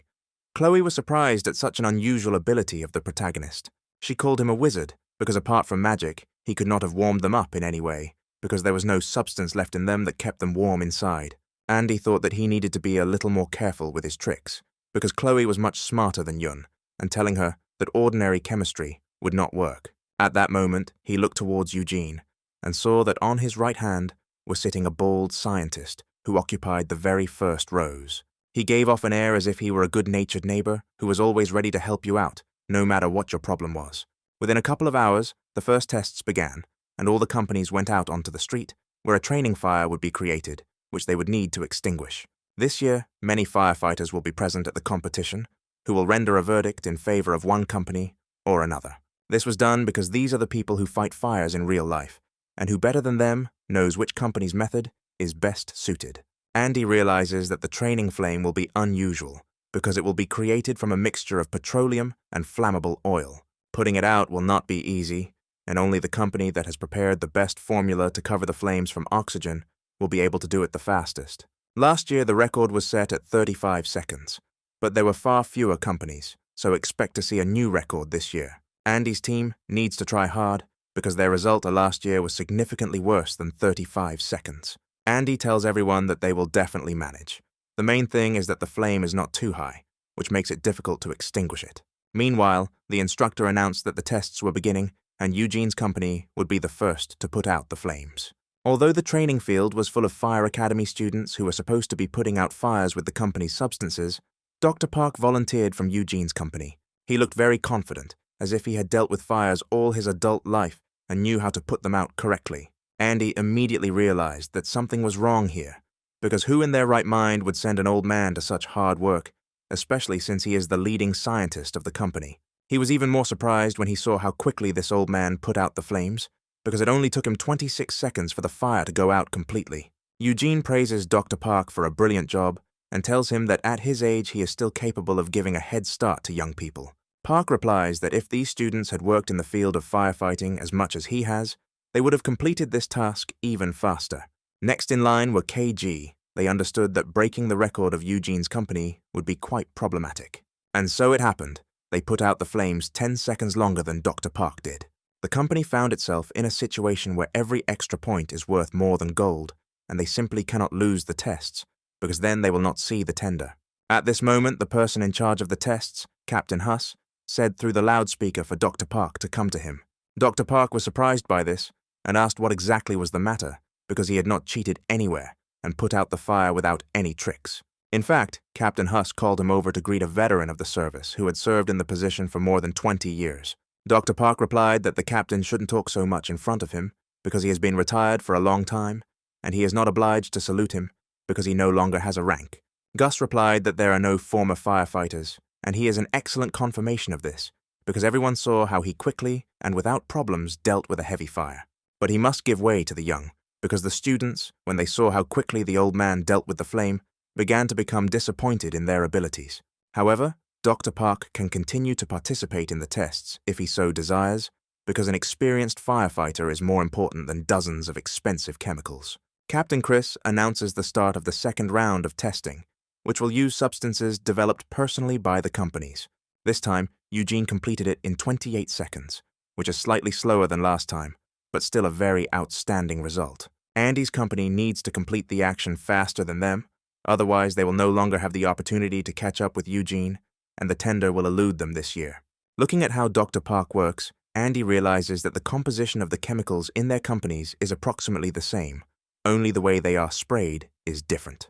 If you increase the supply of chemical to the point of greatest fire, the rate of flame extinction should increase. Andy explains this to a student who works for their company and tells him to increase the supply of the substance to the very center of the fire. He watches the whole process with the help of his special vision and sees that the student is doing well, and he can manage to put out the fire faster than Dr. Park. And so it happened. KG this time was ahead of Eugene by 2 seconds, although there was nothing foreshadowing this. Andy was happy, because it was his formula that helped the company develop the so-called light water, which helped quickly put out the fire. Dr. Eugene is somewhat tense, because he sees that the formulas of the substances are almost identical, and KG is a formidable opponent in the fight for the tender. Dr. Brown could not resist being happy because he did not expect that the young scientist's achievements would help them win one of the tests. He praised Andy for his intelligence and said that if they managed to win, then everyone in the company would know what a young genius had joined their ranks. Andy replied that he was just doing his job and nothing more, but the extra advertising certainly wouldn't hurt him because he needed to move up the career ladder. Other scientists also praised Andy for his resourcefulness. Everyone here understood that without him, they would never have been able to stay in the race. However, Andy understood that the battle was not over yet, and this was only a small victory, because there were still many different challenges ahead of them. At this point, the action switches to Chloe, who leaves the hall in a bad mood because her project on fireproof suits has completely failed. However, she tries to control herself and promises herself that next year she will make the project even better and will definitely win. Chloe's supervisor tells her that she shouldn't rush into her research because science doesn't like rushers. Before throwing around promises, she needs to understand this step very well and choose the right direction for herself. Chloe told him that a couple of months is enough for her to study any topic in depth, so she will definitely cope. The supervisor gave her the example of a famous scientist who was able to receive 2 Nobel Prizes, chemist Frederick Sanger. Before developing the insulin formula, which is still used in medicine to this day, he spent more than 10 years on it and constantly failed. Chloe was surprised by such an ambiguous example because she understood that she had not spent even a few % of the efforts that world-famous scientists spent. However, she is not going to receive the Nobel Prize when she is already an old woman and wants to receive it at a young age. The manager replied that she was simply unteachable, and that such a character could play a bad joke on her when she had another failure. Although, if her sympathy for Andy is mutual, then she will be able to achieve results, because he seems to be not a stupid guy, said the supervisor. Chloe was silent for a second, because she didn't know how to respond to such words, although she understood that the leader was just joking. Her pause was interrupted by the cry of a man coming from behind her. It was some unknown man dressed in a beautiful suit.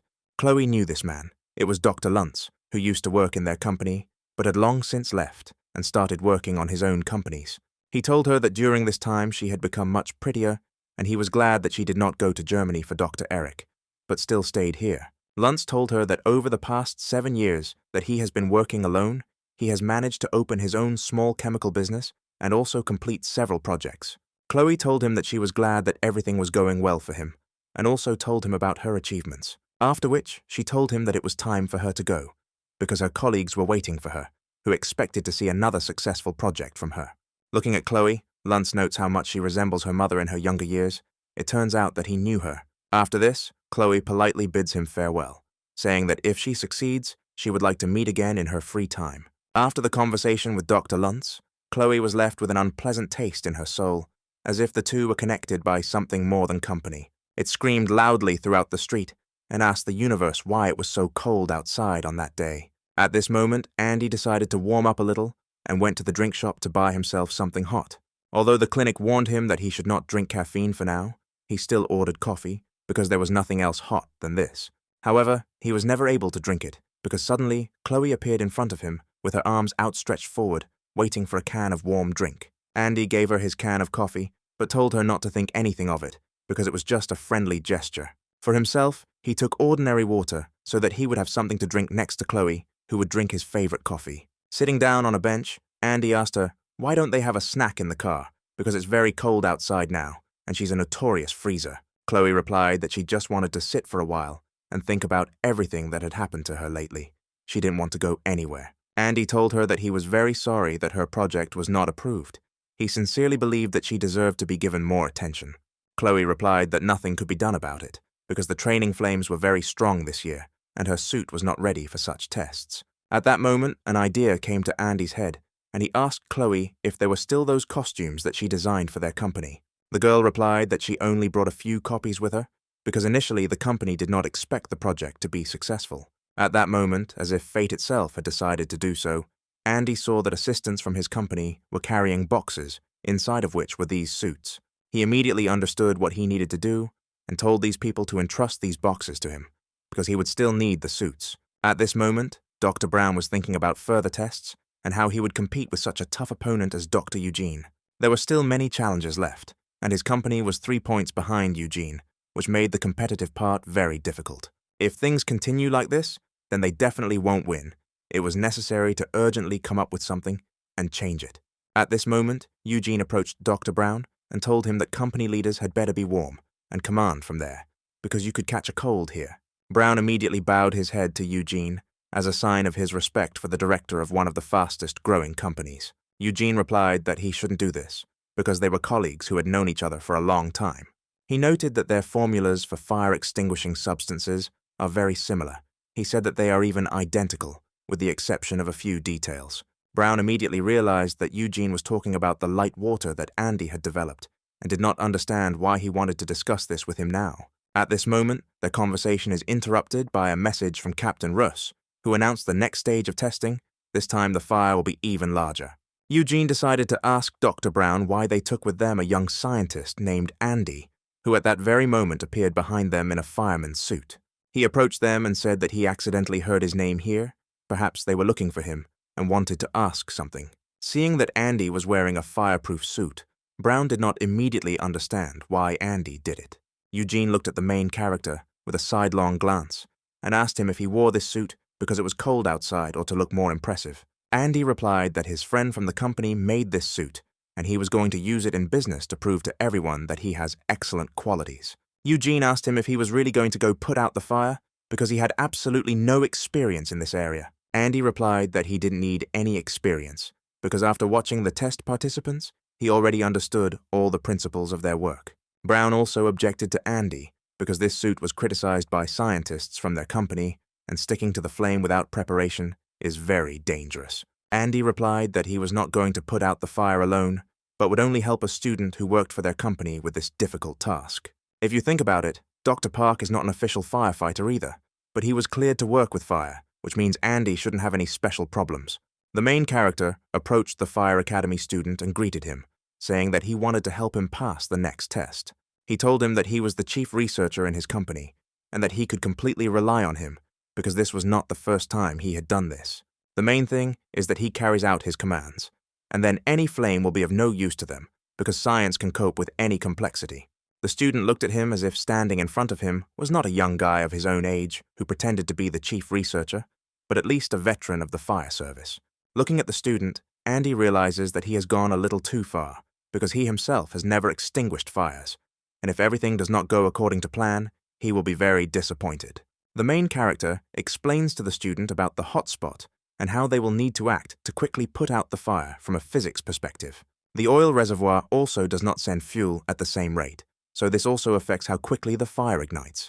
While observing Dr. Park, he saw that he somehow puts the most effort into the area where the flame is the brightest, and he ignores the areas where there is practically no fire, despite the possibility of the flame moving. Therefore, together, they should be able to complete the task much faster if everything goes as the main character planned.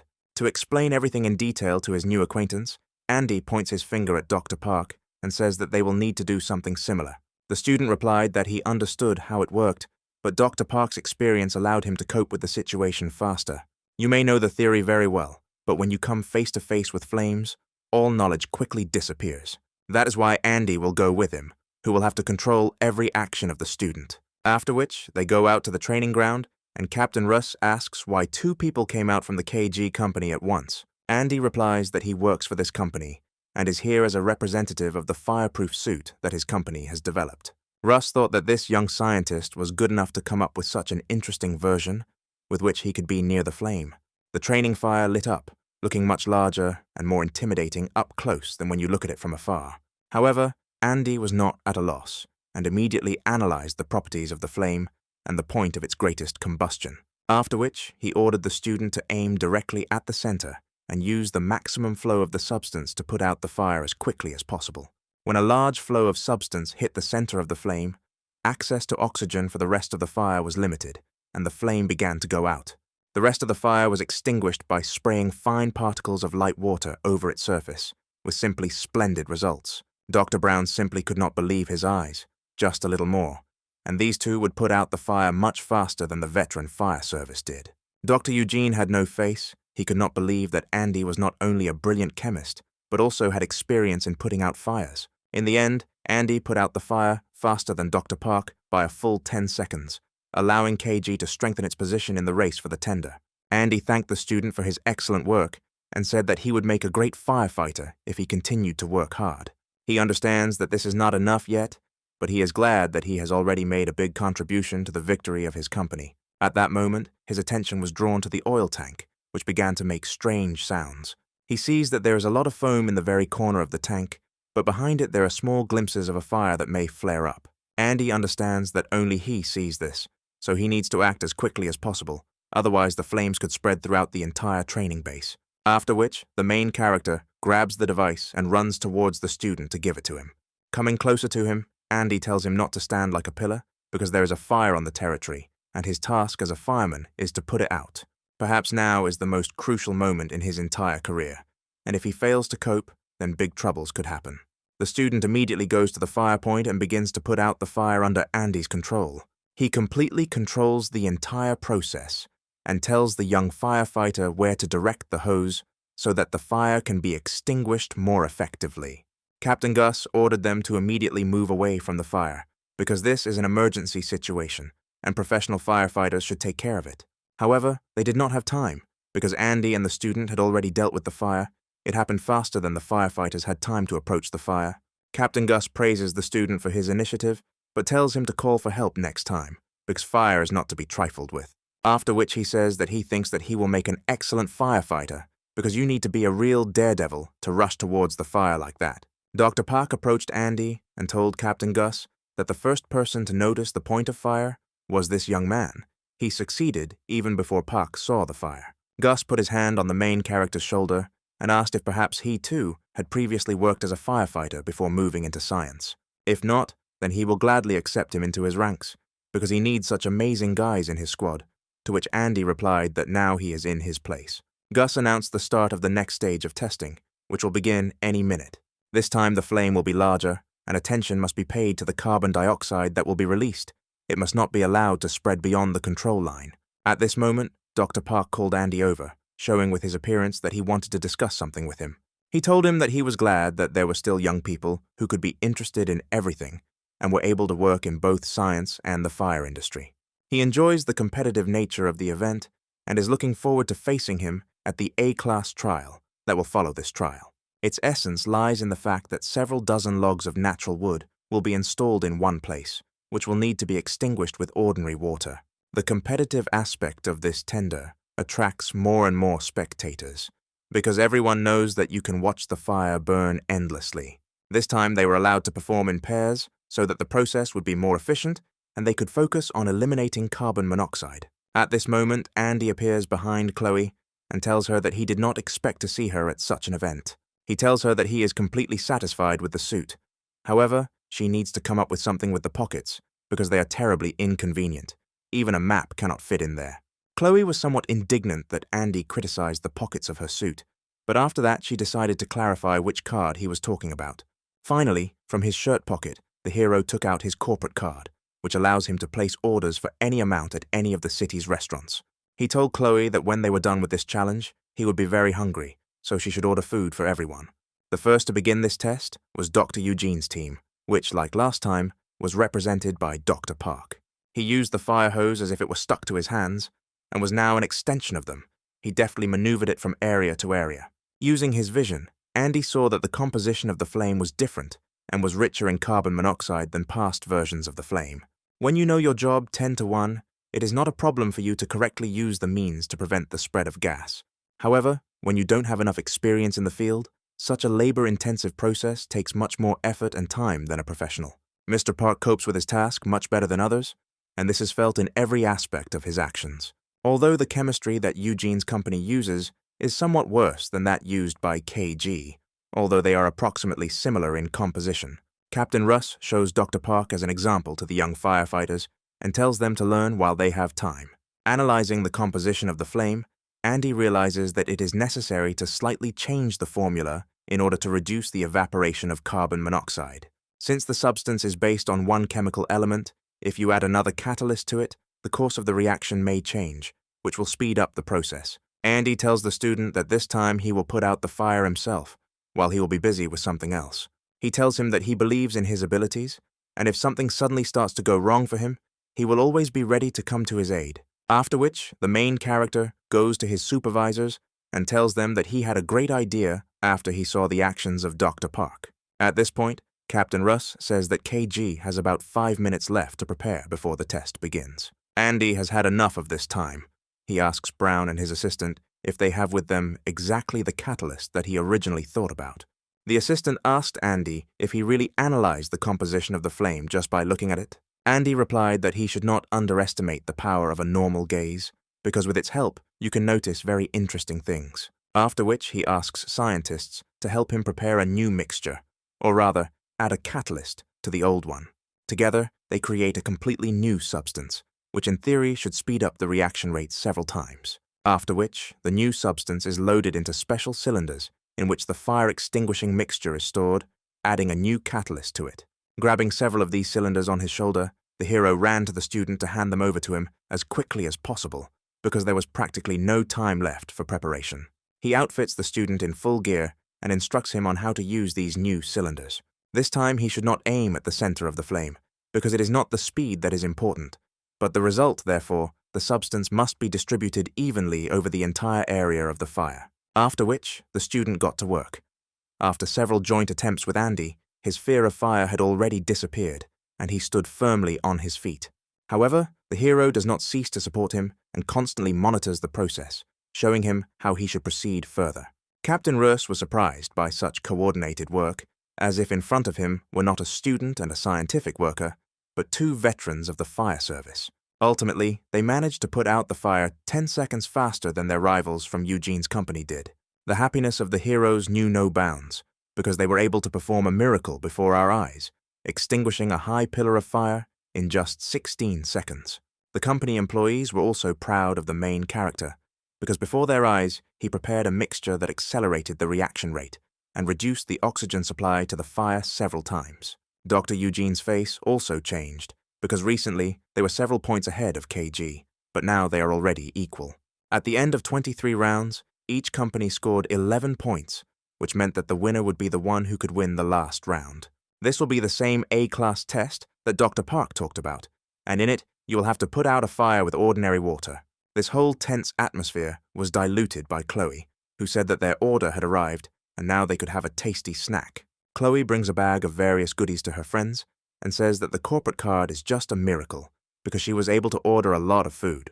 At this moment, Captain Russ approaches them and asks the girl if he can also help himself to the bun that she praises so much. The heroes did not immediately understand why Mr. Russ approached them.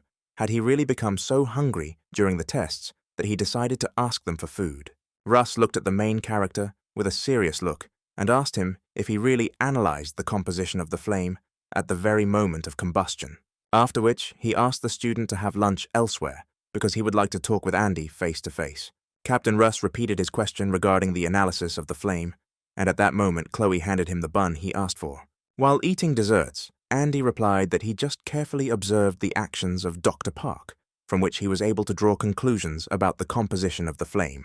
Seeing that Captain Russ was talking with one of his team members, Dr. Brown then ran towards them so that Andy would not say anything unnecessary. Russ told the scientist that he need not worry because he was just having a normal, friendly conversation with him. Once again, the captain emphasizes the protagonist's unique abilities and tells him that being a firefighter would be ideal for him. He then takes a deep breath, as if preparing to say something important. Captain Russ, with complete confidence in his eyes, declares that he is buying the KG company, but only under one important condition. This condition is Andy. If he is part of the deal, then he will without hesitation spend the entire state budget to buy out this company. Andy apologizes to the captain and says that he is not for sale at all, especially since the captain is unlikely to have enough money to buy out such a large company. The captain answered him that he would go to the director, to the minister, to anyone, just to get such a valuable employee into his ranks. Work in government agencies now pays much better, and the working conditions there are much more favorable than now. So he should think carefully and make the right decision, Captain Russ said with a smile on his face, and Chloe pretended to support him. After which, it was time to announce the final round of this competition, the Class A Challenge.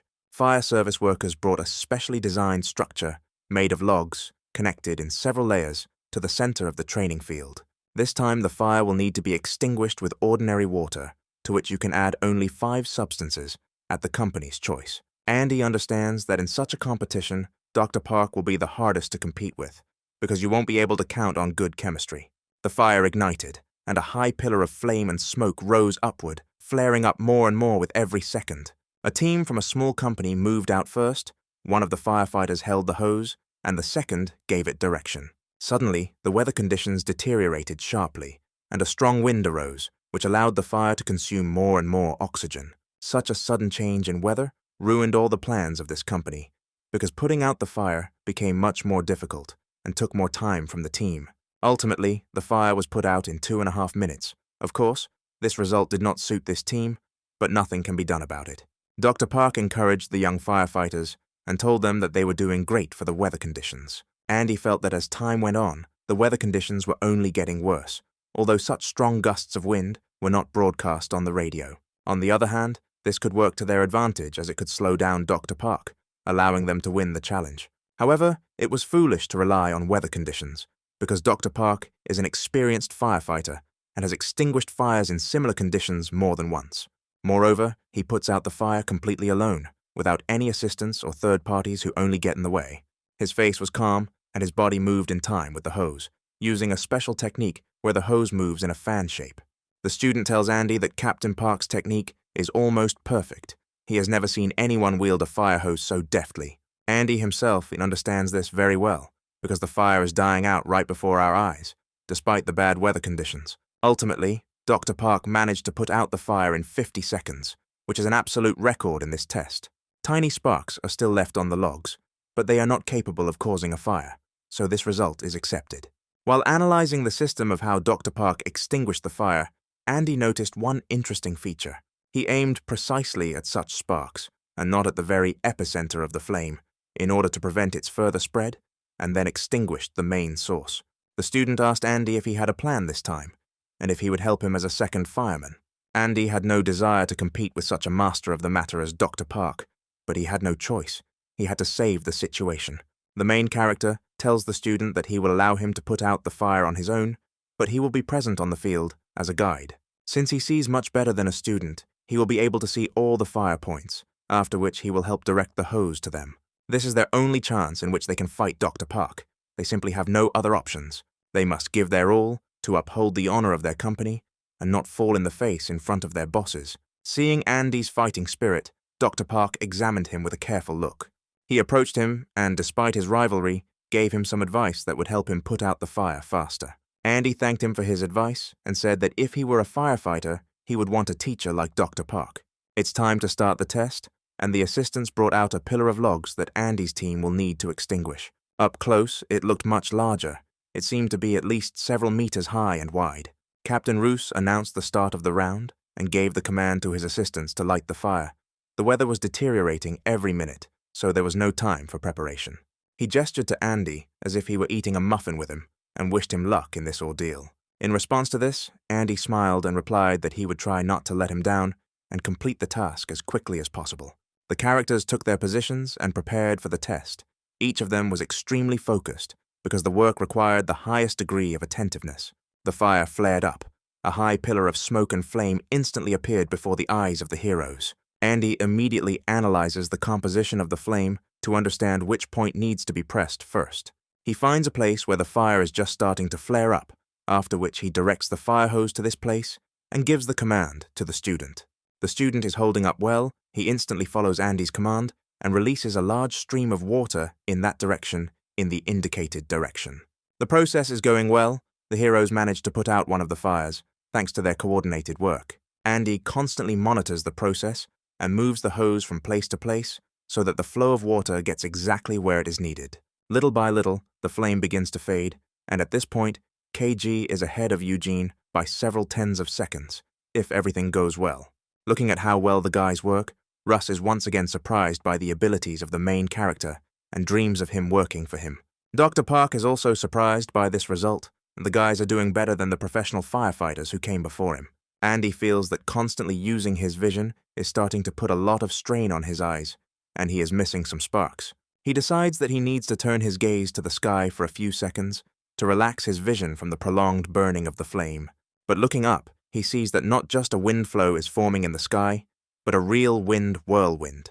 The hero immediately returns his gaze to the flame and tells the student that it is necessary to put out the fire more actively and quickly, otherwise problems may arise.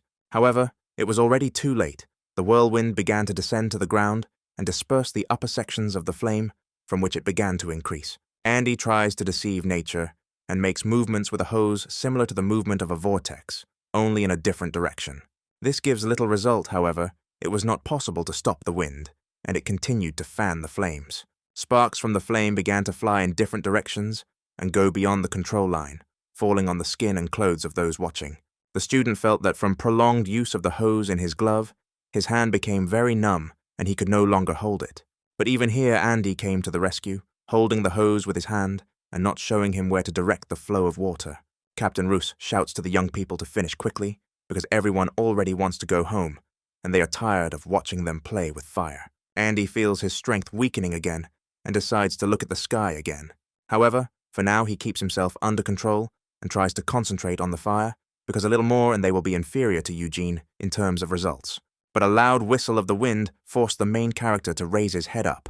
What he saw there made him freeze because there was a whirlwind that was several times larger than the previous one. Such a wind flow can even be called a small hurricane, which is also accompanied by unpleasant precipitation, which only gets in the way. Andy shouts to the student that he needs to finish now, so the main emphasis should be on the center of the flame. They squeeze the hose tightly and direct a powerful stream of water in one stream straight to the center of the fire. The wind intensified, sparks from the flames began to fly throughout the area, getting into the eyes and covering the places where the fire flared up again. Despite the efforts made, the flames began to flare up even more. The fire consumed more and more oxygen. The logs began to fall from the level turret to the ground, breaking into smithereens and increasing the area of the flame. The hero understands that a little more, and the area of the flame can become so large that he can move to a completely different point. It is necessary to somehow redirect the wind flow in the other direction in order to extinguish it. It is necessary that everything be synchronized. At that moment, he saw that the wind was beginning to divert one of the sources of flame towards his team. He immediately rushed forward so that, if anything happened, he could put it out before the fire touched any of his friends. Every minute the flames flared up stronger and stronger, and the wind fanned sparks around the entire perimeter, forming new fires. Andy redirects the wind in a different direction using his power of electron control, which completely changes its directions. At that moment, Chloe watched how Andy tried to put out this fire, but she could not even think that the fire could reach her too. As if out of nowhere, a stream of wind appeared, bringing with it many small sparks that flew straight towards Chloe. But she did not feel the touch of any of them, as if someone was covering her.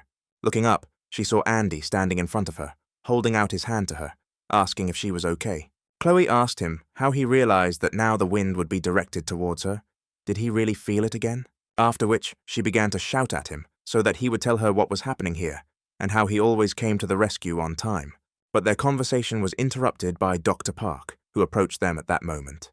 He told Andy that he would cover everyone behind the control line from sparks so he could concentrate on the fire. Andy asked why he needed this, because he belongs to another company and it is not profitable for him to help someone who is 1 point behind them. The retired firefighter replied that it doesn't matter to him at all who wins this tender, but he knows one thing for sure: if there is a fire, it needs to be put out. Therefore, Andy must go back and help his comrade finish what he started before the fire spreads everywhere. Russ looked at these two and noted to himself that in every generation there are people who differ from others in their way of thinking. Encouraged by Dr. Park's words, Andy returned to the student and told him it was time to finish what he started. At this moment, the action switches to the main character's mother, who decided to take a shortcut from the store through a high slope. The weather in the city was the same. Wind and snow were everywhere. Even for an adult, it was difficult to stand on his feet. Unable to withstand the flow of wind, Andy's mother twists her leg while on the surface at an angle and falls to the ground with a loud sound. The pain was so severe that the woman screamed throughout the street. She did not understand how she could now get up and try to get home. After successfully extinguishing the fire, the heroes went to the shower to wash off all the soot and dirt created by the fire. While in the neighboring booths, the student told Andy that he did not expect him to drop everything and run to his comrades. Andy told him that his friends were much more important than some result of one of the tests, and if they had suffered, he would not have forgiven himself for it. At that moment, they heard someone else enter the shower room. It was Captain Russ, who greeted the heroes with a loud voice, in his characteristic manner, and with a loud captain's intonation. He took the next booth and told the guys that they showed themselves well today. Everyone was very impressed, especially Andy, If he didn't know that he was a scientist, he would have thought that he was definitely a former firefighter or a graduate of an elite firefighting university. Therefore, he is still waiting for Andy to accept his job offer, because such brainy guys are always needed in the fire service of their country. He also says that Dr. Park highly appreciated his abilities and talked a lot after the test about firefighting tactics. The weather conditions varied significantly, so the results may also vary, leaving them with hopes of winning the competition. After all, today they were not choosing a person, but equipment and chemicals that would help even the most stupid firefighter cope with a difficult situation. Captain Roos invites him to go to the fire department together and find out about the result of the test a few hours earlier, if he wants, of course. But Andy politely refuses, as he understands that this is another attempt to recruit him into the fire service. After strong winds, the weather worsened further. A large amount of precipitation fell, and the snow continued to fall. Seeing Andy alone in the room, Dr. Eugene decided to approach him to discuss a few business matters with him. First of all, he noted the brilliant skills and preparation of the main character, and he also learned that it was he who developed the formula for chemistry. After which, he put his hand on his shoulder and said that he was a real genius of chemistry, which is very rare. He took a deep breath, preparing to say something important, as if recalling the words of a rehearsed speech. After which, he said that every person has a moment in their life that changes their life into a before and after. Andy realized where the conversation was going now, so he made a grimace on his face, as if he was ignoring the person. But Eugene did not back down, continuing. He said that his opportunity had arisen right now, the only chance that comes only once in a lifetime. The salary is like that of a doctor of sciences, the latest equipment and any components he desires, an excellent young team, and many other advantages. Andy raised his hand and replied that he already had all this in his company, and he did not yet need to improve the working conditions. He thanked Dr. Eugene for the honor of working for his company, but it was time for him to go to the meeting, because it was about to start. The meeting actually began a few minutes later. The room was filled with visitors awaiting the test results. Andy sat down behind Chloe and asked the girl if he had missed anything while talking to other people about all sorts of trifles. Chloe replied that the results had not yet been announced, and he had arrived just in time. She shared with him that now she was less worried about the test results than about the fact that the weather outside was too bad to return to the city. At this moment, the director of this event came onto the stage and was about to sum up the results of the tests. As expected, a patent is a broader concept than one winner takes all, since as many as 28 companies participated in the competition. One company won a patent for the manufacture of hoses, gloves, and chemical cylinders, another for heavy machinery, equipment, software, and other industries. In general, all companies performed well, and everyone deserves to work with the government at least at some level. But everyone expected to hear the answer to the most important question: who won the patent for the chemicals that will be supplied for fire extinguishing? Taking a little time to create some intrigue, in a slow voice and with characteristic drawn-out intonations, the director said that KG would supply the chemistry. Dr. Brown cried out with joy because his goal was accomplished, and he could not contain his delight at victory. Andy asked Chloe if he understood correctly that they had just won what they came here for. Chloe replied that this was simply an amazing result. Although they lost in the suits, they won the tender for the supply of chemicals, which means that every fire extinguisher and every installation will use their chemistry. Dr. Brown turned his head towards the young scientists and told the main character that this all happened only thanks to Andy. The main character smiled and replied that he was just doing his job and was always ready to help his company if it needed him. The event ended, and it was time to leave for the city. Chloe went with the scientists from her group. Andy asks the driver not to rush, because the weather conditions are simply terrible. You can't take your eyes off the road for a second. Otherwise, something bad might happen. The main character follows the car with his eyes, and he remains on the street waiting for their service bus to pick him up and take him to the city. Finally, the bus arrived, and all the companies went home. The weather was getting worse every minute. The amount of precipitation was not decreasing. Despite all the beauty of this picture, the precipitation interfered with the normal movement of traffic. At that moment, Andy heard the phone vibrate in his pocket. Apparently, someone called him. It was his younger brother who told the main character that their mother fell while returning home. This news alarmed Andy. He asked his brother how serious it was and whether she had hurt herself in any way when she fell. Henry replied that his mother told him that she got away with a slight fright and only hurt her leg, so he was calling him to find out where the bandage was in the house. Mom didn't want to tell him, but by the look of her, Henry knew that something was wrong with her, so she had to tell him the truth. Andy tells his younger brother that in such situations you can't get away with an ordinary band-aid. you need to go to the hospital and take a picture. Henry told him that Mum definitely wouldn't go to the hospital, and he knew that very well, so they just wanted to put a band-aid on it. Andy called his little brother a bad word and told him not to listen to his mother and just call them a taxi to the hospital. Before this, you need to check whether there is blueness on the ankle or local swelling. If so, then you need to wrap the leg with a tight bandage. He tells him that he will arrive home later tonight and immediately go to the hospital with them so that he can tell his mother that his eldest son will also come.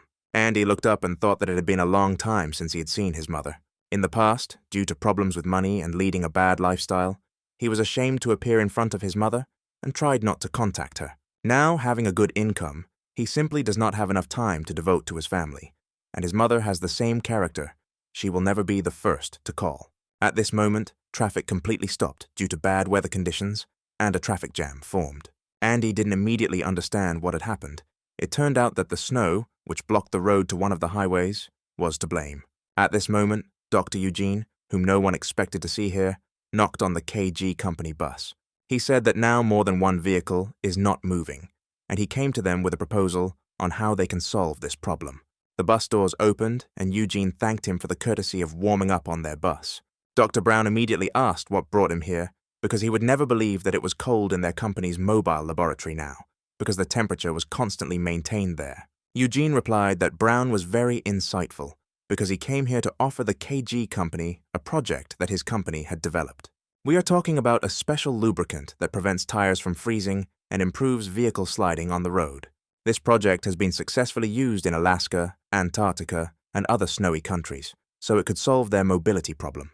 If he agrees, then you need to go outside and try to apply the drug to the coating of the wheels, and if the bus manages to move, the problem will be solved. After which, Eugene looked towards Andy and asked him if he would like to join and help the old people cope with this task. Andy told him that he didn't feel like going outside right now, especially during such terrible weather, and he doubted that this method would help them in any way. At this moment, Andy again felt the vibration from the phone in his pocket. This time, Chloe called him, in whose voice there was clearly an alarming tone, indicating that something had happened to her.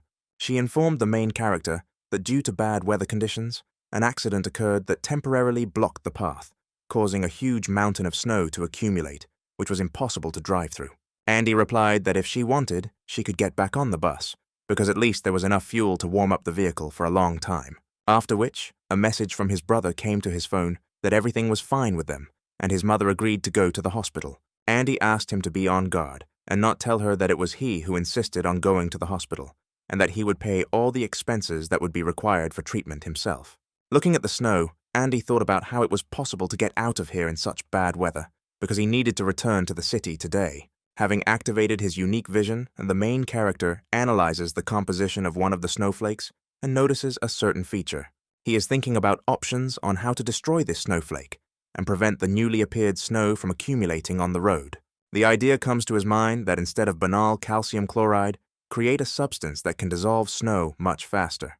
He runs up to Dr. Brown's assistant and asks him if they have any extra chemicals they took with them to make a fire-extinguishing agent. Enjoying the moment of winter silence, the assistant was fast asleep, so he did not immediately realize that someone was asking him something. Opening his eyes a little, the assistant told him that perhaps there was something left in the box, but he did not understand why Andy asked such a question so sharply. Andy told him that he needed magnesium chloride and acetate to create something very interesting, right from the base of this bus. He is going to defeat this snow and clear the way to his home, because his mother is waiting for his arrival. After which, they go outside to check what chemicals are left behind, after conducting a ton of tests. When the hero came out, he was immediately noticed by Dr. Brown and Eugene, who asked him if he had really decided to help them, and that the idea was not such a bad one. Andy stood his ground and replied that he would never go outside in such cold for this idea, because they first need to solve the snow problem. After which, he tells them about his theory, with the help of which it is possible to melt the snow and create a coating that will prevent the accumulation of bliss. Dr. Brown found this idea very interesting, but how was he going to implement it in such disgusting conditions? Andy replied that he would think about it after he found the ingredients he needed, and then it would be a matter of little things. They have nothing to lose, because for now they can't count on the arrival of a snowplow, so they can try this option. After which they go to the back doors of the truck and unlock the iron door, behind which are all the chemicals. After looking at what they have, the heroes come to the conclusion that this is clearly not enough to create the substance that Andy is talking about. But the main character was not at a loss. He remembered that next to him was the director, who had a whole mobile laboratory with him. Eugene boasted that he really has a lot of different chemicals with him, but why should he share this with someone else's company? Andy told him that this situation was an emergency, and if they sat idly by, people could get hurt. Eugene doesn't mind helping, but he doesn't understand how Andy is going to synthesize a substance that no one has synthesized before. The main character replied that he just needed to create a protein whose DNA would be resistant to freezing. This can be done using a protein analyzer, which is available on the basis of the mobile laboratory of the Eugene company by reverse transcription. Looking at Andy, Eugene thought again about how brilliant this guy is, since such fantastic ideas are born in his head. After which he asked him what kind of catalyst would be stable, and whether it would be possible to create this substance as durable as he expected. Andy told him that he would come up with something as the reaction progressed. For now, he just needed to get the necessary substances and test the formula on the snow. Eugene agrees to help the protagonist, but tells him that all his actions will be recorded on the computer so that this project can be considered a joint one. Andy can refuse or join their company, and then it will be his personal project, which he can then register in his name.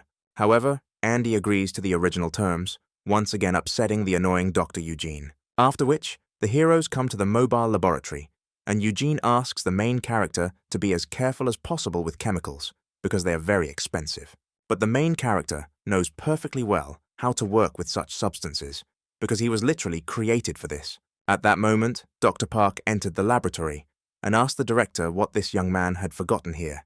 Didn't he work for another company? Eugene told him that this young man was now creating perhaps one of the most breakthrough substances of the year, so he allowed him to use the laboratory. After which, Eugene says that all the analyzers are ready and Andy can start. The laboratory's base was indeed much more extensive than that of Andy's company, and the main character immediately found what he needed. He deftly mixes all the substances, making up the ideal proportion without missing a single milliliter of chemical. The entire process is observed by Dr. Eugene, who informs the main character that at the moment he has obtained a substance that is at least 5 times faster than all known reactions. Even those substances that are used to clear snow from airplane landing sites cannot compare with this substance. The only thing that interests Dr. Eugene is what kind of catalyst Andy will use, because such a reaction will not happen just like that. But he does not know what amazing abilities this person has, and in order to trigger this reaction, he does not need a catalyst. There is very little time left, so there's no time left to find a catalyst, and you have to implement the reaction using your own powers. After the substance was ready, the heroes placed them in cylinders and went out to test the new product. Everyone froze in anticipation of how successful this work would be, because a lot of expectations and resources were spent on it. The action switches to the clinic where Henry took his mother to get examined. Henry tells his mother that Andy actually insisted on going to the hospital because he's very worried about her health. Mom replied that if he was worried, he could call her at least once a month and ask how they were doing, and not look for reasons to show up. She hasn't seen him for more than 2 months, and it seems to her that something incomprehensible is happening to him, because he has changed beyond recognition.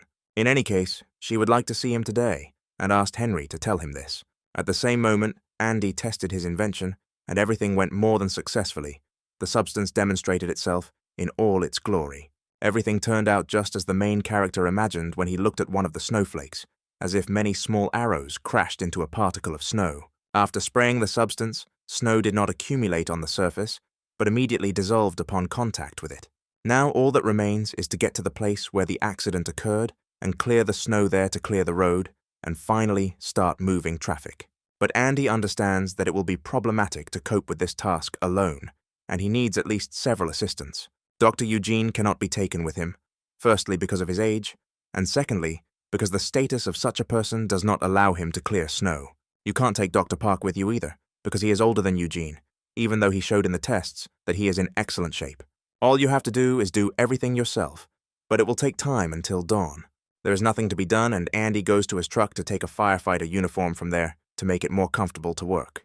Having put it on, he feels that he has a surge of strength, since he feels much warmer and his hands can hold the cold balloon. Andy was about to set off when he suddenly heard many voices of young guys behind him. Turning his head, he saw a squad of students from the fire academy who were urging everyone to remain in their places and wait for the arrival of the snowplow. Among all these people, Andy noticed a student whom he helped put out a fire during the tests. It turned out that this was an order from Captain Russ, who, like them, was stuck on one of the roads, and in order not to dispel panic, he told the students to brief everyone. Andy asked the student if he wanted to help him with something, and handed him a cylinder that was very similar to the one they used to put out fires in the test. He told him that this was not an ordinary fire extinguisher. Inside there was a substance that could be used to dissolve snow. The main character really needs labor, so he asks a student to help him with this difficult task. The student agrees to Andy's request, and the heroes hit the road. Eugene wishes them luck and hopes that his substance will help them return home today. After the main character leaves, he immediately tells his assistant that it is necessary to lubricate all the wheels with their new substance in order to somehow help Andy. Dr. Park approached the director and said that he would also go with the main character. Since there will be only students there, they will need a person like him who has some experience.